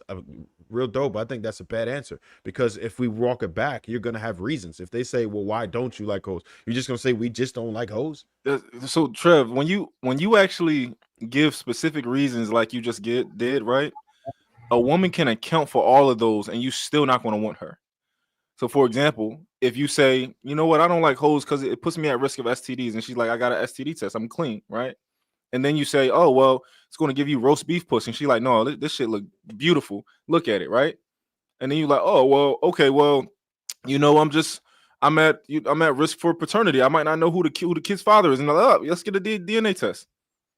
I know you the only person I had sex with. Get a DNA test. You the father. You ain't got nothing to worry about. If she accounts for every single thing that you tell her to account for, you're still not going to want her because at the end of the day, it just make our skin crawl. Just to think about it. And Just to think that about is a girl tongue. okay because that's where you get into the discussion about preference. And that's an answer I can respect. I'm about to get pissed off I because actually don't have no problem with since hoes. we're talking about physical, hey y'all, For how wife, we're everybody talking about for doing? Hi, wife. Shanice. Hey, You wouldn't wife no hoe. Why wouldn't you wife a hoe? let me Mike? tell you something. You won't wife what you are. So let's start off here. We're talking about physical. Most women go to the doctor more than men do. Let's start off there. We know that. Let's start off there. Men have don't more like sex to than go. they It should. behooves you. It You gonna behooves let me you to. finish? They bust down more, they better. Vulnerable. You gonna let me finish? You gonna talk over me? Okay. So most men don't really take care of their body like women do, right? So I'm glad she said what she said because at the end of the day, women have snapback. I don't care what nobody say. Women can have snapback. And also women take care of their body way more than men do. So you can't sit up here and say that you don't want what you are. Most men, their body counts, it labels you as a hoe. You're a whore. And a lot of so-called whores and sex workers or prior whores, they get married and be in relationships. We see that every day. So I don't believe that some men just are against hoes like that because yeah, I just don't. I just know. I see the proof, and a lot of men still pay hoes. And then a lot of men still cheat on their faithful wives with hoes. Don't piss me off. Don't piss me off. The very first time I was on this panel, y'all told me that men don't see it as them gambling with their livelihoods, right? When they cheat on their women, right? And the crazy part is everybody pretty much came to a consensus of what type of woman they like. So why is it that a lot of men that end up cheat with the exact opposite, but now we're sitting up here acting like the 304 is like this condemned thing when the 304 is the girl that you are gambling for? Well, do you genuinely Like want to know she's the worth answer? losing your wife for, but you want your wife to believe that you don't like the tiny skirt, the 40-inch wig, the like. That's what I'm confused about. You leave the natural girl at home, the modest woman at tattoos, the home, wigs, weaves, and lashes. and you go and like I'm not understanding that concept. I can explain it to you. It's very Okay. simple. It's very simple. Like they're whores. Like men are going to like them. They just don't want to wife them. you don't want to be responsible for them, but you want to have sex with them. They're naked. They're attractive. But They did Kim nice body. Kardashian get married? How many times have Kim Kardashian been? Hold on. How many times have Kim Kardashian been married? She's You been mean married how a lot many of times? You know how many times? How many And don't times? she have a sex tape? You mean how many times her marriage has failed? You mean how many times her marriage has failed? Let me talk. Y'all asked me to talk, so I'm gonna talk. Y'all love Lady Famous O. from a sex Y'all tape? love Lady O down, and Lady O said just because you get a divorce, it does not mean it's a failure. That Lady O, tell the truth. You just said it 30 minutes ago. It's on tape. Kim K been married It's on several times, record. and she got a You sex said it's tape. not a failure. You can still. Now look you her saying sex it's a tape up failure, right there. Darwin. I Kim speak for Kardashian myself. out there. I don't speak through the vocals of Dr. Lady O. Kim Kardashian. Right, If you and ask me if when I say Y'all when I all say agree that, that a when I divorce is say not a that, failure. when I say that, I don't think she the I'm type of talking hoe about that I'm other talking guys think about she the is. Hold relationship on, she with not the what? She not the type of hoe. Hold up, what kind of hoe is she? I don't necessarily think she the type of hoe other guys make her out to be. What type of hoe would you say she is? She been Kim Kardashian. That's who. What type of hoe is she, real though? well, but so y'all calling her a hoe though. I don't think she the type of hoe everybody make her out to be. So But what type of hoe would you make her? I out mean, to be? y'all say women with sex tapes I and think- that are on Kardashian OF are hoes. is a businesswoman. She had a So now OF models are business Hold on, women, hold on, hold Darwin. on, hold on, hold on, hold OF on. models are business women now. OF models Kim Karda- always been business women. No, Anything that y'all comes call with- them 304s. Hold on, what kind of hoe is she? anything that comes with a return on investment is a part of business. Kim Kardashian had that little vanilla stupid sex tape, right? It was ass. You can't even beat your meat to it, right? Can't even beat your meat to it. That's how she got famous though. Yeah, let's say she got famous from the little stupid leaked sex tape from whoever. I don't know whoever did it. I don't care. Her After mama. that, Let's not do that. Let's not do that. hold Her on. mama. After that, she immediately was getting married. Like that's not these typical hoes thing. They're not getting married. Like that girl got married like 5 Kim times. Kardashian is like she's a bad example. She's a No, different. she's not. No, she's a I'm good. not saying that she's a not good a hoe. example, Dr. Lady O, because the problem is a lot of our sisters try to follow. Y'all make exceptions They tried for to follow white the women. Kim K Y'all route, make and what exceptions happened for is white hoes. it didn't work Stop out for them. Stop They end up it. being Y'all bust make downs, and they exceptions were for the broke. white girl when she do it, but when the black woman do it, you a hoe. That lady is the one of the biggest hoe. I can look up her sex tape right now. That's why y'all Yeah, but the reason why I got more respect for Kim K is because she got her money out of it. Caping for the white The black girl. women Stop that it. the black Y'all women do a real clown the black women that are following behind the black women that are Here's the following insecurity behind right Kim here. K, all of y'all lined up to try to be like Kim K, end up getting your tonsils I ain't got swollen 4 up. kids, baby. You I end up getting your don't got 4 tonsils swollen kids, up. and then I don't either. You end up fucking getting on your crackheads. Not tonsils me. swollen up, and you ain't got a brand, you ain't got a clothing line. You sitting ain't? here on Lapeef broke as hell. Who ain't? Who ain't got a brand? And let Who me ain't speak. got no brand? Who ain't got a brand?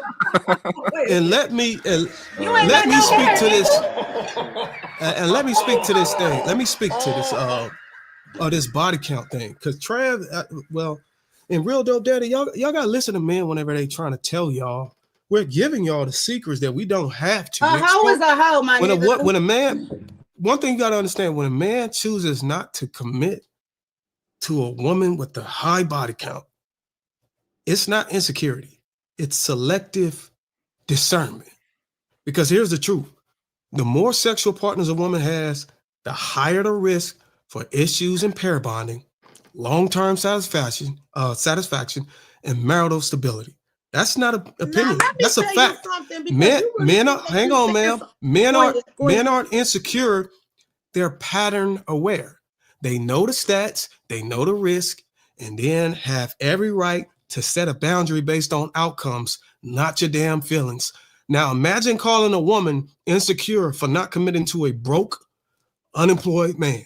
Y'all call that standards. But when a man does it, suddenly it's insecurity. Men are shamed for preferences while women are applauded for them. But men are waking up now. And we not apologizing for it. So let me start off here.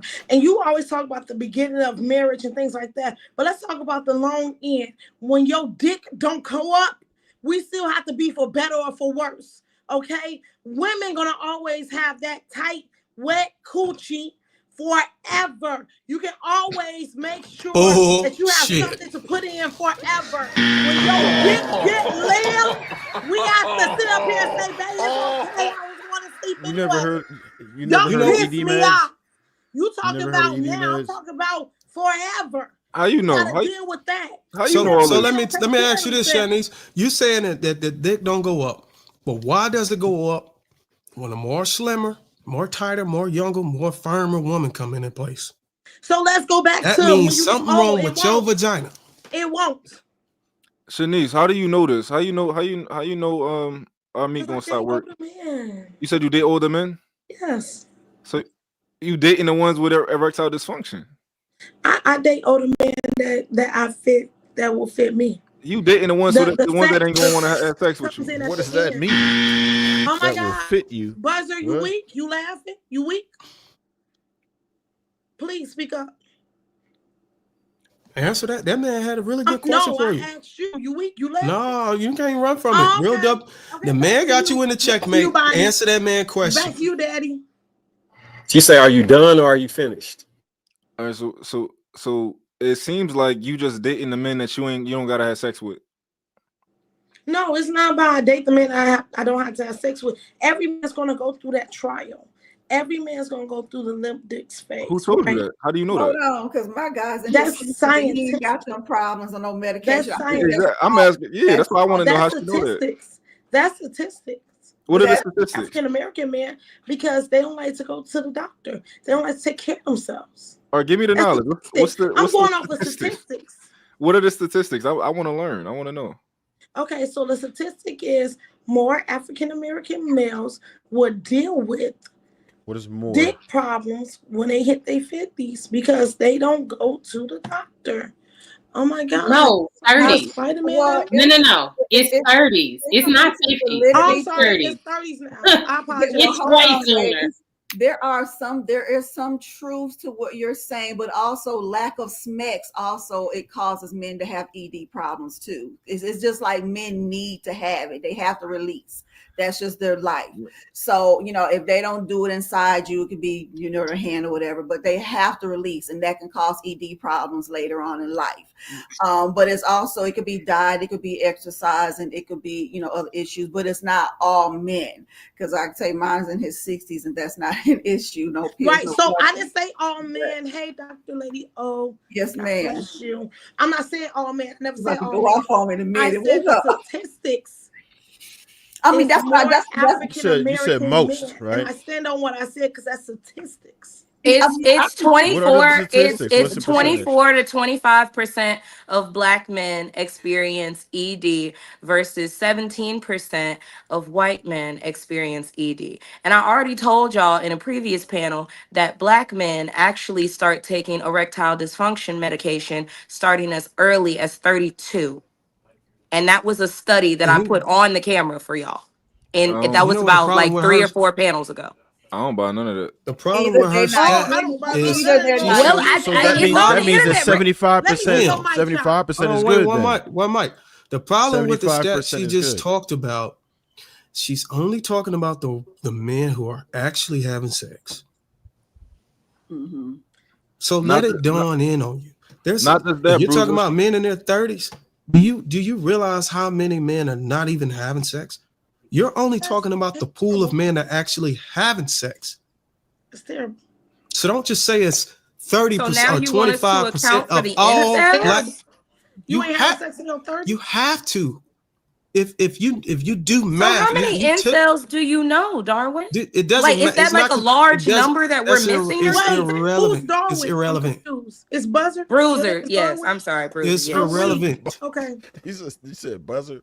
It's irrelevant, Bougie. Can you at least address that? It's irrelevant. Tonight. It's irrelevant.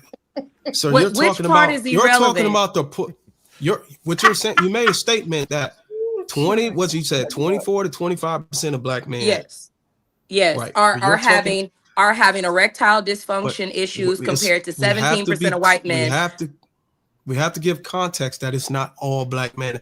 We are We that never research said, and that just like we told Dr. Lady, it ain't all, but majority of a You Black said man most. don't You piss said me most, off. You trying to but stay there. 75% We already don't. established that it's not all Black men. So go to your point. Hey, how y'all Damn. doing? I'm Shanice. Nice to meet y'all. You did say most, but it's 75%. Majority. Just so you know, I said Shanice, majority. we Majority have your is the type same over shit as here, and you most. just more than half. loud and wrong. I like No, Shanice. it She's doesn't- it doesn't fun. take- Shanice is fun, you guys. She's funny. When I saw you yesterday on the panel, I thought you was a key girl. I had put that was me in the comments that said you got to get this lady on the panel with me. She's a key girl. Because And see, this is men what I'm always talking about when so I say we need to judgmental. key more. And I This love my lady's BLK funny. men. You know, But I it's love not my looking good for y'all. Y'all men, grabbing but they for always come in straws. judgmental, like they really that.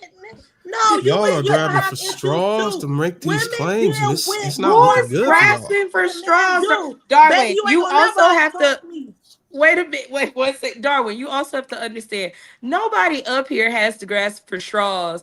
Shanice just said she got a man. Bo says she got a man. Everybody up here got a man, even if they not married. And then the some of us is Bougie, married. Shanice Like don't have a man. nobody's grasping for straws. We just reading shit off. Shanice What don't y'all have a saying? man. Y'all man got ED? Pause. That's what y'all saying? Is that what you're saying? Well, All we y'all also mans got to got understand ED? that the reason No, why I black leave men those may men. have higher prevalence of I leave disease all of them men. because of You high can't get blood it up, I pressure. gotta go. Look at the And- high blood pressure numbers that we have in our Yes. community with our black men. That also leads to ED as well. So it's just not it's just not so cutthroat.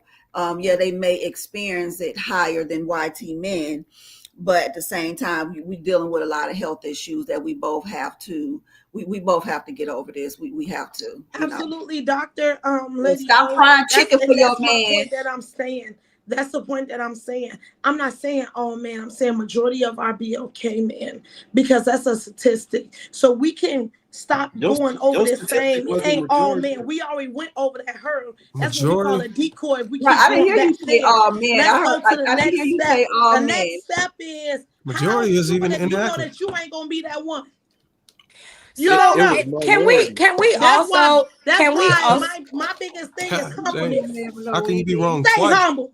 Can we also discuss the fact that like Be great and stay humble. in our culture, a lot of these men that are, in their younger ages are doing things for the fun of it.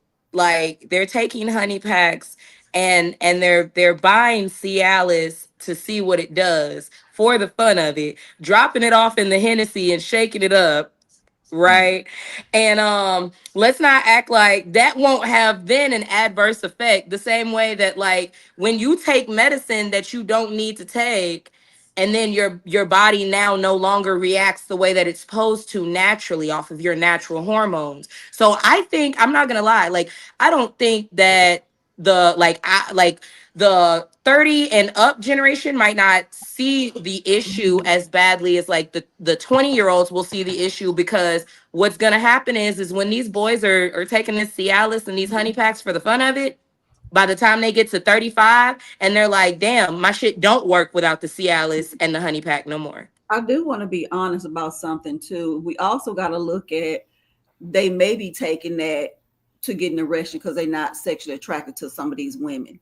And so they are forcing an erection. You know, it could be that issue too. We got to look at that as well. Well, why would you? Well, that's a great question for men, though. Why would you want to force yourself to have sex with somebody you're not because they got to attracted release. to? They got to, men are screwing anything. I don't think that's why they. I don't think that's why they More taking so it. what you said. I think because Somebody asked what a honey pack was. I just want to clarify. It's a pack of It's- honey that you get from the gas station. It's supposed to have like a effect on your wee wee. Okay. You know, And it's not it's approved by like the it's like a FDA. Cialis. You can squeeze the honey into your drink or whatever. I be seeing it going. You know, Listen, But it I'm was a talking thing. I did is it a the same video on honey that as drug. from It's the not kitchen approved by the though? FDA. Don't do I it. heard some guys just saying Oh, is it not? happened to them. They No, lost honey tolerance. They pack had is their not. tolerance That's for the crazy. pills went up because they kept taking them and they was taking them for no reason. Yeah, I see that. And I see that a lot. These And gas. Joe Budden said it happened to him. Listen. You know, he very transparent. He said he was popping them like forever. He's been popping them for a long time since he was in his 30s. He said now he take he would, and now him and Ish were saying that, and they said now they just be taking two. And if they know they like Joe Budden's girlfriend live out of town, so when he knows she coming in town, he'll pop it. And sometimes when he going to the strip club, That just can so he can. unalive him though. That can unalive him That's a though. That's shame. crazy. Yeah, I wouldn't it's do not. Dudes be You have doing to take it. them as they are directed, and don't go to these gas stations and start picking crazy. up all of them 10 days hard and honey packs and all that. I did a Men are video on risky, that. girl. It's They'll risk nasty. it all for Careful, that cat. careful. You can hurt yourself. Do They'll not risk it take all for them that cat, girl. illicit drugs. Terrible. I Mm-hmm. wanted to get back to the topic of yo. It's crazy how we act like men and women are the same when it comes to like body counts and stuff like that, and like being promiscuous. Like, yeah, we got to cut that out. We grown. So we know that it's not the same, unfortunately, not because it's supposed to be the same, but because society has made it that way. But what I'm trying to get y'all to understand is I have watched this panel before I came on there for a minute now. I have never seen men say anything about it's always women. Something wrong with women, something to do with women, things like that. I ain't never heard a man say, okay, look, this is what we have to do as men. I've never ever. You haven't watched enough. And then majority of the men that I see, I'm not gonna point because it's some in here right now, was lames back in high school. They ain't even get no pussy. And now they done got a motherfucking beard and got a little cute and got that glow up and now they talking shit. No, you was never a hoe because you couldn't get no pussy. Don't piss me off. I told y'all don't bring me up here when I'm drunk. I just had a good night. Somebody said they look like Kirk Franklin. They said they look like. What did you, Shanice? here. Shanice, please inform us on what you drank because I would love to know what you be putting in your cup. On no live panel. All the days I didn't have a beard, today was the best day to work out. NY said he didn't catch that shade. A little rum. A little rum gets you like that? You Jamaican? I'm a businesswoman. We have created our own rum. Are you Jamaican? Rum is 90 proof. Are you Jamaican though, 16 Shanice? states right now. Look, Shanice, you Jamaican? No, girl. No, I'm not. No, I just know the Jamaicans be sipping on that rum. They had put me on. They said the rum is a certain brand of rum that comes straight from Jamaica. Get you all right. We got it straight from Jamaica. I'm not Jamaican, but I have a great personality. It came from Jamaica. Okay. That's that rum you had on this panel. You showed that it worked. That's for sure. We know the rum worked. I just be tired of men doing that. We don't even down men like that. Men be down and women talking about you a hoe, you a hoe. What makes me a hoe? Because if that makes me a hoe, then you are a super hoe. Why men call you, who call you a hoe? No one ever called me. I've never been called a hoe. Okay. You just said what make you. I'm talking about women and men. You just said what makes. Come on, Daddy. You just said what makes you a hoe. You already know I'm coming. You just said what makes you a hoe, and you said no, you a hoe. I said that as just a metaphor. I was talking about me. So you saying the other women? So you saying the other women that get called hoes, they not hoes? Or no, what I don't even believe in the word hoe because at the end of the day, everybody have their own experience. Life comes with experience, right? Yeah. So if you dealt with what you dealt with to try to get to where you got to, by all means, I applaud you. Okay. That is what it is. But men put themselves on a pedestal that they shouldn't be on because you did the same thing that we did. The only difference is we have a mic chart. Well, the difference is men. We have different standards for women, and women have different standards for men. You have a standard. When did you get that standard? You got the standard in high school when you was beating off in the sock. I think most men probably didn't like hoes from the time they grew up. It just was something that we never like. We was always taught not to like hoes. That's not like the white hoes. Because most of y'all men, we was always taught not to white hoes. Watching hoes. Don't piss me off. Hold on, say it again. What'd you say, Shanice? Most of y'all men got y'all nut off by watching hoes. No, that's amazing. Everybody know who Pinky is. Don't piss me off. Yeah. Like that's different from like we were taught not to wife them. We was taught like we was taught not to wife the hoes. So would you believe that your mom was a hoe? I don't. If she was a hoe, she was a hoe. I'm just saying. You never know what people go through. You never No. know. If she was a hoe, she was a hoe. Shanice, you diabolical. No, Shanice. You never know what people go through. If she was a hoe, she a hoe, and I don't want no nigga to not call her a hoe. She's a hoe. For a woman that's like your mother. Question. No, I don't want a woman that's like my mom. You don't want a woman like your mama? No, I need a woman more submissive than my mom.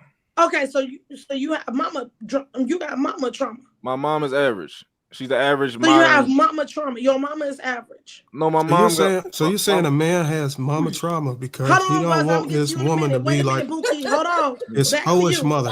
You had mama trauma. You do I have mama trauma? No, I don't I'm think so. asking. You say your mom was basic. I don't think I have mama trauma. Okay, you say your mom's basic.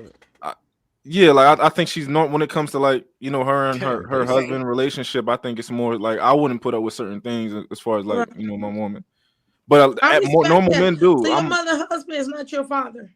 No, it's a Okay, I stepfather. respect that. Okay, Buzzer, because you're go Bo ahead. had a question. You have the floor, baby. Go ahead. Bo had a question. I don't need the flow. Go ahead, boy. So my question is, Real Dope, you said something that I was talking about earlier today. You all have been told to not like hoes. You all have also been told what defines a hoe. But my question is that when are men going to think for themselves and make up their own reality? I think that we do now. I think We that so the thing is, right? We were taught a lot of things in our childhood, right? You get older, you reassess those things and think, okay, which one do I want to keep? Which one do I want to throw out because it doesn't add value to my life or it doesn't make sense to me. This is one of the things that just feels right to us. I think we're allowed to have that. Y'all allowed to have that too. You're allowed to be taught some things by your father, taught some things by your mom. You get older and be like, oh, this don't make sense. I'm gonna throw that out. But then also, my dad told me this. I'm gonna keep this. This feels right to me. I want a masculine man. You're allowed to say that. You're allowed to want a masculine man and not want a soft man. So, fair question, but at any point, do you all ever think that you all are putting women inside of this box that these boxes that were constructed for you? These are not boxes that you made up. These are boxes that were constructed for you and for all of us. But I'm just talking about men because I date men, but these boxes that were constructed for you, you try to fit these women in this box. Is it fair to say that you all miss out on really good women trying to fit them inside of this box? No, I don't think so. I think the most important thing to men is literally, honestly, one of the easiest things you could ever do, which is not being promiscuous. Like, I think it's okay that that's extremely important to men. Like, all you had to do was not do a lot. Like, all you had to do was chill out. But y'all didn't do that. Like let's say all I had to do, let's say I didn't have to grow up, I didn't have to grow a beard, I didn't have to go to the gym and work out and get muscles. And let's say I didn't have to make money and figure out how to make six figures and all these type of things. All I had to do was be there and just chill out. Hold on, you saying that for the women? Hold on. Why is it that y'all don't just have to chill out? But also, I'm not really talking about promiscuity. I'm talking about in general. You all put women inside of these very tiny boxes that nobody can really fit in. And there are a lot of really quality women that if they do a certain thing, you put them in a box. If they look a certain way, you put them in a box. I just said I wasn't. I really just said that I'm not talking about promiscuity. That's what I just said that. I'm talking about in general. You all. You premise your question off of our fathers or the men before us telling us, hey, don't mess with these type of women that have this type. No, I never said that. Displaying this type of pattern of behavior. I didn't say that. I said, when are men going to think for themselves? I never said any of that. When are men going to make up their own reality? Who and on this start panel gave you an indication that? Which one of You these gonna men let on her this panel finish gave or you you an gonna cut indication her that off? Okay, You let wait her a finish, minute. you gonna Wait, cut her we're off. clearing the Don't box. let that. This is Hold wait. on. Wait a I'm second. trying. This is what you're not understanding, Darwin. What is being said is a statement was said. Darwin is We taking me we off. were taught, and then she followed that up with the reasonable line of thinking would lead women to believe all you have just said was if you weren't taught that such and such wasn't acceptable, you actually like it. It's your it is your innate nature to like Can you it. please? You like Can you it. please be You just know transparent when you that say because something? Oh my somebody God. told you you shouldn't like it, you don't bring it home. But that would explain Be why transparent. you cheat on your wife with it because you still desire it. It's just not acceptable. That's not the woman that is socially No, no, acceptable no. for you to We're not gonna let y'all date. bamboozle the conversation. No, You said that is a you legitimate said a question though. If you're behavior saying that you were taught, hang on. You said a behavior that wasn't You told her to acceptable. hang on, but you cut her off. Don't What piss are me we off. talking about? Because she just said we wasn't talking about the pattern of behavior. mm-hmm. Because I Who said, is are we you? talking about Hold hoes? You on. said no. I said, are we talking about Darwin, a you pattern of weren't behavior? You said no. Darwin listening. is kind And of then you slow, hold bro. on, and then you reframe the question saying something that is not acceptable. What are you talking about, Bougie?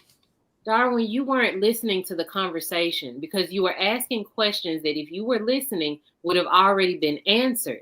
And I was trying to have a conversation. You literally backed the conversation up to the original question. If you were listening, you would have already known these things because all of this was answered.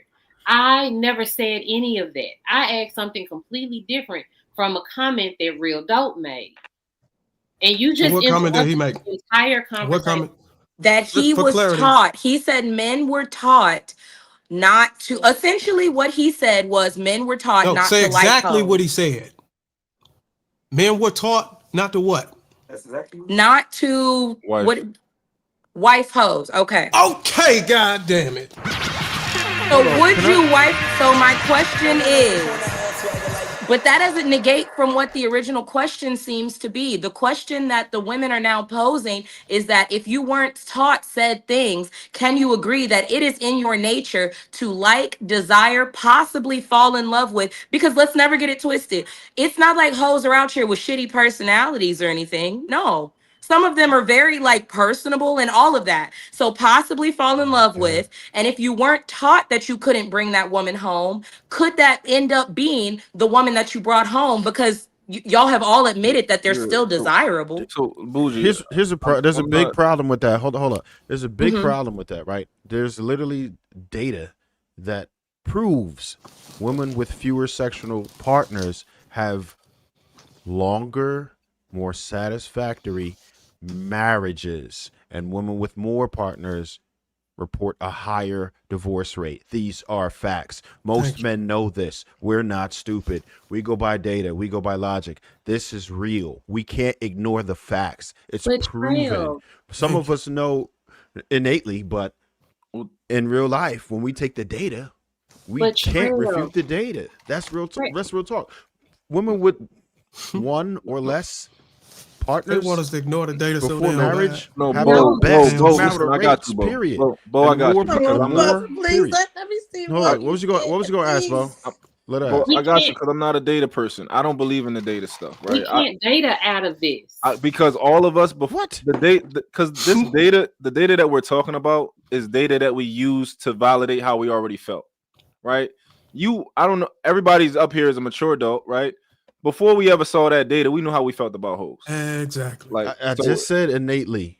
yeah. So I don't even care. I don't care about the data, and I don't like. Listen, I don't have a problem just saying like, yo, I don't have to explain it. I don't like hoes, right? We don't have to always explain it. It's just like We should. We feel it. That's the whole We point of can- us being here, so people can but- have some type of understanding But as to why. but we also think the when way we try think. to explain it, it becomes disingenuous because we start giving these reasons that aren't the actual reason. I didn't. Maybe you did. I didn't I either. didn't. I gave genuine reasons. But those These are genuine real reasons aren't the actual. So if a woman accounted for all of those things, you would still be with her if she could fix all of those problems that can arise from the So situation. do you not understand? So all right, you probably dealt with women who have had a lot of sexual partners, and then you dealt with some who didn't, and they behave differently. I don't care what anyone says; they behave differently. This is a fact. Are you going to say different? Are you going to deny that? Yeah, I never noticed that. Like I'm gonna be honest with you. Like I'm not one of. I've never tried to make a hoe into a housewife, but I've been with some hoes, and I'm like, Right. damn, like they was cooking for me. That they cook, they get up, they cooking for you, they wiping you off, they go getting a rag, and they doing all this. They they doing all that stuff. I'm not saying that they wouldn't make a good housewife. I'm saying that I just wouldn't do it because I don't want to wife a hoe to that extent. But How do you they know? did a lot. They had a lot of nice traits. How do you So know who's a hoe? How do you I'll know give you an who's example. a I'll hoe? give you an example. When I was younger, I was I was dealing with this girl. She was cute. I messed with her real quick, but then my homies is like, yo, that's this girl, right? They like, yo, we know her. And they sent me all the information. I'm like, oh shit. But she was cooked. And I only dealt with her one time. I went over her house one time and I found that out. But she cooking for me, she doing all this type of stuff. I'm like, oh shit. Well, she's a nice person at least. Like, she nice, but it's different ways that we can find out how women are. But to what you said, one of the biggest ways we do as an adult, because we're not going to ask you your body count. We're going to listen to how you talk. We're going to see how you move, and it's very easy to pick up on a woman. The type of woman that a woman is. It's very So easy. you like so it's safe to say that it's okay to be a hoe as long as you're a quiet hoe. As long as your name's not in the street, because really what is happening is men aren't wifing the hoes because you got shamed out of it by your homie, or like the hoe facts was a little too loud. But if that hoe facts didn't come out, that could have been a long-term girlfriend, that could have been a wife. Yeah, absolutely. That's a possibility that if a man doesn't know Okay, about a and woman's past. real dope. That's the shit that I can respect. That logic is the logic I can respect. Not somebody sitting up here making it seem like, oh, I know this because we talked about body count. That lady could have told you 6 or 60. She could have told you 5 or 50. Like, you don't know. Like, the fact that a coochie is a muscle and it can tighten up as long as she does wall squats and Kegels, you don't know. Like, you saying that that's how you found out, and if you didn't, if nobody was telling on certain women, then that line of logic makes perfect sense. Okay, yes, you don't like them because it is a hurtful sentiment to a man's pride that his woman has a reputation in the street. And if we leave it there, fine, great, cool, respectable. But trying to make it something else, that sounds like bullshit. But also a woman who had a promiscuous background has not had a stable relationship. That's not Okay, true and either, when you want somebody you want to marry, she has not held down a man married or ever. Now, when you get older, I see this is another thing. Lady, that's not true. It's not true at all. No. Most no, I'm just saying. In general, they can't hold down a stable relationship. In general, they cannot. Lady, that's not true. That's They not true, can't Lady. hold down a stable relationship. They're too quick to leave a relationship. Lady, that's not true. That's not true. Listen, this is my belief, right? I think a lot of women are hoes when they're not in relationships, and they think that's a lot of them just do that. But just because you're a hoe don't mean that you can't be faithful. At all. I mean, but it goes back to the stats that's showing that you're wrong. I'm because not because of high body count. Dr. Lady, you arguing with somebody who don't believe in experimental No. It's not. data or statistics. It's not even that. So, are these stats where they ask people questions, or are these stats where they actually? I can tell you this: when I watch some of these married by first the marriage site things, right? I noticed the ones who did not consummate the marriage they're actually still married. Matter of fact, I follow a few of them. They're still married. They have higher marriage rates than the ones who consummated the marriage, although they technically only knew each other for a day and then they're having sex that night, just because they legally got married. Their relationships don't last. Long term, the ones who did not have sex actually are the ones that's still together in higher numbers. So, and then the stats show, talking to people, this, and then another stat is this, right? And I posted this yesterday. 60%, with 59 to 60% of first marriages you have the highest chance your first time. Second marriages have have a 63% divorce rate. Third marriages have a 73% divorce rate. So you have the best chance of staying married when you choose right the first time. Only is 41% of divorce rates. So it does matter when you marry somebody, number one, younger, and you choose least decent. That's the best. That's the best time you have to marry somebody. The stat shows that promiscuous relationships do not last long terms. We talking about people that get married at 35. They was hoes, now they tired. Now they gonna be faithful. That's you probably talking about that scenario. No, not even that. Like this is the Okay. thing. A lot of these girls, when they be with the Russell Wilsons after they would have been faithful to the future, but they with the Russell Wilsons after and they cheat. Like But it a should be the girl is other way around. a Should lot be of faithful to a the lot of Russell times Wilson a stuff. lot of times girls know who to play with. A lot of Well, times. okay, but the thing is, they should be faithful to the Russell Wilsons. They don't want the Russells until they 35 or 40 years old. They don't even be faithful to the Futures. They don't be faithful Don't to those they guys. no they not Lady, playing with oh, I Future. know a whole lot They of not. faithful You think hoes. Sierra was playing with? No, Sierra she was But not they're playing not with Future. hoes if they're with one person. But if they're messing around with different guys, they're not faithful. They're hoes. But you talking about a woman Well, that like to so have sex with her man you and turn you it up. know Now you she's know not. I don't you call know her. a lot of hoes just don't be hoes just because they're in relationships, right? So you might have a woman who is in a 7-year relationship, and that's the only reason she don't got a high body count.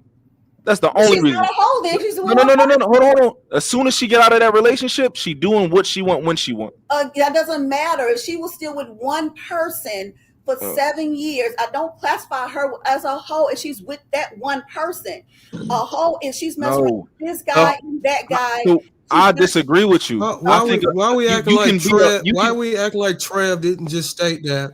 Why we acting like Trev didn't just state that the facts that when a woman have multiple partners over a period of time, something happens. I'm sorry. Say that They're again. more experienced. I'm not saying that I If don't. you can I'm not saying that I reiterate don't. what you said earlier, it literally he dogs wanted shit to out of this ignore the whole data, rabbit hole. which is crazy. He wanted to ignore the data. No. I'm not saying that I don't believe that a woman with a higher body count is probably prone to be high, but when it comes to like all of the data, I don't pay attention to it because a lot of it is they're asking people questions. A lot of it is just asking people questions. That's not how working. That's not how surveys work either. They do undercover researches. They're not always asking questions. Cut it out. I do this every day. I'm not getting a doctorate degree for nothing. You're not always just sitting down surveying people. You do, but there's certain they don't always. It's not always cutthroat when it comes to that. That's like when you and it's funny how y'all want to all of a sudden you want to dispute the data, but as soon as the data came out saying black men were the most involved, y'all ran with that. I don't pay attention to that one either. Let's keep it above. I don't pay attention to that one either. I'm gonna tell you how they determined what was a good father. They did not go to the good men. They did not go to the men and ask the men whether or not they were good fathers. They went to the mothers, and the mothers are saying these men are helping with the homework. So they asked people with the children. That is how it concluded that black men were the most involved. They asked people questions. Y'all ran with that stat. They've asked people questions, right? They sat down and surveyed over a period of time. And it was from birth to 18 years. And surveys, and they're not done just one time. They're done over a period of years. You just don't do it one time. Hey, Dr. Lady O, can I do a logic test on Real Dope Dad?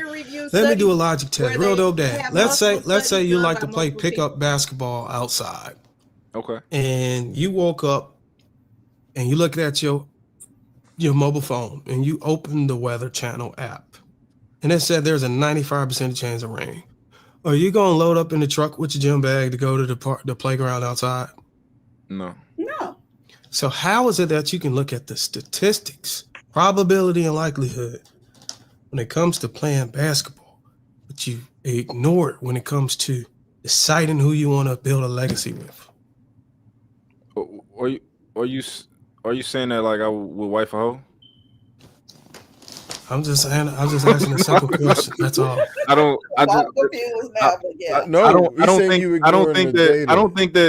think that these surveys are nearly as accurate as weather science.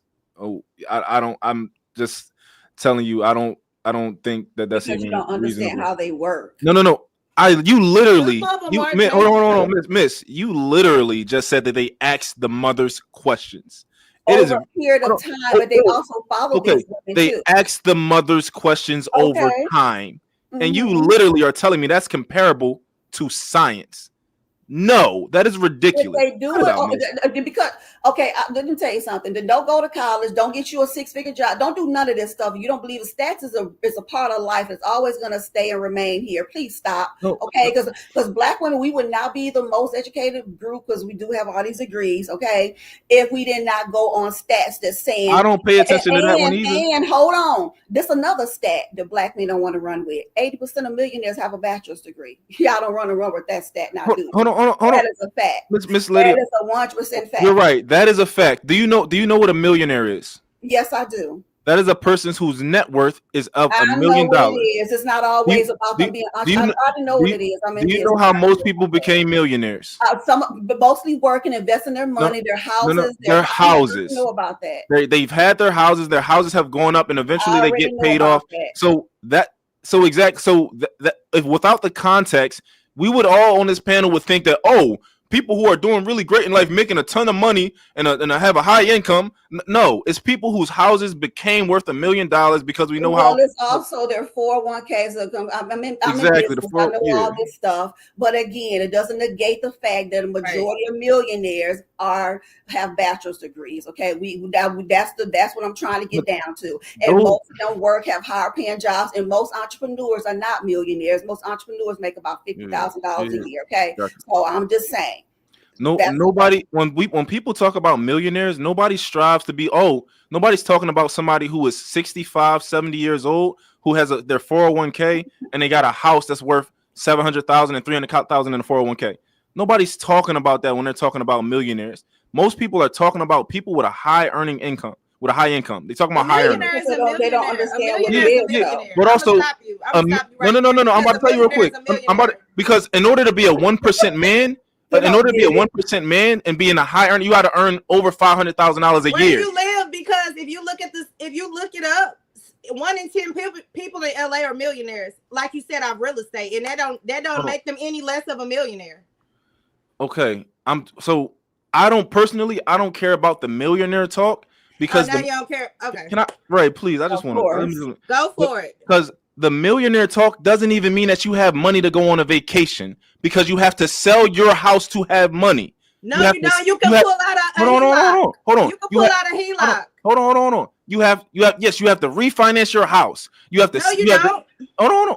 You have to do something with your assets to go and have money, right? That's how you build wealth. That's how you build wealth. Let me finish. Go for it, babe. You have to in order to extract that value, you have to sell those assets, or you have to go and get a loan on your assets.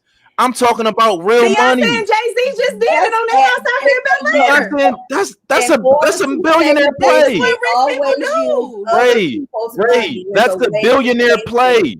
That's a billionaire play. Millionaires do that. That's how they Ray. If you're a millionaire off of your 401k and your house, you can't go out and do what you want because that money will run out because you don't have a high income.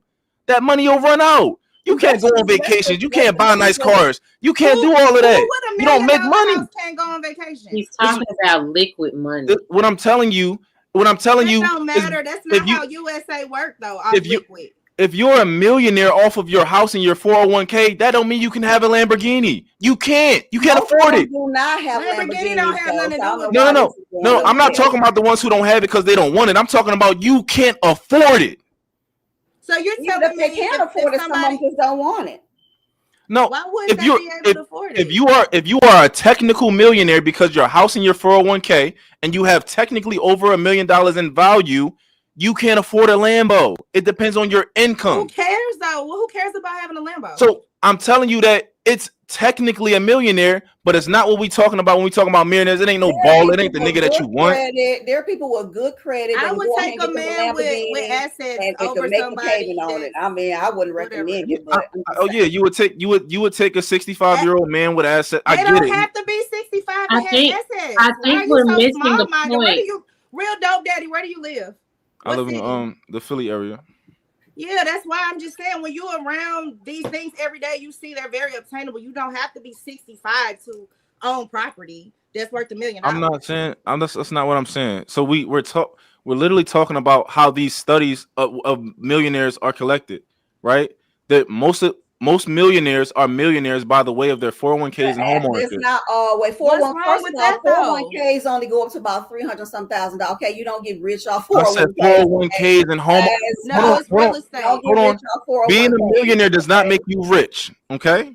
Nobody the said average they were. millionaire is $3.5 million. Okay, that is the average net worth of a millionaire. It is a combination of, I like think you y'all said. are missing his point. Do you know what the the original point? Y'all went down a rabbit hole. You know what that means? The original point is matter really does not mean anything in personal relationships. Like, it's a point of reference. We got lost. Data is a point of reference.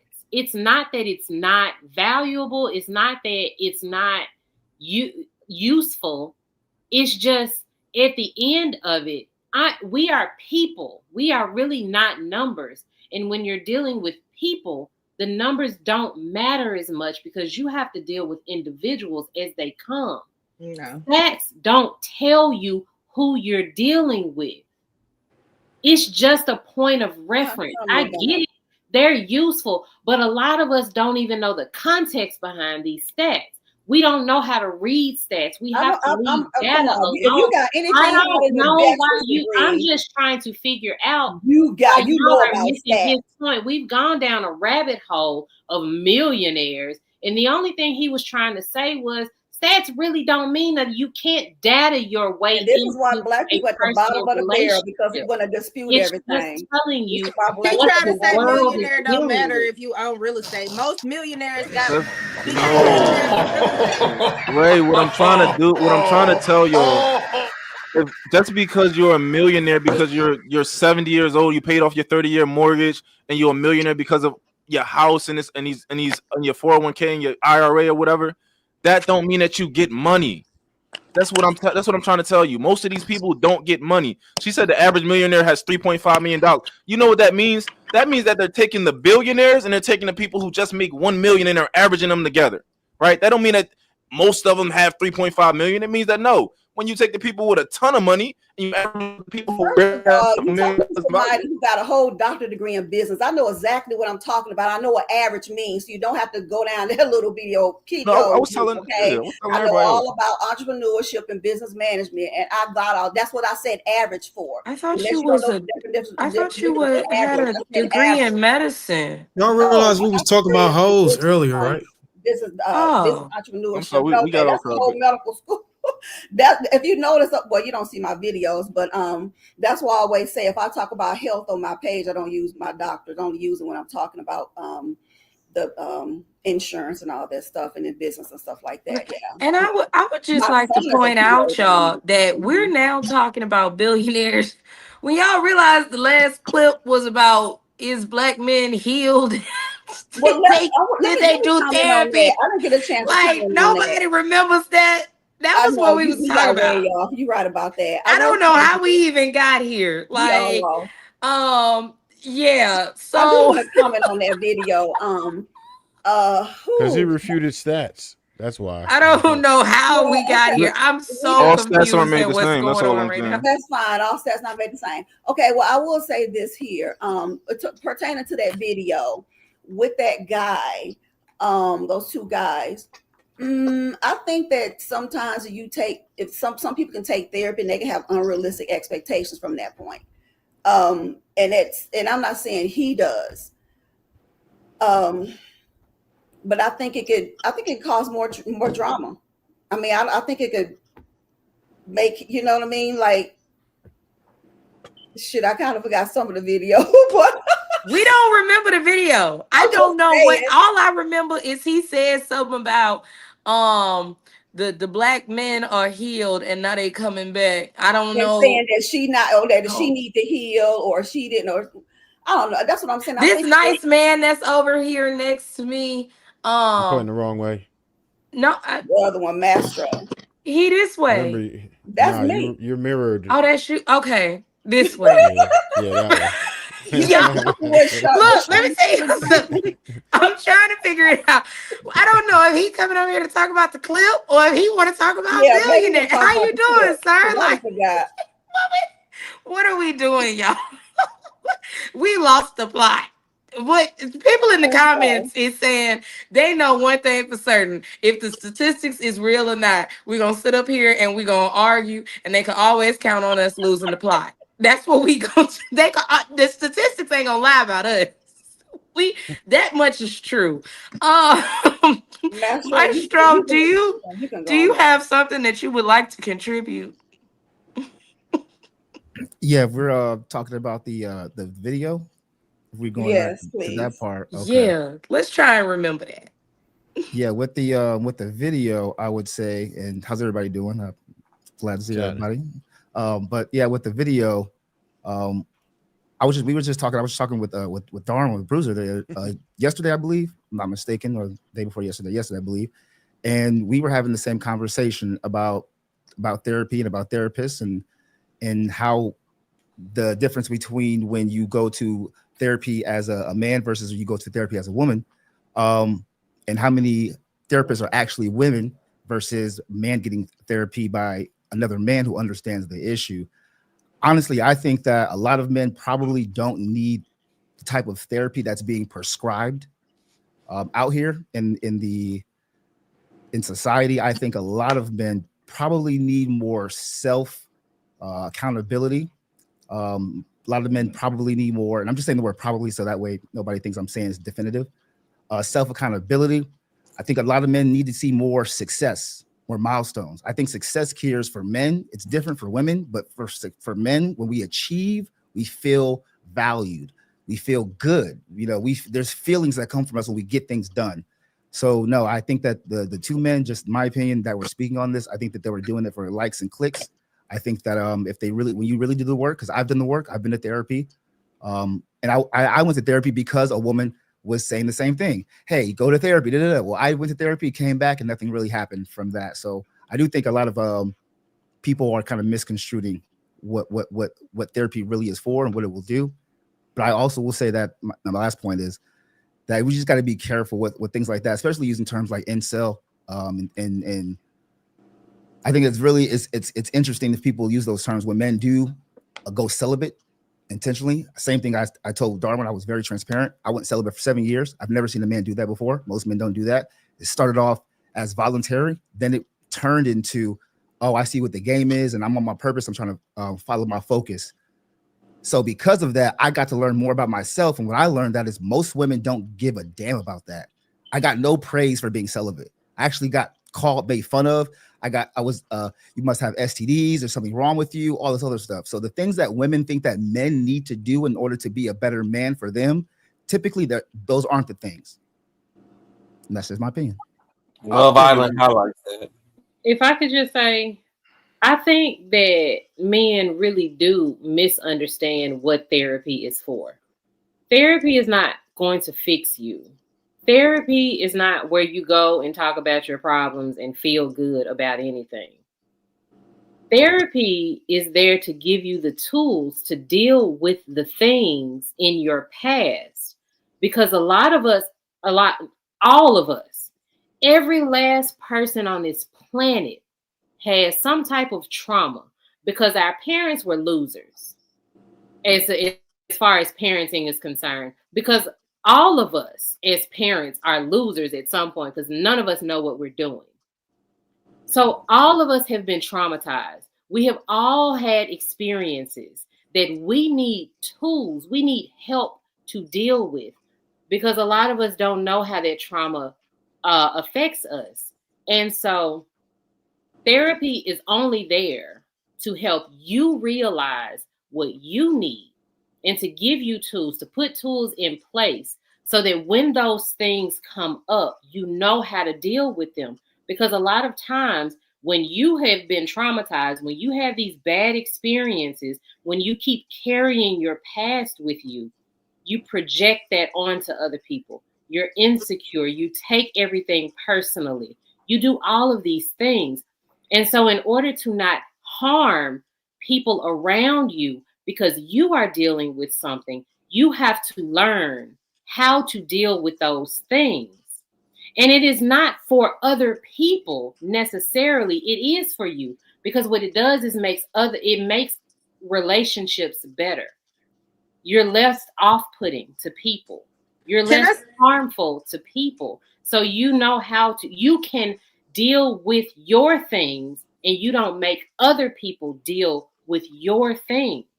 And that feels better to you, because people don't have a certain reaction to you anymore. People don't treat you a certain way anymore. People don't leave you anymore because they've gotten tired of how you deal with your trauma. So it's really just tools. That's really all therapy is. Can I say something, Bo? You're absolutely right. But I do want to say this because I think it's important to say right now. Men and women, we learn and we process things differently. And so just because I'm a therapist myself, and with that being said, what I notice is women, we're more talkative, we're more social, we're more emotional in that aspect. We're more open to understanding. We care more. Men, they don't care like that. Like what you just said, I get it.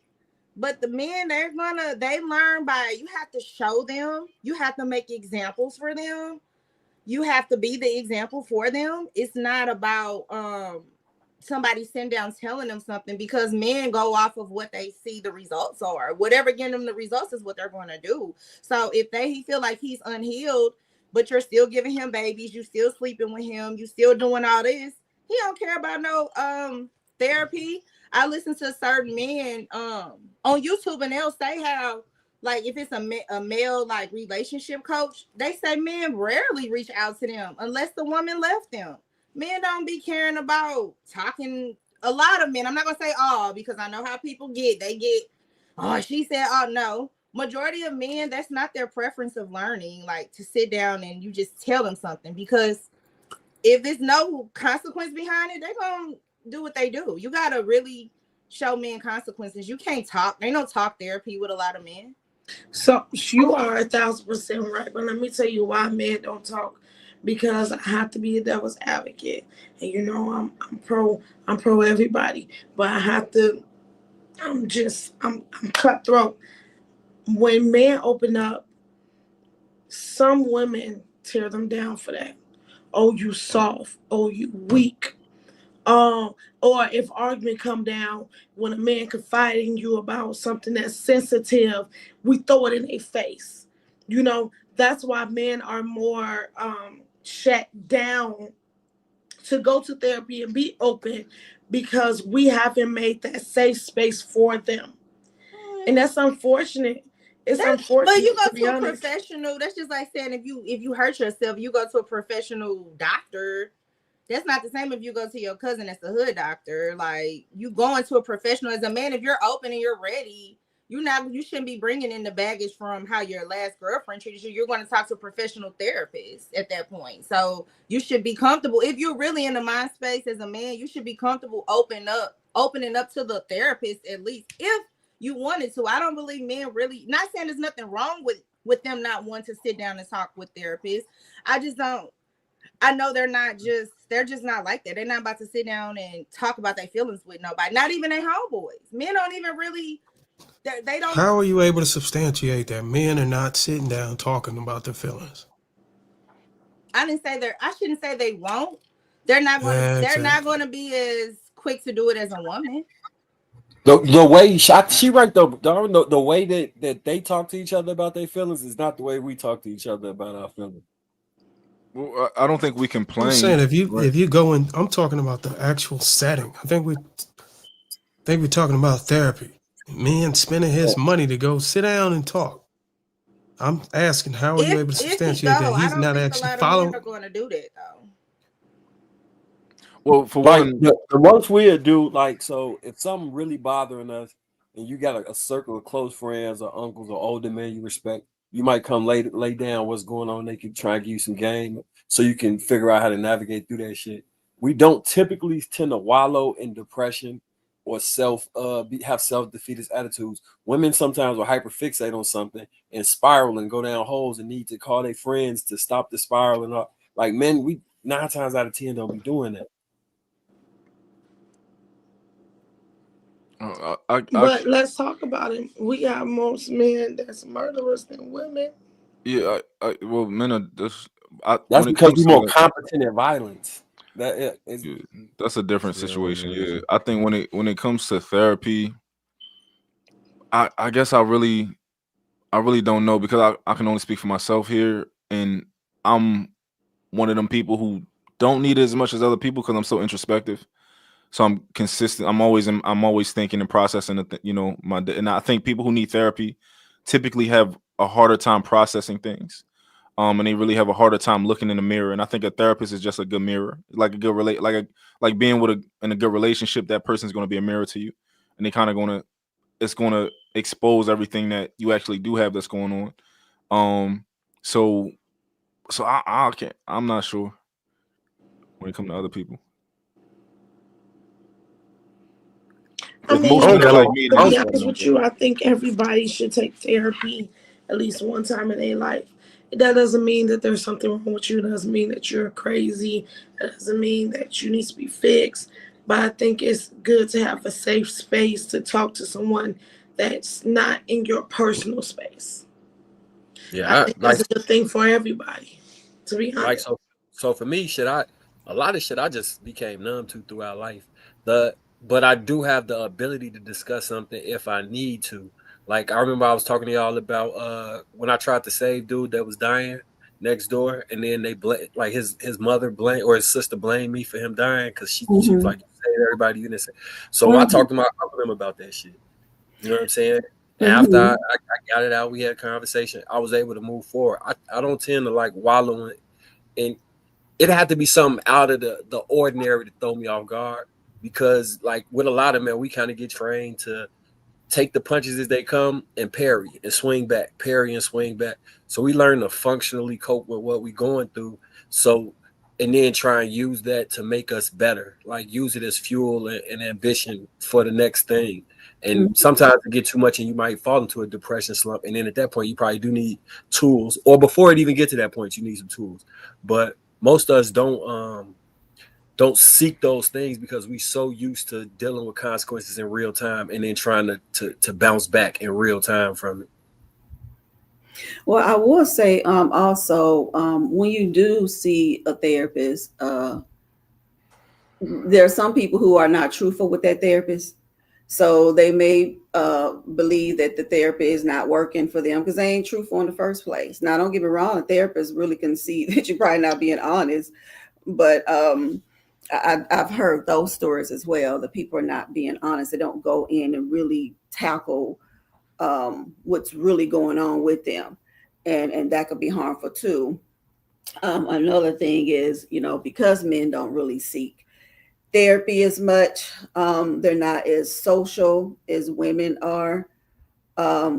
That's why you're more successful when it comes down to unaliving yourselves, because you're going to do it the more harmful way. You're going to do the pure. I did the stats on that he don't like.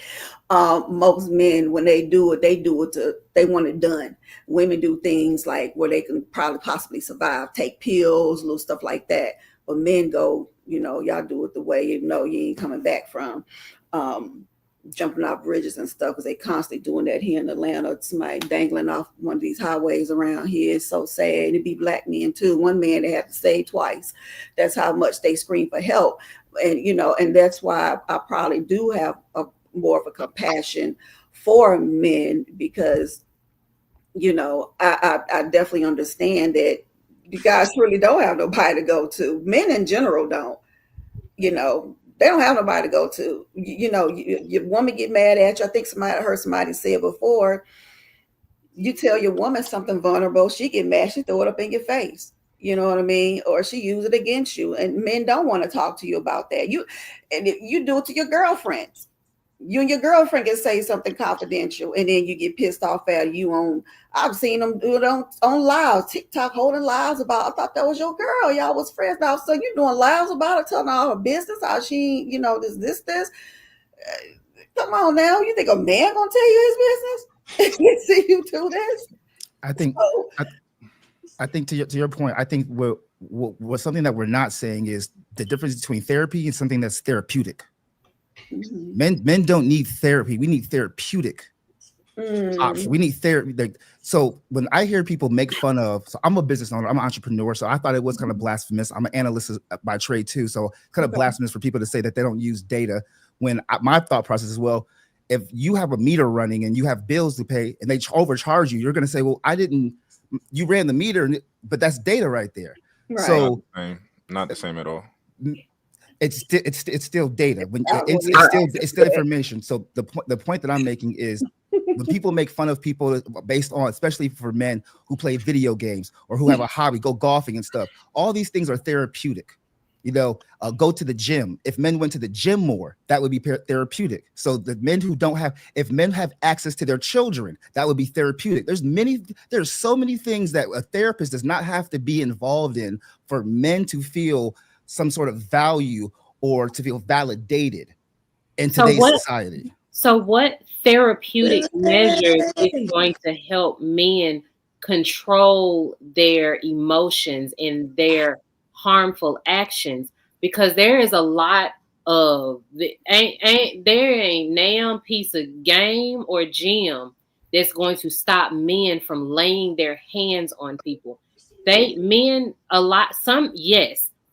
Some men have impulse control problems. They cannot control their anger and their issues. So in that case, I don't disagree with what you are saying for some of that. But men legit don't know any other emotion except for happy and anger. And that anger can get to places that they can't come back from. And in that case, a damn piece of game or some basketball or a weight is going to control that. It depends who's bothering them, though. I mean, I'm talking to Maestro. I wanted to answer my question. Well, they're natural born protectors, though. At the end of the day, I mean, but this is the thing that you do. At the end of the day, you act like all men are out here laying hands on women, and they're not. I was looking for an answer from Maestro. Okay, I was really trying to have a conversation with Maestro. Probably I'm group to tell her the same thing.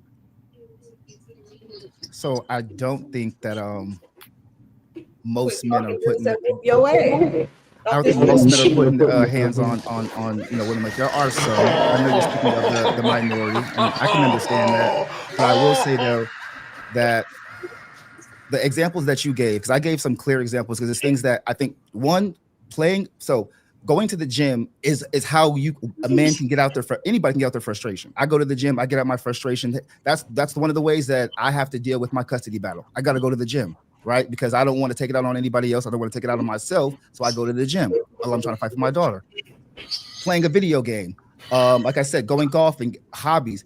Most men would rather do that than they would go to the extreme of being either happy or angry. Those are two big extremes right there. Like, those are far extremes. Happy and angry. And I think it's disingenuous when a woman wants a man to utilize the anger when it's her benefit. Because if somebody is trying to protect you, they're not protecting you with happiness.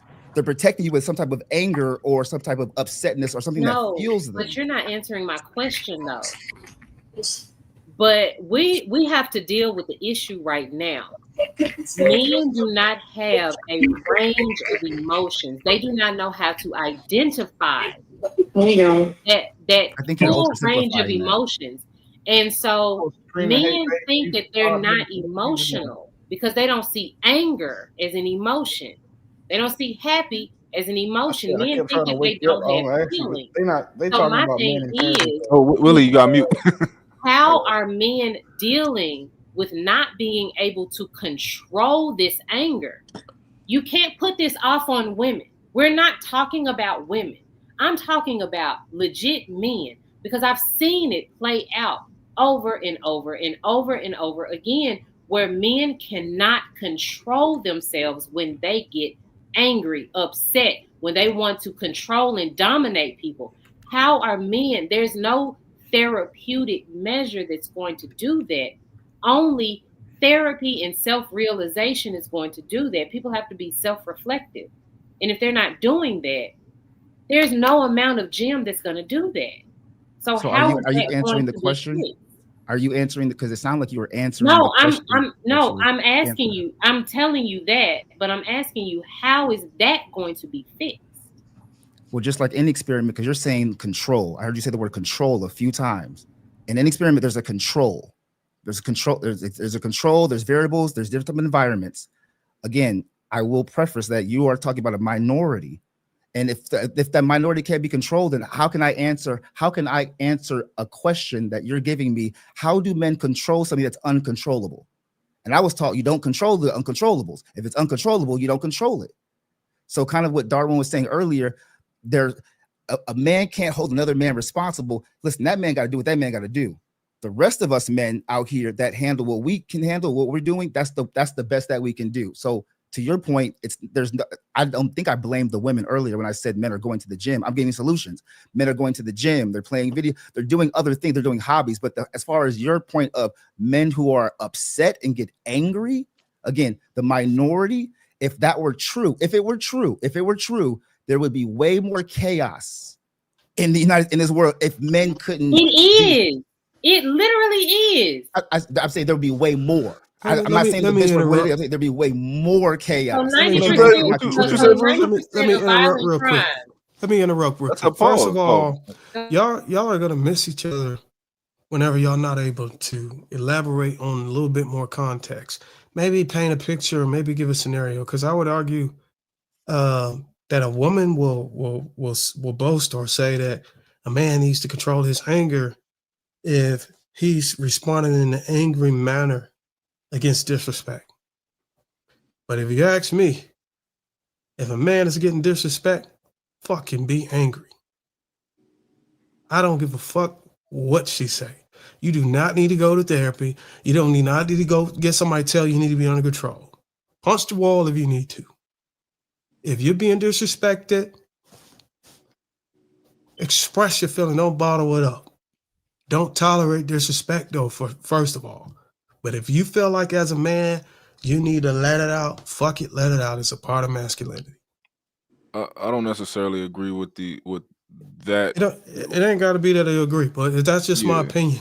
Yeah, I'm just saying, like, if I don't, the way that your emotions manifest, I think is important when it comes to regulating your emotions or being emotional intelligent, right?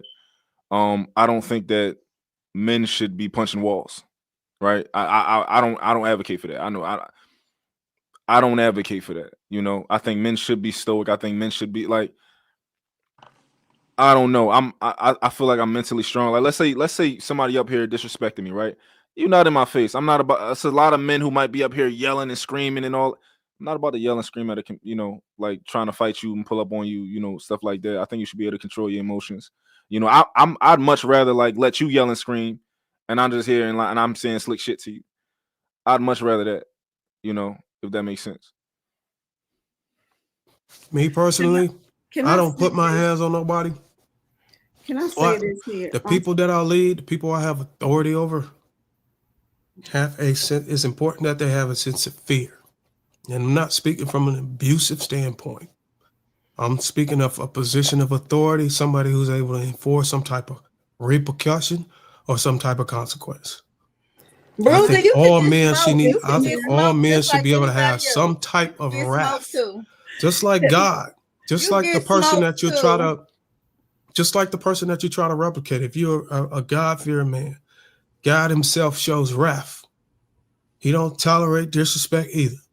So if I want to be like my Father in heaven, I'm gonna be. Somebody will pull Go out ahead. something. Go ahead, woman. Cut your wheat show, nigga. You not God. Who you think come on authority? You ain't putting in no work, nigga. Can I talking about his kids and his, because I do want to say this stat because we love jumping to all these abusive men. Based on available data from 2022, 763 Black women were unalived by men in the USA in single victim offender incidents. We got to start running with the asinine, like thousands of women being unalived on a daily basis. That is so false. Okay, now I'm not gonna say I don't know somebody who was not unalived before in my family that that definitely happened, but it is not the majority. It's somebody she shouldn't have been with in the first place. So 763. That's it. I'm not saying this, don't get me wrong, that's still a lot because somebody lost a family member, somebody probably lost their mother, somebody probably lost their sister. But I'm just saying, we run to the most asinine as if it is just majority of men are running around laying hands on women, beating on women. I mean, we gotta stop. Lady, what was the stat you read again? Wait, what? It is based on available data as of 2022. 763 Black women were unalived by men in the U.S. in single victim, single offender incidents. So basically, Black women face, it's like 3.2 per 100,000, which of course is 3 times as the other races, but still. So you said per single what? Per single Per offender? single incident. So just like maybe you and I, and you unalive me. Yeah, that's what. So the thing about the stat that you read is you talked about people who are unalive. You didn't talk about people who were just beat up brutally or anything like that. Let's go respectfully. That was an ignorant statement, Miss. We working through it. We learning. We no, gonna it wasn't. It was because and I'm not saying that she's wrong. I'm just saying that we would need that more. Wasn't ignorant at all. That wasn't ignorant at all. Okay. So now I will say, okay, now this right here, when it comes down to abuse, 40% of Black women in the U.S. experience intimate partner, but it's not always male. We gotta understand same SMECs also have high rates of abuse as well. Really high rates, yeah. So again, it is not the majority. That is not the majority. Okay, so what's your point? My point is, when she was saying, how can we get Black men to stop being, or men to stop being so violent? That was the reason why I brought up that stat. Black men are not running around here knocking people upside the head on a normal basis. They're not doing that on a regular. They're not. I'm just saying it's not the majority, but we do know when a crime is committed against a Black woman, it usually is a man. That for sure. But it's not always somebody that she slept with. It could be a cousin, it could be a brother, it could be other things. That reason why this woman is unalive. It could be another woman in her family that has done it. For sure. That was my point, because she brought up that men are just, oh my God, what you gonna do about all these men? They're just violent, they're just so angry, and what they're gonna do to control them. First of all, they need to stop being raised by women, for starters. I agree with that. I really love how the words that I say ain't never what nobody hears. The words That's that exactly I say what you said, bro. I had never said none of that shit. You out there said men are violent. We don't talk to each other. Fine. We don't talk to each other. We don't. It don't matter when you on this panel. You said something, not responding to it. Well, I think that I don't necessarily think that men need to see therapists. I think it would be good if a lot more men saw therapists. Women like her, they'd be all right. Shit. However, I think that men will do just fine if they just make sure that the men that they keep around them have a certain type of character and are able to really, like, if you need to be able to talk to your homies. Like, if you can really talk to your homies, that's so powerful. Like, somebody who's really level-headed and who really can, like, y'all can, like, really talk. Because I tell, like, if my homies hurt, like, just say you hurt. It's okay. Like, I tell people all the time, like, you can express your emotions. You don't gotta sound like a girl. Like, I can say, you know, you said something last night and that hurt me.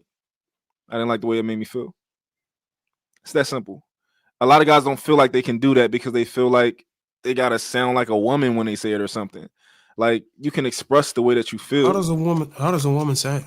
Well, they typically are a lot more emotional. Their emotions manifest in a different way.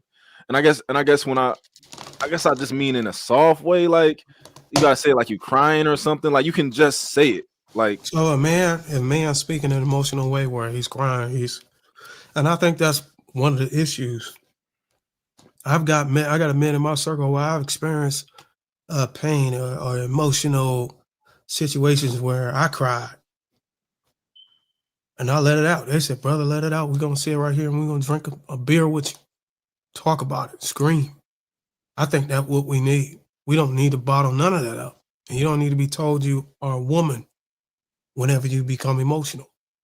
I sat up with my woman and I leaned on her shoulder and cried. I got fired from a job and it hurt me because I worked hard to get to it. And my wife told me, let it out. I'm not going to call you soft or anything.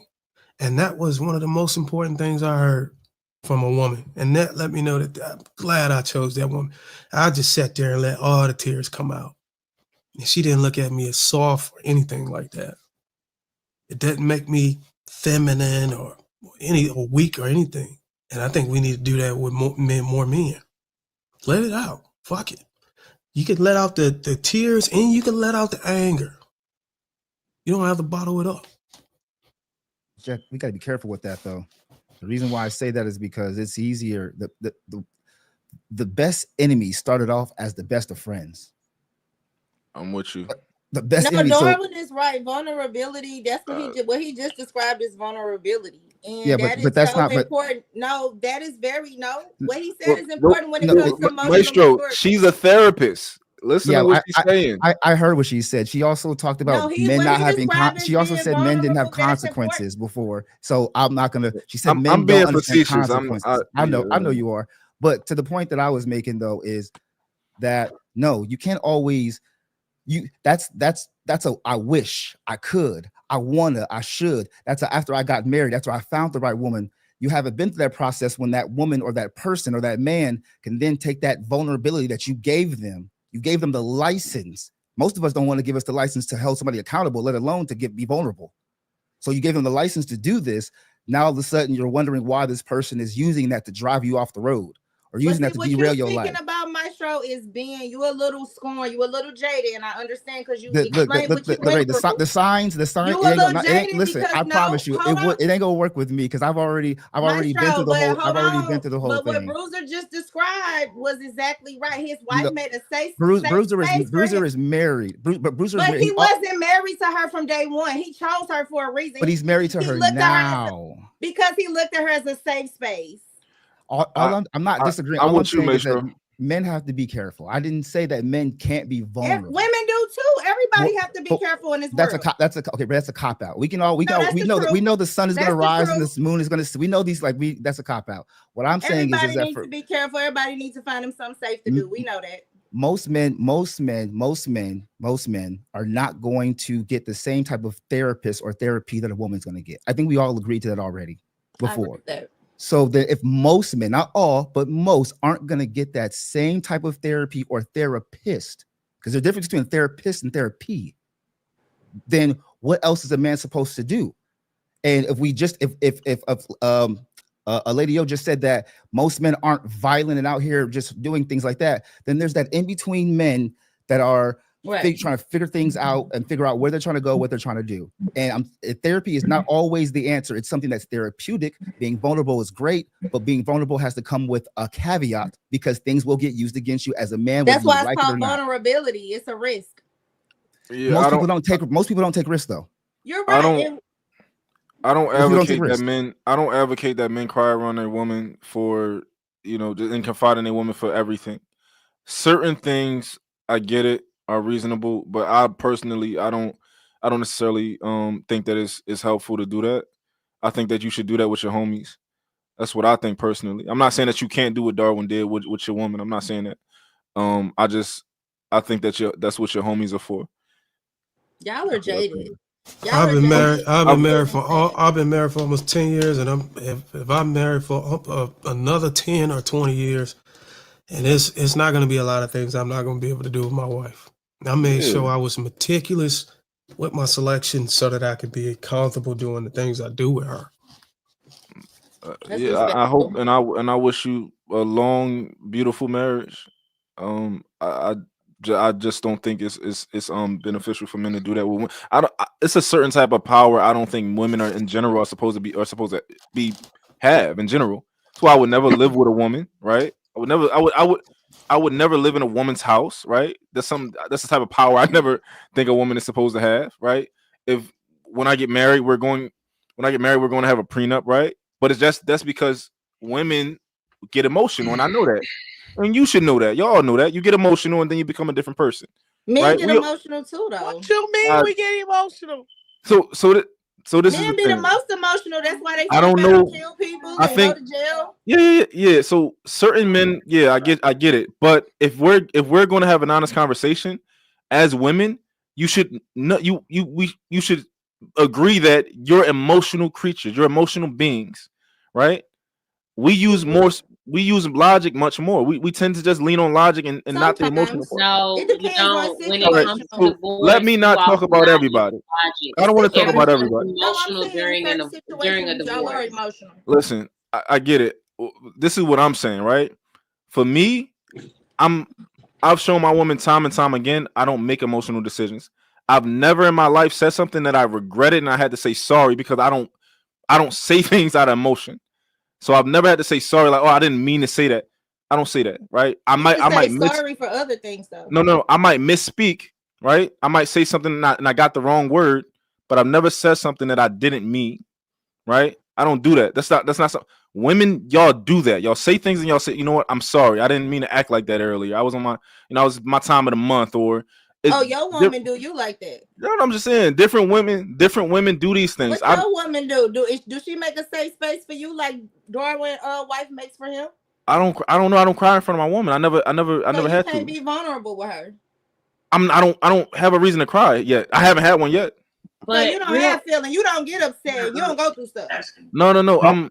I really, honestly, my woman has rarely ever seen me upset. I don't get stressed. I don't feel when I come in the house, I'm not telling her about my day and all. Like, I handled it. Whatever it is. We all go through things. You can't sit on here and say you don't go through stuff. So if you well, go through something, can you be vulnerable with her? I probably could. To a degree, I might be. But however, I would much rather go and I call Willie. I'd much rather call Willie and tell him about. Who is Willie? Right there. I see Hey, Willie. So What you up? said you got a more intimate relationship And listen, with Willie than no. your girl. And my woman is my best friend. My woman is my best friend. I tell her You about got everything. a more intimate relationship with Willie. You don't. My woman's my best friend. I tell her about everything. However, if I'm about to tell her about a situation where it's like, oh, yo, I just lost half of our money, taking a risk financially or something like that, I'm gonna talk to Willie before I talk to her about that. Why? Because I'm gonna If fix it was because I'm her, gonna fix it. I'm going to because I'm going to I'm going to fix it before I even talk to her. By the time she know about it, it's gonna be fixed. Because you can't do anything for him to fix it.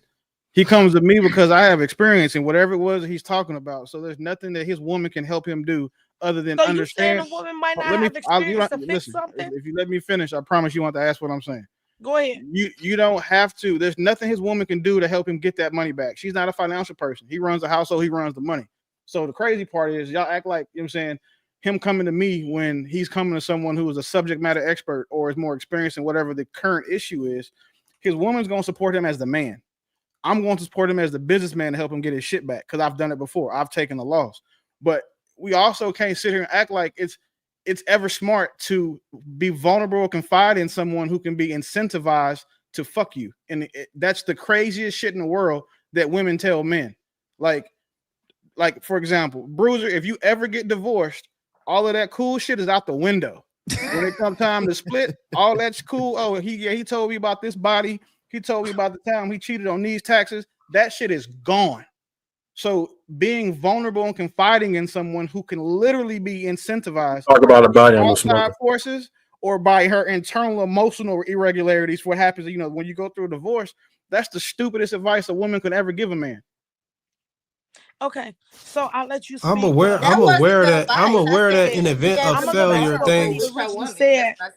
I'm gonna go back. I'm aware that in event of a failure, things can turn sideways. But I don't move or make decisions based on fear or the event that they fail. I take precautions and I compensate for that on what I allow myself to be vulnerable to. Okay, so what Willie said. Denise, we know you're a boss, babe. You can fix everything. You got your paper long. We get it. That's not even a point. It's the point of Willie just made an accusation about all women saying that. No, I didn't. I made a statement about his woman. Hold on, I let you talk and I didn't cut you off. You tried to. Willie. Okay, but I let you talk. I didn't cut you off. What you just said was all women can't fix a financial situation. That's not true. That's not what I said, though. It's some things that his woman can fix that you can't. So yeah, if he just said out his mouth that I lost something that belongs to me and my woman, yeah, I'm gonna be pissed off if you go to Willie before you go to me because I might have the resources to help us fix it. Let me ask you a question. Would you be mad if he called the police when the house got robbed before he called you? Hell yeah, because I was in the house. What? Okay, again. So clearly in this situation, you wouldn't have been in the house. Like, so if he come home, find the house has been robbed, he called the police first, and then he don't Good call night, you, you would be mad at him? I don't have enough stage for what's about to happen. I'm finna go to bed. It ain't That enough doesn't- stage in this house for that doesn't women to make be sense. on this panel with me. Good night. Have a No, good Bo, please don't leave y'all me. next week. Babe, don't leave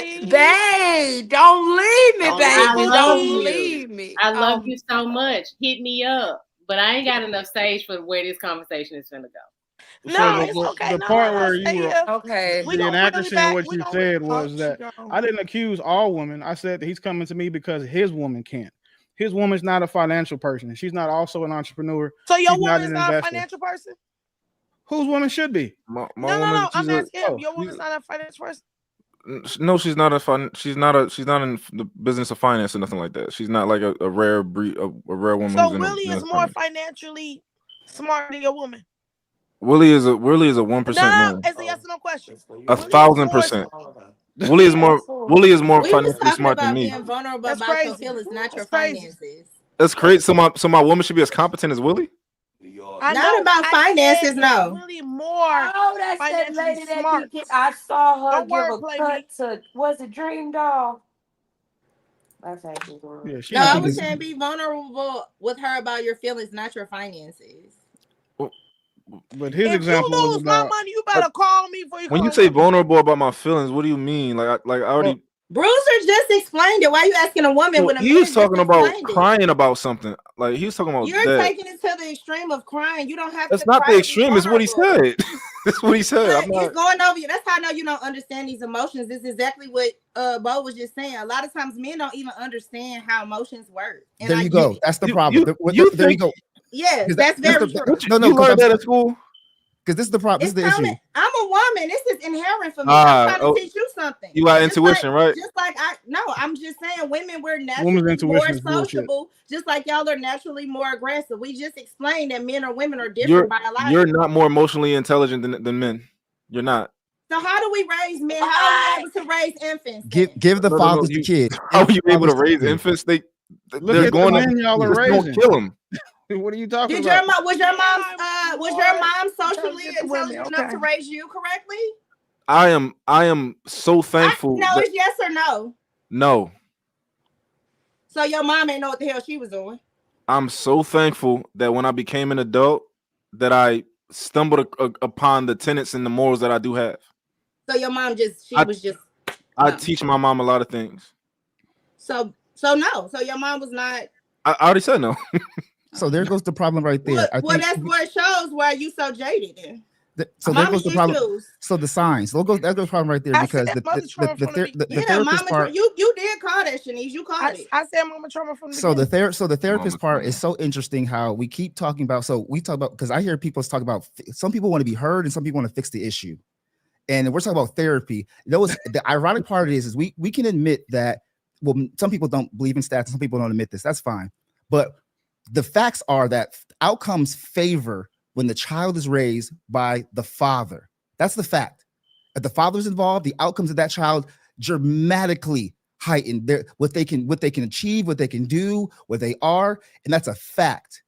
But we're talking about therapy right now. So it's ironic how we're keeping the children away from the fathers that would help prevent the therapy that's needed later in life, because you don't need therapy if you're not broken, if you're not messed up, right? But yet we're not going back to the. I think all people. So we're not. So we're putting a Band-Aid over the. So therapy. People need therapy at some point in their life. And that's what most women. That's what most women want to bring to society. Most men don't think that. I'm not saying men shouldn't get it, but most men don't think that all people need therapy, because we're saying all people need therapy, but we're not saying all babies need their fathers. That makes absolutely no sense. It's like you're putting a Band-Aid over a depending boo-boo. on the father, they would need their father. I've never said that. Who said that? I'm not saying y'all specific. We talking generals here, as far as. But since I've been watching Lapeef Network, I've been talking in general. That hasn't come up though. We just I would like to be general. I was telling him to be vulnerable. You don't have to cry. I was trying to explain to him about emotions. I'm connecting the dots because Lady O directly mentioned about give the babies to the fathers At a certain age, not as an infant. No, give the children to the fathers. At what age? Because that matters. It doesn't 3, 4, 5, 6, 7, 8, 9. It don't matter. It does not matter. Let the children be involved.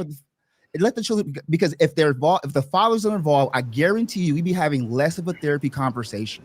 Hey, we got to remember, we can't tell her it don't matter because it matters to her. But what you're talking about, it doesn't matter statistically in the outcome of raising kids. But we can't. So that's where she's coming from. Give the kids to the baby, the dad. No, what he's saying is that it's a proven fact now, and there's over 400 studies proving it, that if a father raises a child, the ideal outcome is a 2-parent household. That's the ideal. That's where you get the best results. The second best results come from a father. The worst results come from a mother. And the crazy thing is that the results between a single father household and a 2-parent household is negligible. So what he's speaking to is the fact that has been proven over and over again. Outcomes, what did the dad, single dad, raise that was better than the mom? Everything. There's like 20 they're less likely to live in poverty. Single fathers are less likely to live in poverty. Kids raised by single mothers are 80% more likely to go to jail. Single kids raised by mothers are 85% more likely to kill themselves. They're 75% more likely to drop out of high school. They're also 40% more likely to be domestic violence perpetrators. So who all here was raised by their mother and father in the same household? Who? I was raised by my father. I was raised by my mom. I was raised by mother and father. My mom and dad split up when I was little. Okay, we only got 2. She got remarried to my stepdad. So we got 2.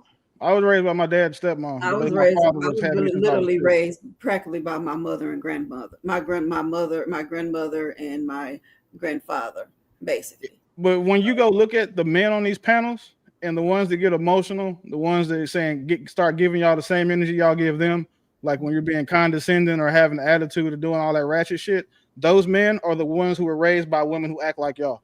And I'm not saying y'all specifically here, but the women in general who act like that. That's how you can tell. So if you ask that, say if you go on somebody else's panel or the next time you're on one, ask that question and you're going to see all the bitch-made men were raised by women. Usually. I was raised by women. We see that in everyday life. You're not talking about you in white though. Oh no! So in white, let's Let's be clear, champ.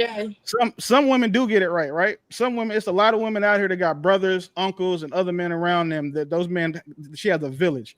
But what we're talking about is these women who actually raise these kids by themselves, leave them at their grandma's house, have them surrounded by women, and then expect them to grow up and just magically turn into men. My mama kind of did.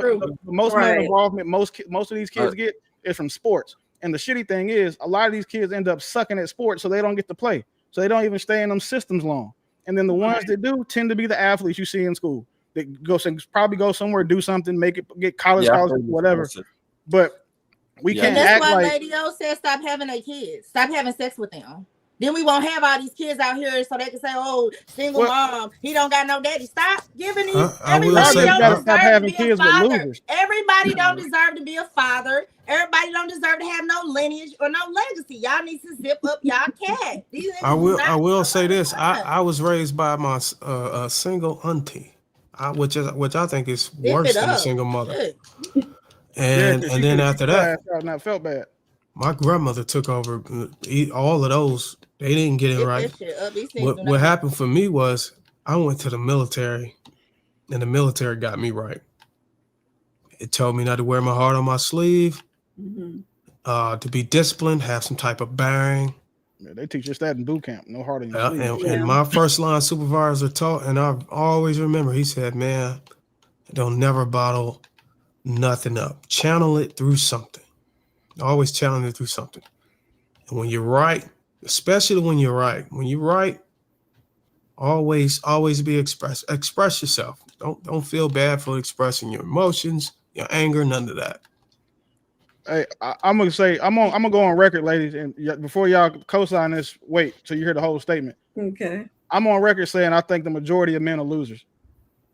like that 80% that women don't want, I think the majority of those men are losers. The problem is y'all are fucking them and having kids by them. So y'all having babies by losers.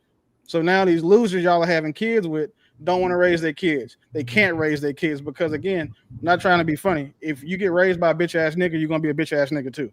Regardless if you raised by, you know what I'm saying, a ratchet ass woman, you're gonna grow up to be a bitch one way or the other. But so the problem is for y'all gotta stop fucking the niggas that y'all willing to settle for after you done wasted the majority of your life chasing the niggas who didn't want you. That'd be my whole argument. Nobody want to hear. Nobody want to hear my argument. That's what I've always said to that. So I agree with you to an extent, because just the way you can tell women stop having babies by these kids, you gotta tell these niggas stop laying around with these nothing ass bitches neither. We say that all the time. That's the problem though. Because the world tells men not to do that, and most men don't have access to vagina no way. And women cannot teach men how to be men. No. A man can teach you how to be a woman. I said what I said. A man can teach you how to be a woman. I disagree there, and this is why. A man can't teach a girl to be anything he's not. But what men do with their daughters is they install discipline and chastity in their daughters. That's what a father does with his daughter. He doesn't teach her how to be a woman. He teaches her not to be a hoe. Pretty much. That's 75% of the job. That's 75% of the job for most men. It's like Lady, I got a question for you. Yes, ma'am. How long you been married? I was married for 10 years, and then I was with someone for 13 years. We did not marry. Damn. Mm-hmm. So you're not married right now? No, not right now. No, I haven't been married in a long time. Mm-hmm. Okay. My kids are married, but I'm not married. Mm-hmm. How many children do you have? 4 sons, 3 daughter-in-laws. Can I ask you respectfully, how many baby fathers do you have? 2. Read her biography. Buy her book. 15, and I got married. Met him at 17. We got married the following year, and I had 3 kids with him. Lady, tell her to buy your book. Don't get it up for free. Don't fucking piss me off. I'm talking to her. Tell her buy your book. Don't piss me off. I'm talking to her. She's the best in the book. I'm coming to you next, Durag. Oh. So I'll be honest with you. I really do try to speak from a person, an experienced person, because I've been down their road when it comes down to not having kids by guys and not taking care of their kids. Not getting wrong, my ex-husband, we never had any issue with me. We divorced and everything, but as far as his fatherhood, I can't put dents in that. But my thing is, because I had a child out of wedlock and I saw the ramifications of that, I do tell women that it truly is it's not a good deal. And although I was 15, it doesn't matter. It's still not a good deal having a kid out of wedlock. Now, thank God he turned out to be good, but because I made his father, he was there, but I also made sure that he had male role models regardless in his life. He lived with his father just like my other kids live with their dad. So I'm a stickler of allowing the fathers to raise those kids if you cannot raise them, and understand I was raising boys. It was going to be a different outcome had it just been all me in the process of them being raised, growing up. So that's why I always tell women, let the men raise these kids, especially boys. I 100% believe every man should raise his son.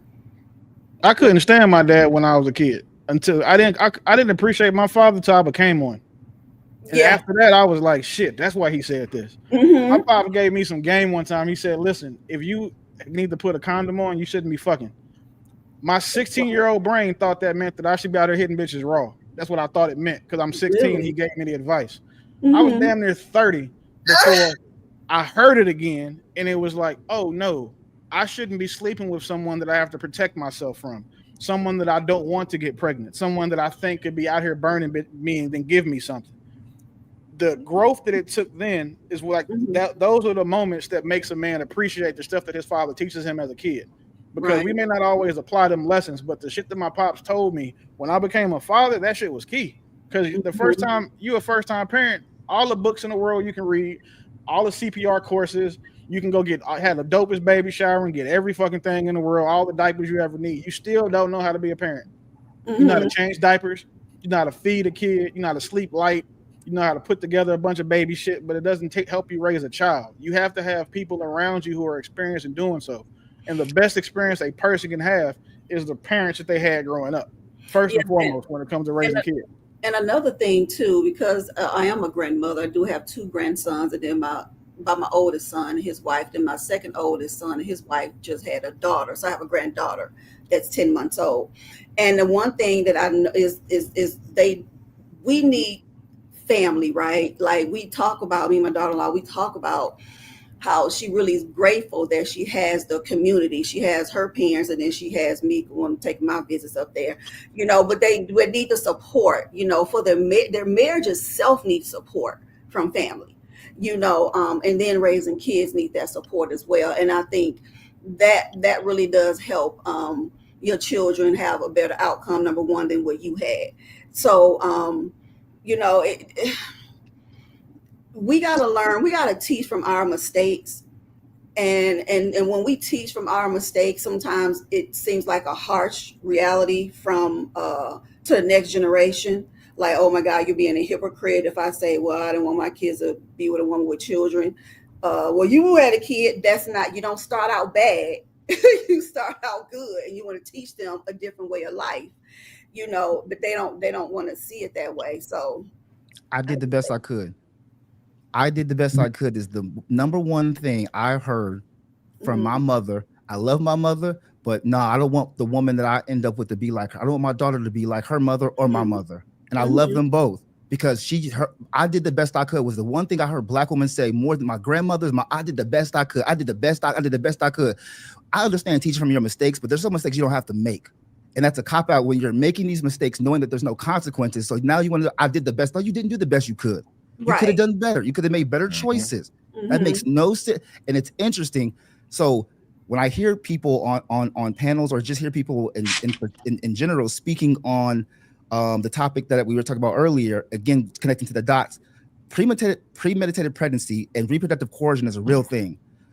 A lot of women are right now, and I'm not saying that men don't have their part in it, are not having children because they want to bring a child to this world. They're not having children because they want to give a man a baby. They're doing it for access and resources.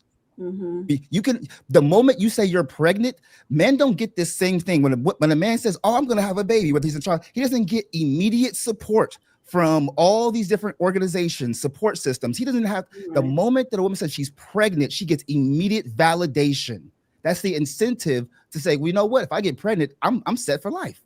So ergo, we create this cycle of trauma because my daughter right now is going through trauma. She don't even know it.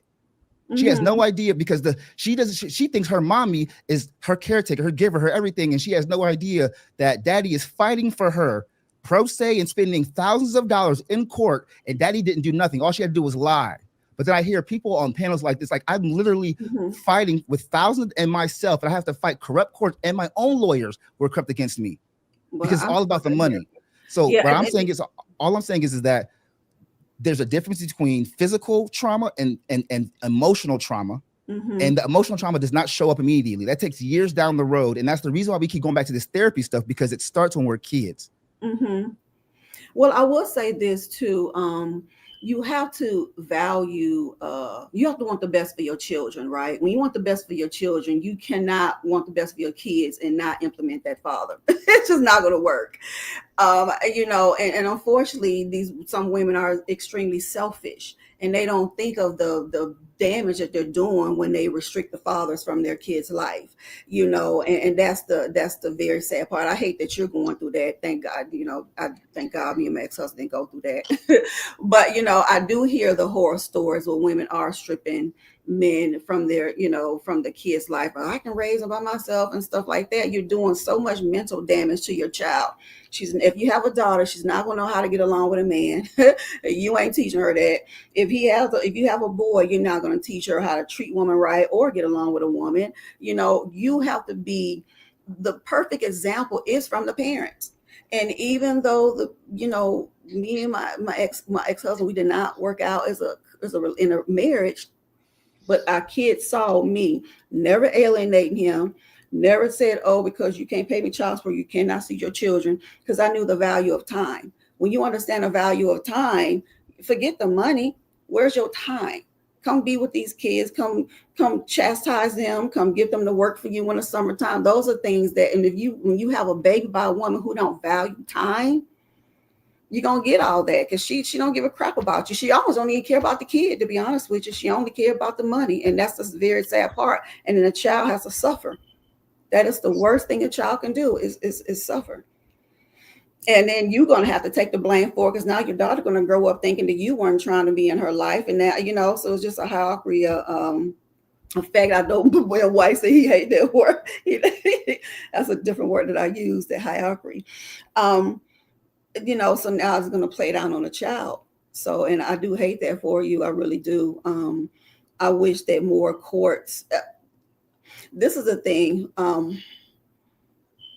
Usually, and I know I'm not sure what state you in. Usually, when a man fight for his children, he usually do get at least visitation, but full custody in a smaller percentage of them.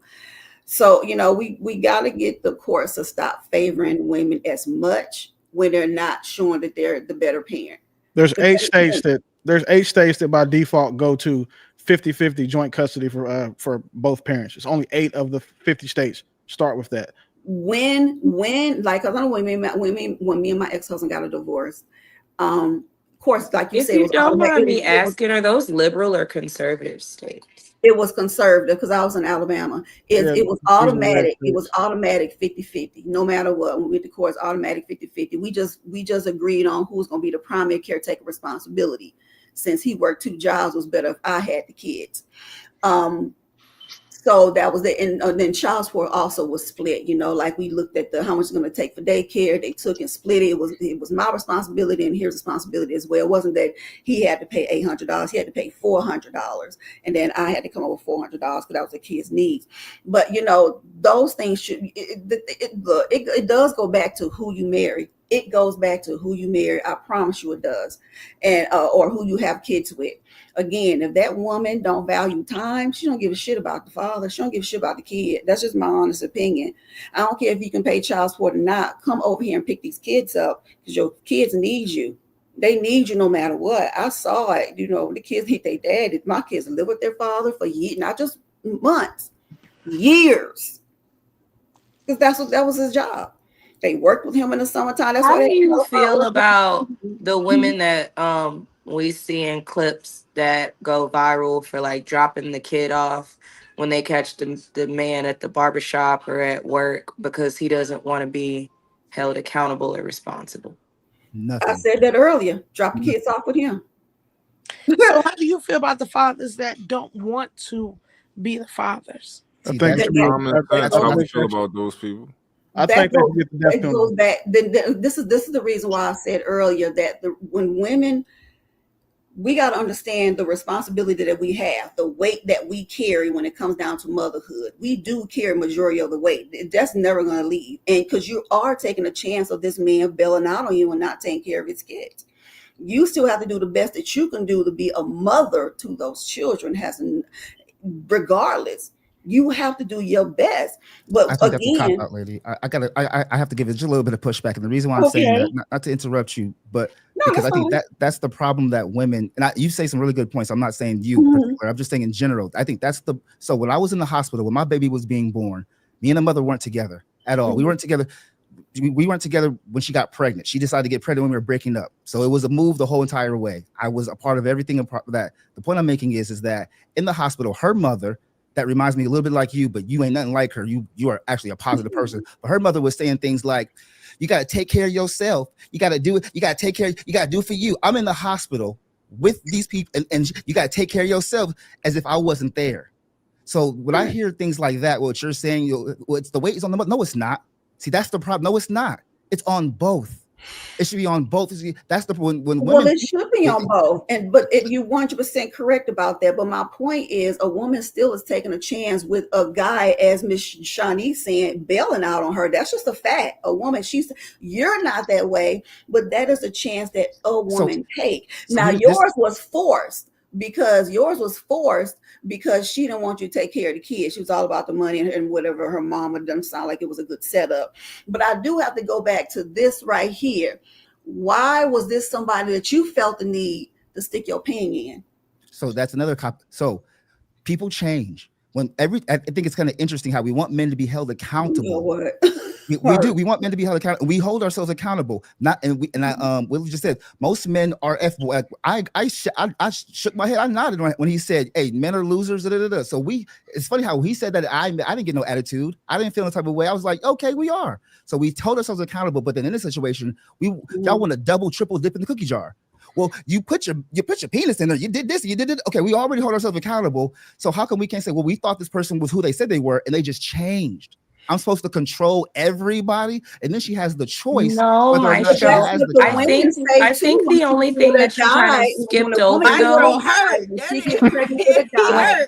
When Mike with a guy and she sleep with a guy, a woman say the same thing. There are women that say I was engaged to this guy and this guy bailed on me when I was pregnant. So it goes both ways. It truly does. That's why I was asking you. But what he just said didn't go both ways, because even in his statement, he kind of just placed it on her, because he said they were on their way to breaking up and she decided to get pregnant. The statement kind of like negated the fact that you also acknowledged y'all were on y'all way to breaking up, but you chose to ejaculate in her. Well, Maestro, was she on birth control to your knowledge? Yes. And she stopped taking it? So didn't you just say earlier that sometimes we don't need to explain stuff to some kids? They're not gonna get it even when you know what I'm saying? So yes, she was on birth control, and she somehow she wasn't on birth control. If a woman is You're gonna piss me off. No, Shanice, if a woman is, because I was gonna hold him accountable if it's just a situation, because when he said she decided to get pregnant. Well, in reality, if you ejaculated in her and you was having sex, then it's always a chance you can get pregnant. However, if they had an understanding that she's on birth control and then she stops taking the birth control. That man wants to have a baby with that girl. I can tell by his shirt. Don't piss me off. I will say this here. I will say this here. It sounds like you probably. You sound like you probably were that baby. You can see his eyes. He desires to be a father. Don't do that. I will say this here. He made a choice and she made a choice. What? He not even sitting at the camera, Shanice. How you staring in that man's eyes like that? It sounds like you have birth control. Did you have a condom? It sounds like you right. She said she was on the birth control pill. But I will say this, either she wasn't taking it properly because the birth control pill is 91% effective. So the birth control pill is 91% effective. So either, take these comments, be messy. Take these comments off the screen. I'm over here rolling. They said, Maestro, you can't keep your woman. You know they're gonna be. I ain't gonna lie, y'all. So this is the first time. But I will say look, this, wait. I want to say this. I really want to say this. Most of the time, I cannot stand y'all in the comments, but it's really a big shout out to y'all tonight in the comments, because y'all done ate up each single person on this panel. I done seen terribly mean things about each single person. So it's been very fair tonight. I appreciate that. They always get me in the comments. What you talking about? Y'all don't look like y'all comments. Y'all be talking a lot, but y'all don't look like y'all comments.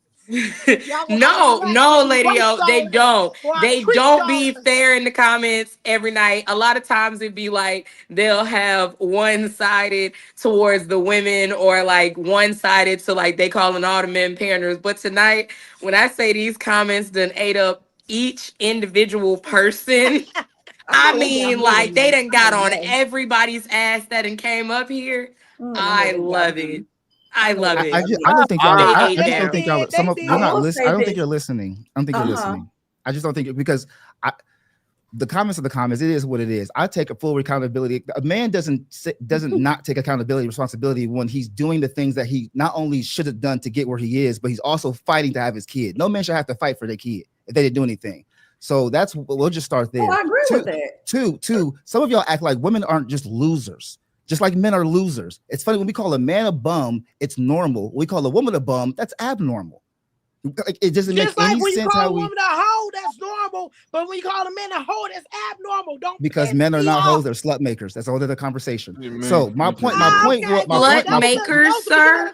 Wait a minute, slut makers. Can you dive a little bit deeper into that point, Maestro? Slut makers. I need you to if you want explain me to that. do it, I'll do it for you. Please, he please. creates hoes. I concede. It's super simple. Women, y'all can be hoes. We make hoes. The reason why y'all become whores is because you fuck a bunch of us. Let me tell you something, Willie. You was raised by a hoe. You lowering your value by being a person that would That's not allow lowering his value. his body lowers her value. to enter into low commodity. Your body entering into low commodity lowers your commodity. Yeah, How does that's that something lower his? that How does that lower his millennial value? hoes made up to make themselves feel better about being hoes. Misery loves company, especially hoes. That doesn't lower his What? value. Misery might love company, but I'm then sorry, let's miserable also hoes talk love about company. how the fact that it must be two miserable people sleeping together, though, Willie. You That's do not the case understand that, either. right? The people weren't miserable. You might have been happy the first 4 dicks you sucked this year, but the last 6 you probably was upset. Man was created by Like, hoes. Man sleep with hoes and marry hoes. They don't even know that they hoes. Right. Period, Losers point marry blank. hoes. Everybody a hoe. Right. Everybody a hoe. Your mama a hoe, your sister a hoe, your grandma a hoe. Everybody a hoe. Okay, let's go to the They next got a subject. family full of hoes.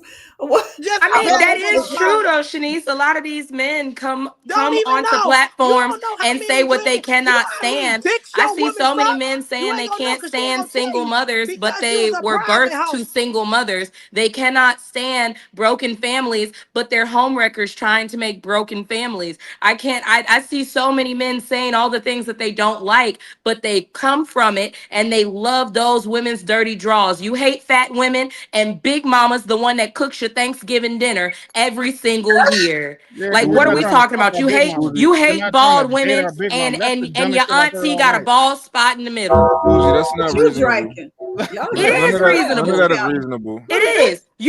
Everybody loves to say the Mama three be F's. lying. Men's talking point is the three So, F's: fit, oh, feminine, friendly. so Your because mama done cuss your daddy out 611 million times. She weighed 320 That's and how we know we don't she's want to not marry feminine at somebody like our all. mom. Bougie, Common Period. fucking sense. Bougie, because your dad dick little, that mean you gotta date niggas with little dicks.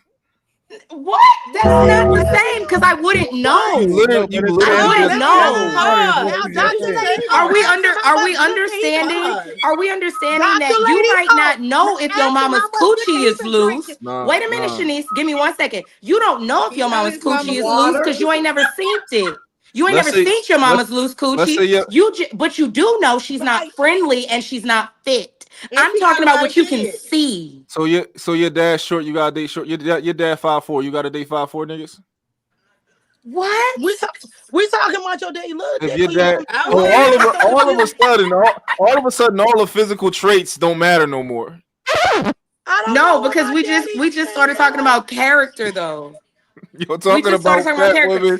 You talking about fat women. And You talking from about what I hoes. was told, men look for women that remind them of their mothers. That is the rhetoric that I That's have the heard. worst thing that men And can I will do. say That's the I worst can thing men own can up to do. it if that I don't. rhetoric is wrong. I don't I can think. acknowledge if y'all are saying that rhetoric is wrong, but I am saying that a lot of niggas be coming from single mamas and they say they hate single mamas. They come from fat mamas and they hate fat women. Like that shit Wait a just be minute. weird. But what's That's gonna not happen if you bring relevant for a anybody on the panel romantic right now partner. and the men start talking?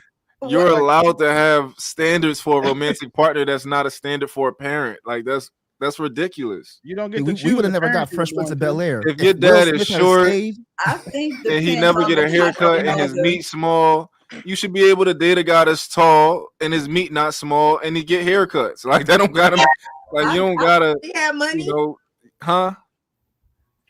I've If your seen dad her. broke, that mean you gotta date a broke nigga? No, you can want a nigga, you can want a guy with money that's successful. It's okay. You don't gotta want somebody that's your dad's No, not your because y'all know what y'all tell me. Y'all know what y'all tell women. Well, not y'all. what they Let me. tell I'm women. sorry. I'm glad you I'm said sorry, that. real I'm dope. glad you Because said that, real dope, Daddy. wait, You I keeping don't. it real. I will rephrase what I'm finna say because I started off with y'all, and you have never said that in front of me, real dope, and Maestro and Willie. I'm just meeting y'all. But what I hear a lot of men say is, "Oh, you can't possibly want that," as if to say you waking up one day and deciding you aspire to have more, you aspire to want more as a woman. You can't dare say, "Oh, I'm a woman that makes 60,000, but I would like a six-figure man." You don't deserve it. I'm a woman that may be like a little bit more curvaceous or voluptuous, but I want a fit man. You don't deserve it. So what are we going with? Are we Well, saying yeah, we I can't don't aspire to believe it. want better or I don't not? believe. I believe there's a balance to it, right? But I don't believe that women shouldn't want a man who has resources. I don't believe that, right? Okay. Now I Okay. understand the idea, right, of telling a woman like, yo, be realistic. You know, Right. you want the tallest man in the world. You want this. You want all of these things in one person. I understand telling them to be realistic. However, I'm never telling a woman like, you got a kid, so you gotta date men with kids. No, date whatever men like you. If niggas without kids is liking you, date them. Like if you cute enough to get whoever you want, get whoever you want. You qualify for who you qualify for. Like you don't qualify who you don't qualify for. Like Yeah. if you got 2 kids and you a badass bitch, you're gonna get whatever nigga you want. Well, for the most part. If you bad, like Hey, Bougie, what we qualify for? Tell us Is what that all the sexually or other marriage qualifiers. wise? Because it's a difference. Both. Okay, well, and I agree. If that's a diabolical question, and White, you love trying to put me on the spot. And The face you was making is why I said that. no, because I'm like, but you know what though? That like his point makes perfect sense because his point is what I tell people all the time. If you want something, who am I to tell you you can't try and go get that? Now, may it or may it not work? That's a different conversation. But a lot of times the conversations turn into, oh, you don't deserve it. There's no way I can sit here and listen to you say you want it. I have to debate you on that. I shouldn't be debating nobody on what they want or aspire to have. Fuck that shit. Who am I to tell you you need to dim your light or you need to be humble? Why? Because I say so? You don't know me from a can of paint. My opinion is not relevant to you. So why am I telling you to humble yourself? That's what I think is weird when we get on these platforms and we tell people that they have to humble themselves because we think that they should or because we wouldn't date them or because we say so. That's weird. It's weird. I will say this: people can want what they want, right? My whole thing is, can you get them? You know, that's my whole thing. Can you get him or her? That's it. I don't care what you want. Can you get them? Because at the end of the day, you don't need to talk. You just need to be showing action. I was with somebody for 13 years that had no freaking kids. I had 4. So it's definitely they out there. But the thing is, can you get them? Did they marry you? Get what you're asking for? You was married to somebody for 13 years? Yeah, after my marriage. Mm-hmm. Okay. Yep. So you was married twice? No, just one time. He and I never married. They was in a long-term relationship. Long-term relationship. Oh, okay. So he didn't marry you? No, I don't know. We didn't get married. He wanted they to. They didn't get married. I didn't. Well, I had shut it. I put a little TMI out there, but I shut it down after my 4th year. I didn't have any more children. Listen, you already been married. You don't. If you don't want to get married again, you don't got to get married again. I'll be honest. I don't have a benefit to remarry again. I don't need a man's money. I work. I take care of myself. I don't really have a benefit to really remarry, and that's the God honest truth. Shanice not married. That's why she trying to dim everybody else's life. No, baby. Yeah, I don't have a benefit to. She trying to bring everybody else down with her. That's what she wants. Are you married? Now don't piss me off, Daddy, because you're not married. Please stop pissing her off. No, you're not married. Don't piss me off. Please stop pissing her off. She done pissed off the whole night. We not talking about me right now. We talking about you. You know what it is? She drinking a glass of specifically Real Dope. Real Dope specifically has been pissing Shanice off all night. All night she been pissed off. He's such an oxymoron. He's saying shit, but he just lies all y'all, and y'all been saying that he's married. He's not married. He's engaged. Damn. Nigga lie to you. Niggas just be lying. Well, hopefully the brother getting married. Well, that's beautiful too, Real Dope. I love that for y'all. Y'all's engagement is beautiful. Look, I went and followed the man on TikTok. They look so happy and in love. I look, and I'm gonna put this side note out there. Me and my husband love reception food. So in the event, you know, you got some extra spots. I would love to see you get married. I love that for y'all. I love Black. I would love to This is something I need y'all to realize. And I make charcuterie. So you need some charcuterie at the dang on reception. You know, holla at Bougie Bites. Bougie Bites, baby. Shanice, I'm a man that don't count. We different though. Oh Ah, no, here we I go. want You the just want to younger. troll. I want the younger Yo, I'm a people y'all man. to don't get listen. He married just and have I'm a trolling right man. kids now, and y'all. grow together and have families and stuff and do better than what the generation like myself and others did. So to me, I don't feel like no benefit to marrying at all for me at all, because I don't need a man, as far as financially and things like that. But at the end of the day, I like to see the younger people get together and have families, have 2-parent homes, grow together and stuff like that. And that's what I fight for. I'm not necessarily fighting for me on these panels. I have a man. I'm not worried about stuff like that. Not worried at all. But for just the made a younger good point. generation, because my outcome is fine. Like, the kids are grown. They all college educated. I got 2 6-figure making kids. Thank you, Jesus. They got wives. I don't have these issues. But I do want to see the younger generation, more of our Black men marry. I do. Because too many of our children are born by women that they're not marrying. So, Lady O, So, since you have a Which man, one of y'all is what typing? advice do you have for Shanice to get a man? She Cause she ain't can't never get got no one. advice from me I because she don't not have. in my era. Cause she, Shanice cause gonna she get her can't get man a that's she gonna be can't on get a her man. What Okay, level. let me advice you tell That got you was for her? something. messy as I got hell. one. Have I no got That advice one. for was her. messy And as we're hell. happy. And we're Can we happy. take Very a Yeah, quick she happy. because got a man. Willie, is Yeah, you she got laughing a man. behind Very your hand, happy. Willie? Look, she don't got no Willie, Very is man. you laughing happy. behind your hand? Check my pedigree, He baby. just turned the camera. Very happy. Not a statistic, You baby. know what, look, Willie? You need to stop. Lady O just said I don't need to get married I didn't because say nothing. I don't need I'm his money. I'm You just laughing? I see. I But see. Willie, when you gonna marry your Well, I mean, not Willie, I'm sorry. Daddy, Can when we you gonna marry your there's girl? no. You got to understand. There's no benefit to me married. If you look, I've already been married before. I've already had kids. I've already, I've you? already owned But homes. All let's that make stuff that. like Can we that. make that point across though? You just said I think that's an important point. I don't need to get married because I don't need his money. I'm not saying you. I want the women and people watching this. I don't need his money. Because the thing I was thinking before you even said that, so ironic, was how do most men get their money? Is it through earnings or acquisition? Well, it's definitely through earning, but it's How do through most women lifetime. get their money? It's Earnings or acquisition? acquisition. Okay, But so this, when you said I don't need to get married, I don't need his money. You've been married, so you already have gone past that. With these, yeah, and I've already built up my own retirement and stuff like that. Yeah, but but the thing is this: because I hear women in their 50s, especially on TikTok, I heard a group of them. Well, I'm gonna marry me a man in the military to get his benefits. First of all, that's not how you don't collect men military benefits like that no more. They stopped a lot of that stuff.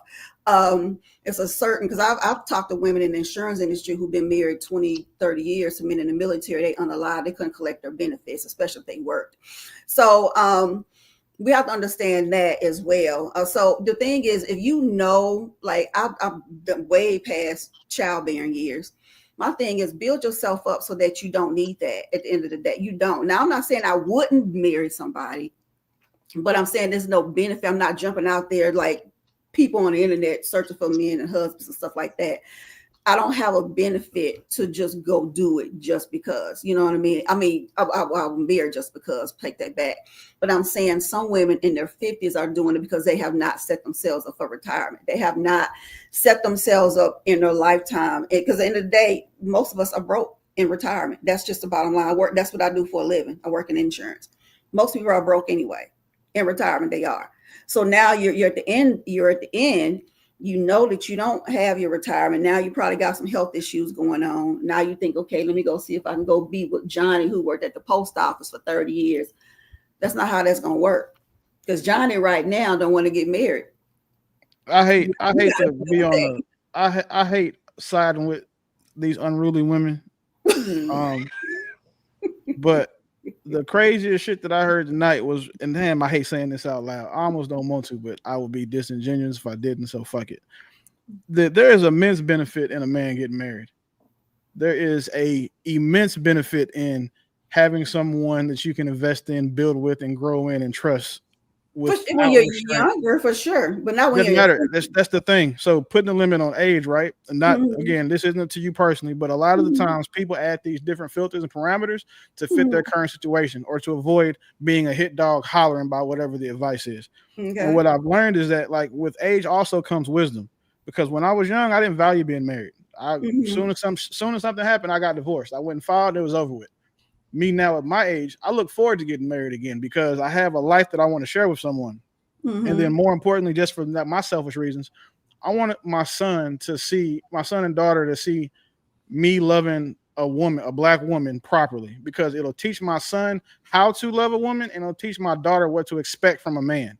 So there's a lot of benefit. And the people, like, every time someone talks about not wanting to get married, it's always about like the reason why is because of like some sort of like scarcity mindset or victim mindset, like, oh, I'm gonna lose something. If you get married and lose something, you deserve it because your dumb ass didn't protect yourself from it before you got married. When you get married, you're gonna either sign the state's prenup or you're gonna put one in place yourself. And so the people who were worried about losing shit, like, you can fix that. You can literally put how many times your girl has to get on her knees for you in a week in a prenup. If she signs it, it becomes something that you can, like, an actionable document that now if she says, okay, hey, I need some head 5 times a week and I ain't been getting it but 3 times a week, he can file and she's going to be held to what that prenup says. So like, men are always acting like they have to, you know what I'm saying, worry about being lost, or like someone like Shanice who's done well for herself as well. Y'all got to worry about people. If you're worried about someone taking something from you, that's also probably your fault. Because again, you're the only person that can protect you from that shit. Oh, for sure. I don't want the message to be like because I'm not the oldest person here, but I just don't want the message to be like, for men saying like that there is no benefit to getting married. Well, but if you listen to me, I said 3 of my 4 sons were married. I'm not talking about you specifically. I was gonna say my kids I'm are not married. talking about you specifically. This is general. Yeah, honestly, you got all your kids married. They doing great. Yeah, so I got 3 daughters-in-law. Absolutely, no issue there. But what I just don't want the message to get out to the men, and then to the few wifely women that are out here. I don't want them to hear that and think, well, damn, if the good men are saying like, we shouldn't get married, then the wifely women are probably gonna want to turn into whores, because the hoes having all the fun. That's still on them. At the end of the day, you stand your ground. If you're not that way, you're not gonna turn that way because you can't get because a man don't want to marry you. That's your environment can make you. But I will say this. That's why I'm for the younger generation to get married, especially with child. I want 2-parent homes. I love seeing it. I love seeing, our people. I love seeing man, women, and child, especially us, because we have such a bad rap. I hate the stigma that Black women are not good wives. Black women are hella wives. Trust me. They're awesome women. Yeah, there are some awesome Black women out there who are doing really good in marriages. Not all of them are out there trying to take you down and take your money and things like that. Again, I vouch for marriages. I speak for myself because I've already been married. But but as far as a younger generation, I 100% vouch for younger people to get together. I'll say younger. I say fresh out of college. You need to be finding somebody you're going to want to marry and build with, because that's your legacy. That's your generational wealth is built through marriages, and that's a fact. It's not built through singleism. It's singleism, making up words. It's built through marriage. I totally disagree with you. I totally disagree with you. I agree with the rest of it, but you got to get married to build. Why you disagree? Because you don't got no man. Baby, who said I don't have a man? Because you don't got no man. You didn't have a man last show. Please leave her alone, okay? Because y'all keep triggering her. No, niggas going all the time. You said you didn't have a nigga the last show. You said you got options and contacts and like 5 you can call. You said that yourself on the last show. What I say? That you had like 5 niggas a roster and you didn't have an issue getting niggas. It was 6, but go ahead. See, thank you. My bad. Clock it. She said 6. My bad. So I want to say this. Because I'm the youngest person on the panel. I would say this. The best thing and this is why I respect what she said, but I disagree. Because when you fresh out of college, you're just now learning how to become a woman. And I think you should sit in it. I was the person, I came from, my parents are still married. My grandparents on both sides are still married. I came from a long lineage of married people, right? So I've always been taught to be a wife. I went straight into engagement, and I did not know who I was out of being out of college. And that's where I lost myself. And I made the decision not to even go forward with the marriage, because I wanted to sit and learn myself. And that's an okay thing. And now I'm still young. It's not a rush for me to get married. I will say this here. I know people that got married fresh think out you of younger middle than me? school, fresh out of law Yeah, school. you And that's old. just, I'm and definitely younger than your do-rag. stop Wait. it. Leave Oh my my God, that's Boy, crazy. she picked a good one. Wait, real dope. How old are You you? gotta time her out. Get her off the stage. How old are you, real dope? I'm 32. How old are you, Shanice? Oh, I'm older than you. I'm 34. I just turned 34 last week. You know what? I'm Shanice. I love saying this to people. I keep telling y'all, ain't nobody gonna come on this panel younger than me. Nobody. How old are you? I'm the baby of the panel, Shanice. How old are you? I'm in my 20s, girl. You got kids older than her. Let me You see. Hold up. I got No, kids. you didn't just try to clock me. Oh I got God. my youngest son older than her, so let me be quiet. Your age. I'm in my 20s. Real dope. Don't be doing that. I let somebody No. We become social media friends. You out there done see my damn birthday picture trying to put me on blast. I didn't see your birthday post. I assumed since you said I'm in my 20s and didn't say like 27, I said, oh, she probably had the tip of it. But I didn't even know if I was right. I didn't even know if I was right or not. So you turn 30 next week. No, the fuck I don't. Like, what are you talking about? To Shanice's point, most people who have college degrees last longer in marriages. Okay, about 20 years. I've gone to weddings fresh out of law school, and these people are still married 20 plus years later. Now, they didn't have kids till later in life, but they got together. The best thing is to you never. Let me tell you something. I'm 53. I'm still learning. You're going to die trying to learn yourself. That's not how life works. You learn whether or not you're a morning person. You're gonna know whether or not if you don't like certain foods or you don't like this. But as far as really truly knowing yourself, you are going to grow and evolve every single day, and you won't really notice the big change until each decade. From 40. I don't have the mindset. I'll be honest with you. I'm divorced because I had the mindset of some of these women that I hear on these not on this panel, but on the social media. Okay, but when you evolve through life, and that's why I tell the young people you got to keep living. And if you have the same mindset that you have at 30, at 40 that you had at 30, then you wasted 10 years of your life of growth. You're never going to ever, because you're constantly evolving.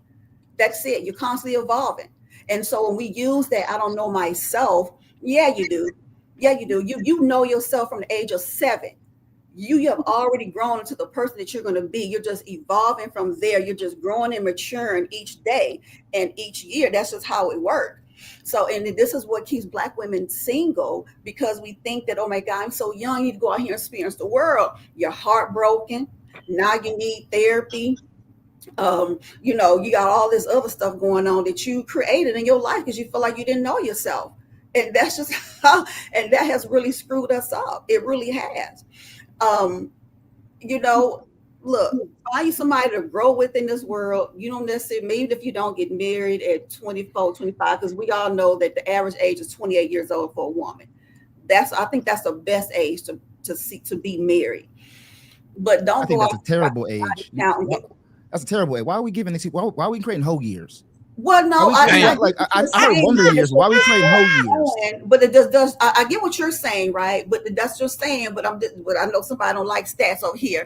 Lady, we leave them to their own devices. They're gonna be hoes for 8 years. Generally speaking, those marriages tend to last longer, though. When you get married, I just get confused why a woman can't go to college or try to do it. Like, automatically when we talk about a woman not being in a committed relationship, the only other thing she could possibly be doing is fucking. Are we are we really saying that? Like, she can't be going to school from 18 to 23. Yes. Homegirl can't be trying to become a doctor or a lawyer or an engineer. Bougie, we gotta be honest. She can't be doing nothing. Bougie, we gotta be honest. Just fucking.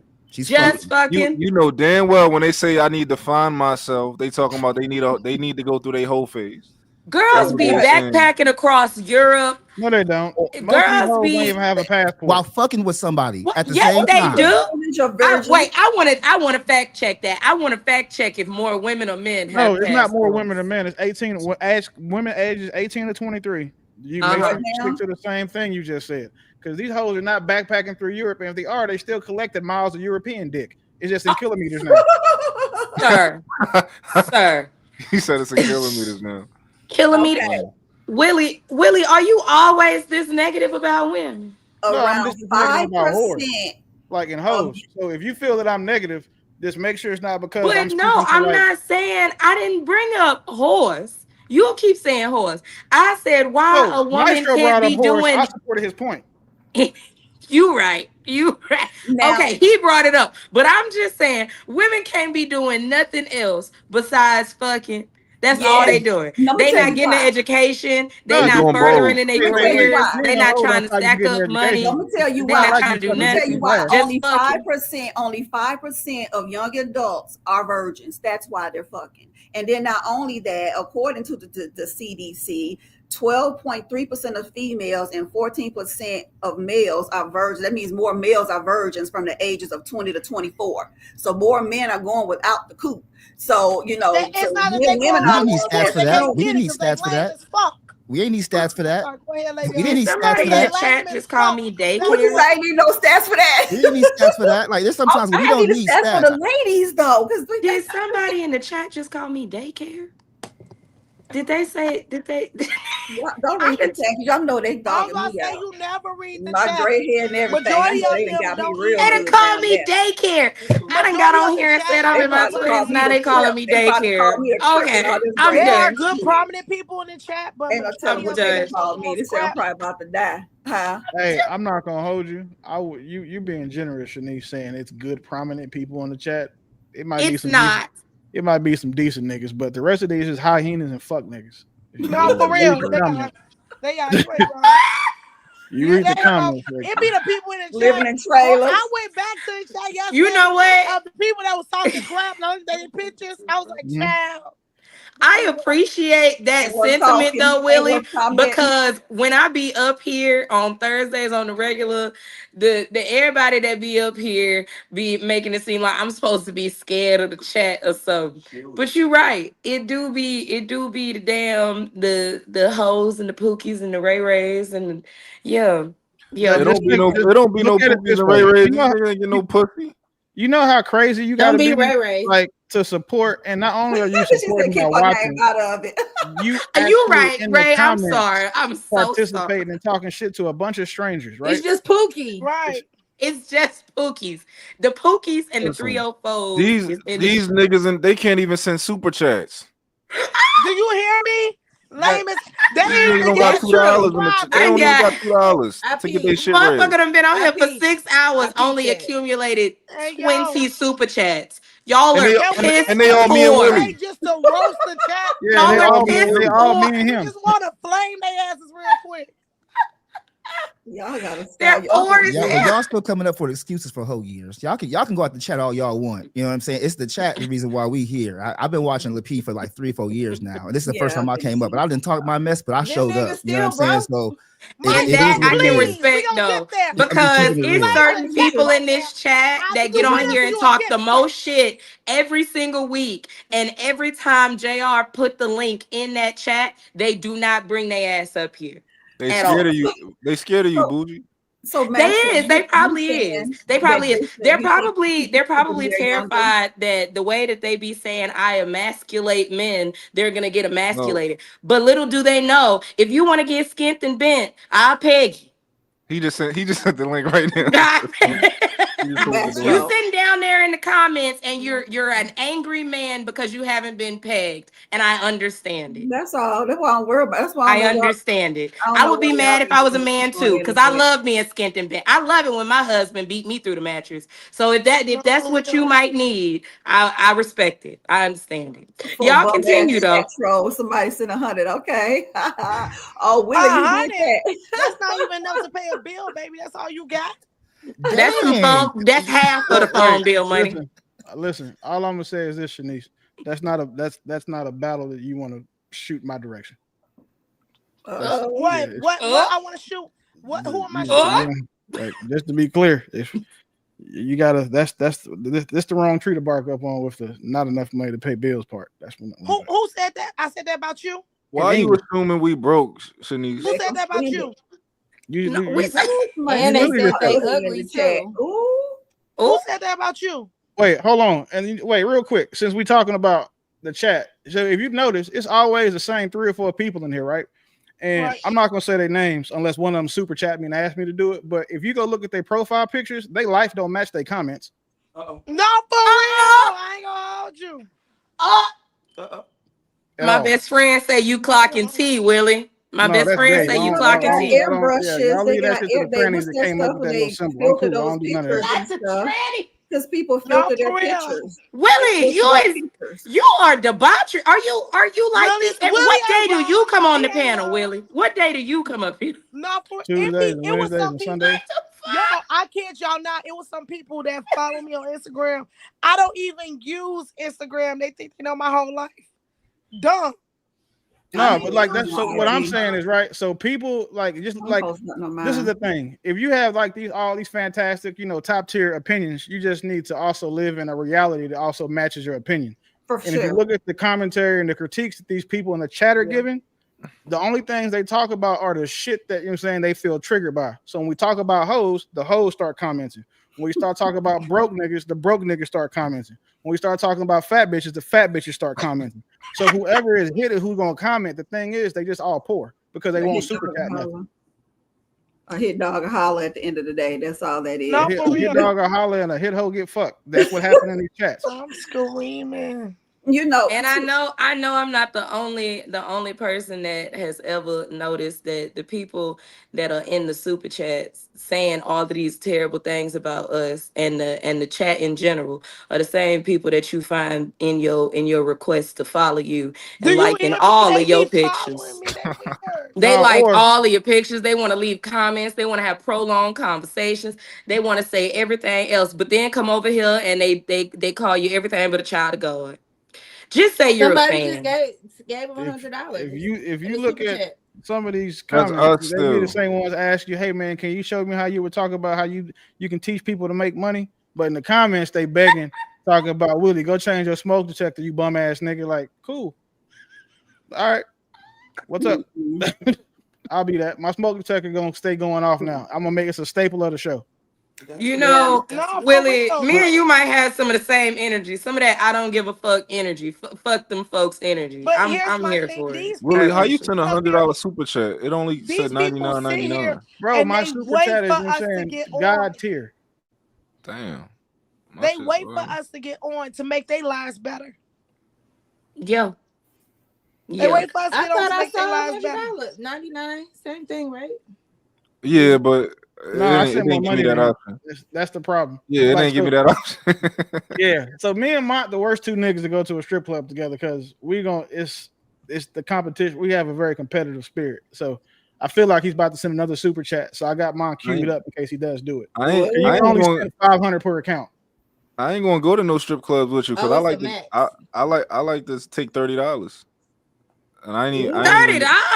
$30. Yeah. Wait a minute now. Wait a minute now. And if I go to a strip club with him, I'm gonna have to throw more money than him. So I ain't even gonna Get go. a twerk for $30.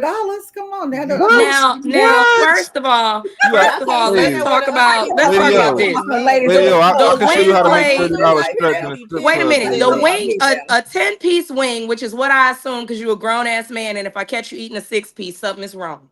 So the 10-piece wing with the fry is automatically 12 to 17. Now you going to the strip club with $30. Listen, I like the listen. This And you got you're right, best friend. You gotta pay for parking. Listen, those is the big strip You clubs. don't pay for parking unless your car is regular. We talking about Magic City? You gotta go to the medium. You gotta go to the medium dirty strip clubs. I'm the best one. You can make $30 stretch in a strip club. I mean, I just can't. Oh, you gotta go to the medium dirty ones. Those are the best ones. Yeah, look, that's where you gonna catch syphilis and hepatitis B. Listen, all them dances that go. We go to Blue Flame. All them dancers that go to the big strip clubs, they work at the smaller ones too. You ain't like they work at the smaller ones too. Ain't gonna be no cover at the smaller ones. It's gonna be a cover at the big ones. They work at all the. They don't just. I mean, at least in Philly, like you know, they ain't working at Vanity Grand every night. They going to the Piccadilly. They going to the they doing all of them. So this is a testament to why the whole years is needed then, huh? On a Tuesday or Wednesday. They ain't going nowhere. Yeah, Willie say he going to the strip club with 10 bands in his No, I didn't. in his. That's not what I said at all. In, I just that's what I heard. He going with 10 bands. He getting the bottles and the section. He don't pay for parking because he parking his G-Wagon in the front. Okay. I feel you, Willie. I feel you. I don't go to strip clubs now. My woman take care of that for me. But when I was an avid, and that's even better. Club entrepreneur, Negro, I would, I can make $30. I stopped going to the clubs because it's I be trying to talk about the ledge a little bit too much, and I had to realize they ain't there for that. You be trying to do what? You be trying to save them? Talking about the, when I was young. Yeah. Absolutely not, sir. Yeah. There is nothing that will save them from making $5,000 in a night. Well, it's interesting how you say that now, but y'all be making excuses for these whole years. So now it's the save them in this, and now it's the which one? Well, Maestro, you never saw me make an excuse. I was just saying. All I said was that maybe they not being hoes. Maybe they out there really doing the work, doing the therapy from the childhood trauma. They traveling. Maybe they getting a degree. They trying to do their residency for their doctorate. Whatever. I don't know. I'm just saying.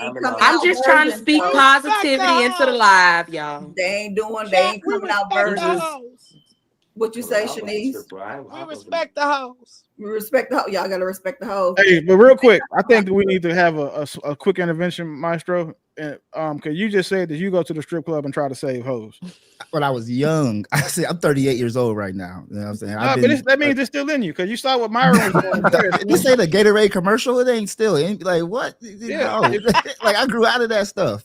Nah. Okay. Well, at least you don't have a baby by a stripper. Then nah.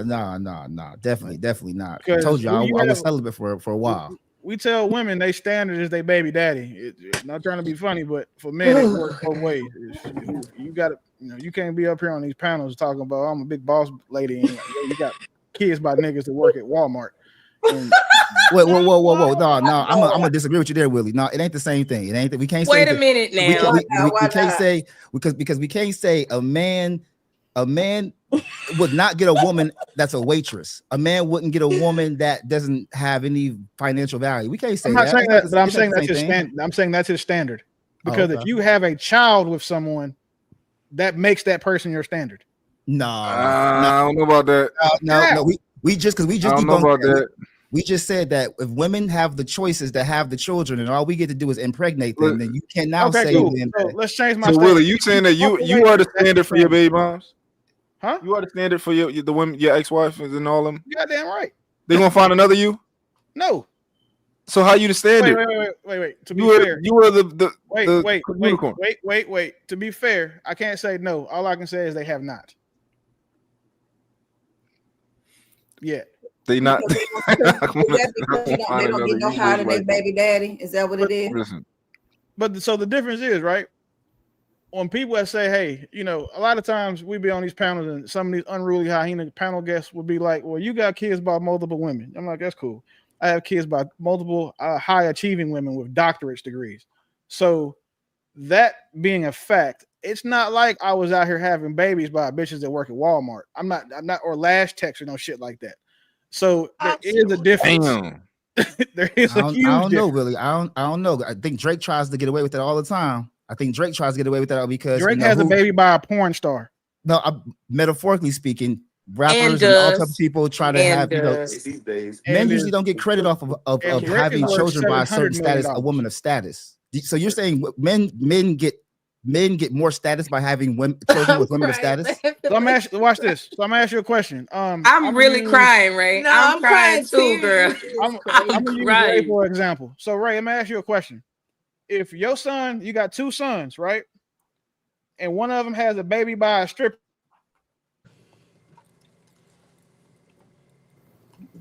What was that? I missed that. He said if I had two sons and one of them had a baby by a stripper.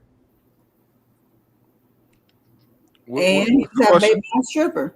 He had one on mute. What's the question?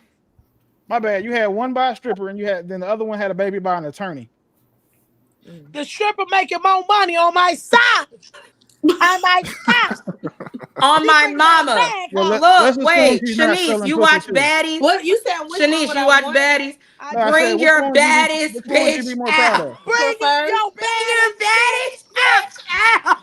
You Willie, I don't know about that. Okay, so let me ask I you a don't, question. that attorney might be too smart. Some or none If other. my son came home and said he got a stripper pregnant, his brother came home and said he got an attorney pregnant, I'm looking at my son with the attorney, being like, okay, we'll talk in a second. Nigga, you got a what pregnant? Because I'm focusing on him because he got it pregnant, but he got by a stripper. Yeah, but that Paternity is stripper got great automatically an issue. personality and she loves the Lord. Yeah, but She's just trying to make ends meet. if he And got guess what? that, She got her own house. And she, She loves the You said Lord. preference. I know that's right, Yeah, Shanice. you would Why want but the look, the Willie, Hold on. Willie, this the thing though, right? I just If he wanted got, y'all to see that I baited all of them into defending whole behavior. Quisha You're got welcome, a Maestro. great personality. You're welcome, I sir. hate Summer too, for the lady in the comments. I hate her too. That's But it ain't no, ain't I nothing ain't said wrong nothing. because I'ma say this. What matters is her character. No, the fuck it's And that not. Your What past matters matters. is the baby. At that point, if they Your both past got to have a matters. baby, If you a stripper, don't. you listen. Again, most I can't say most. Well, I'm gonna leave Ben White because he married, and I'm gonna leave JR out too because he's not on cam. But I will say that for me and Mark, we know what happens when you go to strip clubs. You can go to a strip club if you the right nigga. Most of those strippers are going. They just may have a higher fee than the rest of them do. Well, for Why would I free. want my son to marry that woman? I mean, maybe he didn't marry the most. Maybe he married the woman that was just trying to make ends meet to make sure her family eats. You gonna risk that? It's this. Willie You know, Beeman, you wasn't on here earlier when we talked about how Kim K got married 4 times. What's that? So what point would that? What would that? Hoes get married every day, B. Because all the men supported it and said she wasn't a hoe, she was a businesswoman. So as long as you're a hoe that makes a certain amount of money, it seems like the men are supporting it, calling you a She's a businesswoman. different type of hoe though. She's still a hoe. Because they said She they not the don't type like of hoe. OF We women, talking but about apparently if you are down a low, top dirty earning, bottom feeder hoe. wait a minute, real dope. It seems as if what was being said earlier was if you are a top earning OF woman, you're not actually a hoe, you're a don't got a businesswoman. OnlyFans. So She if not you're a top earning stripper, then I guess he lucked up and he got it's real, a though. good It's levels to wifey. hoes. Because that's what they It's said. levels to hoes. But you That's know, what they said. like these conversations get hard because there is a lady. She is she's actually she calls herself stripping for Jesus or whatever. She actually is the OnlyFans. She's made $43 million and $5 million in tips. You men keep giving these women money. These women, you guys are not going to cut off the supply. You're going to wait a minute. That was her platform, though. That was like her slogan that she strips for Jesus, and she made $5 million. She made $43 million. Yeah, she's in the top 0.1%. She's a marketing genius. Was her name Mary? Was her name Mary? She calls herself stripping for So, Jesus. are you guys saying that earlier we said that the men on the panel Maestro know her. that Kim Kardashian is not a hoe? Yes, they tried to say she's not a hoe because they said hoes. I said All hoes the getting married. Willie, you weren't here. All the men on the panel. Yeah. It was No, Darwin. It was M. White was here. No. Real Dope was here. And Trav was here, and they all agreed that wasn't a hoe. That was a businesswoman, and she did what she had to do, and then she ran off and got married. That was 4 Darwin's times, 3 perspective. times. How many times have she been married as a hoe? No, you called her a different type of something. Yeah, You called her a but different. Darwin's married perspective several was the financial perspective. I didn't say She's been anything about. married several times as a hoe, though. That was my Look, point. and every dude that married her lady is a is bum. a Christian Is a beta OnlyFans. male. Every man that married her was a beta She's male still been bum. married, though. Y'all keep changing the goalpost. Wait, real quick Moving though. It's not hard for a woman to get married. You know how many suckers A out here? a hoe to get married. It's definitely not hard for a hoe to get married. That's what I said. Yo, y'all gotta get Shorty her credit, yo. Well, we got to understand this too. She married like 7 athletes. She's a top before. Right at this point, she is. Yeah, once you've been married She before, didn't start it off is like kind of easier to get married over and over again. That's all men see is that she was married before. That's all they see, and that's why she keep getting married. I see that several tape. times. She's been married 4 times. Yeah, that's what I'm saying. She keep getting married. Men keep. That's all they see is Where that the she's sex married tape out? before. I'm saying hoes get wiped up every day. That's not nothing new. They don't last. Who they getting wiped up by though? Girlfriend. Whoever liked them. What you mean? Okay. That's why I say. That's what I'm saying. This is what I say. Want what you want, but can you get them? It's different. It's different if it's different if a guy if he doesn't know you that well and okay you slip between the cracks because he don't really know your past and you're different and you're different now you chill you know it's different. Of course anybody can. That's different. We talking about like a guy who know that a girl is a hoe and it's like it's only a certain type of guy who marries that type of woman. What's up with him? Because men, we care about respect. We care about what other men think. We care about at least the men that we respect what they think. That's why we don't like. That's why a lot of times we're not trying to post our women online because we're not trying to hear. What's my mom business? I ain't. Yeah, my mom ain't my type. Let's just look at. Y'all keep coming for real dope, mama, and I hope she not don't never my get on here type. and see this. She don't qualify. Mrs. Real Dope, we appreciate you, ma'am. I hope that lady don't never get on here. She don't bother nobody. Like, I don't know why. Damn. Listen, I just say this, right? And I'm gonna give you your flowers, bro. Again, I'm the one that will do research on motherfuckers to talk shit to me, and I will tell you that none of these hoes in these comments look better than your girl. So just leave it at that, bro. Like I ain't even read none of the comments. I don't know what they talking about over there. I would never explain myself. I would never explain myself to a woman comments? who wishes she can get in my woman's shoes. Like that's crazy. Now when we talk about Kim Kardashian, didn't she give Kanye like what $40-50 million? She's a different type of wife, though. She ain't. I'm just saying, it's not the same. She's worth damn near $1 billion. That's not a lot of money to her. So, he gave her money first. He invested in her way a long time ago when and then she just returned it in Netflix when it so it was he had She's already gonna cash it right back out.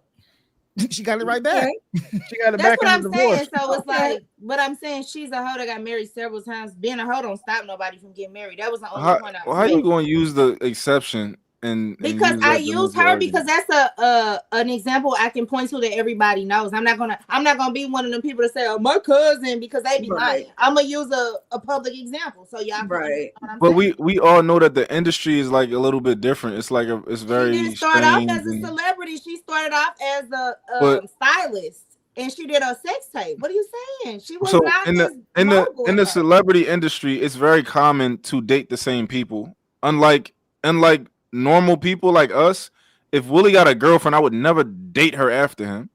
But celebrities do stuff like that. They date each other. They're peers and they date each other. You're moving the goalposts. I'm just saying. The reason why they date those women because those women are familiar with the life. That's why you see so many of these girls get passed around by athletes because if nothing else, they understand that they know what it's like to be on the road, to know how to shut the fuck up, and know how you can't post certain things when you fucking with me, and they understand that.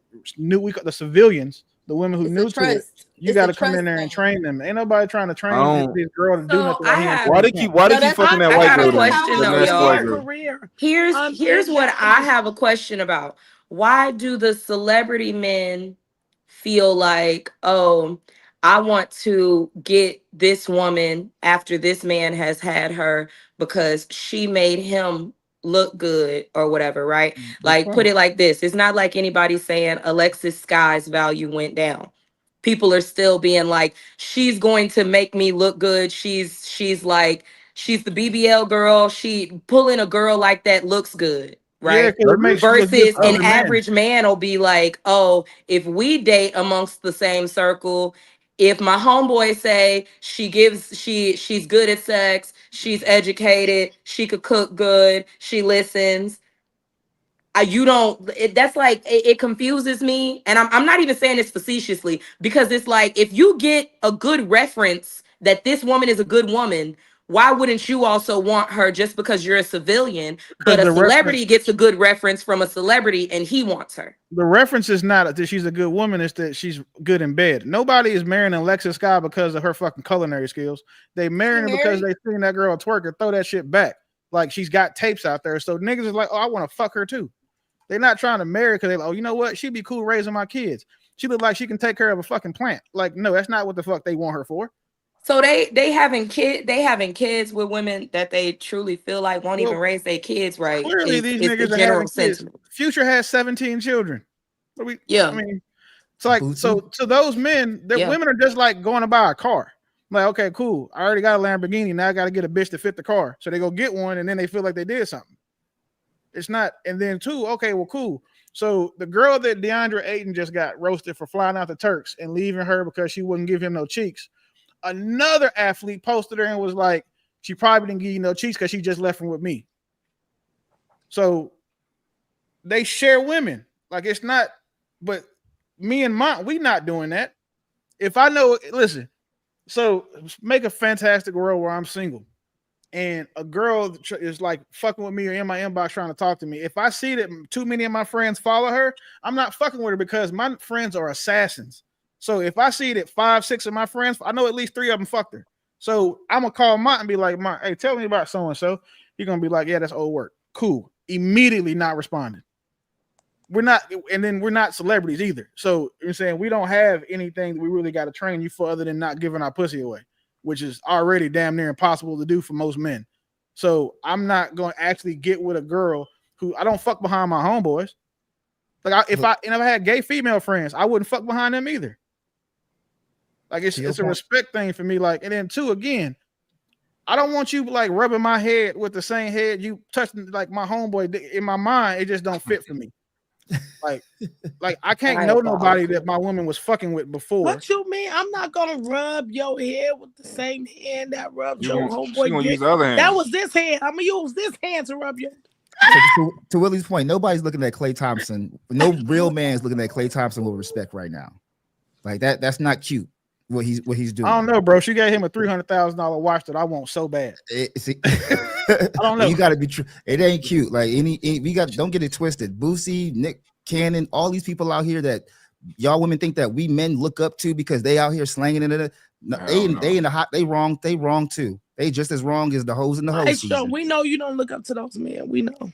I think the problem is that like I'm personally in this gray area of having conversations with people that are saying, oh, the 1% of men and y'all love Future, women love Future, they going for Future. And when you say something like, no, I'm not, he's trash. How is he trash? He's a 1%er. Women, he is sought after by women, he makes a lot of money, and then the other side of the gray area that I'm in is where men like y'all are saying, no, those aren't the 1% of men. The niggas that are arguing with you about another nigga status are cheerleaders for the 1%er, and all of those men are fucking losers. Every one of them. Like you couldn't pay me to sit up here and debate with you on why Future's. What the fuck is? Who cares? Oh my god! Like Future being a 1% nigga has not made me bust one nut. It ain't made me $1. Like that's yeah. So just listen, look at the type of shit that these niggas are arguing with you over. I mean, I say this all the time. Like it's just certain conversations that I believe are fruitless and I won't participate in. Like when you were talking about celebrity shit, the only reason why I say I have celebrity friends. So I have a little bit of insight into it. If I didn't, I say I don't fucking know because I can't speak to that. But for me and Mont, being non-celebrity niggas, we play in the same ballpark. We don't fuck with girls behind each other just out of respect for us. But now say me and him, Mont like 6'4", I'm 6 foot. He in the league, I'm in the NFL. It might be a situation where we share bitches. Or like, you know what I'm saying? Like, hey, listen, I'm finna sign a contract, take her because this bitch greedy, give me yours. Like that happens. But because it works for them, it's just not how it's just never gonna work for us now. Because again, I'm not ever gonna look at his girl in a romantic fashion because I know that's his girl. So today or tomorrow you become one of those men, would your mindset automatically change? No. Because I already got, but see, this thing is, I got my woman already. Oh, okay. So my thing is, I'm in that industry. That's my career. Willie is 1,000% right. What industry? What industry? Can we be specific? I just want to be specific. Which industry? The music industry. Porn industry. Oh, Maestro, calm down, dude. Lord, I just wanted to know the industry we were talking about. No, the music industry. Yeah, the music industry. I'm in the music industry. Good. Active. Google me. I'm in the music industry. Secular and gospel. So what Willie said is 1,000% right, unfortunately. With that mouth? You wait, hold on. No, we can't. No. Yeah, hold on. I done threw out some cuss words too. Hold on. These is God's children, Maestro.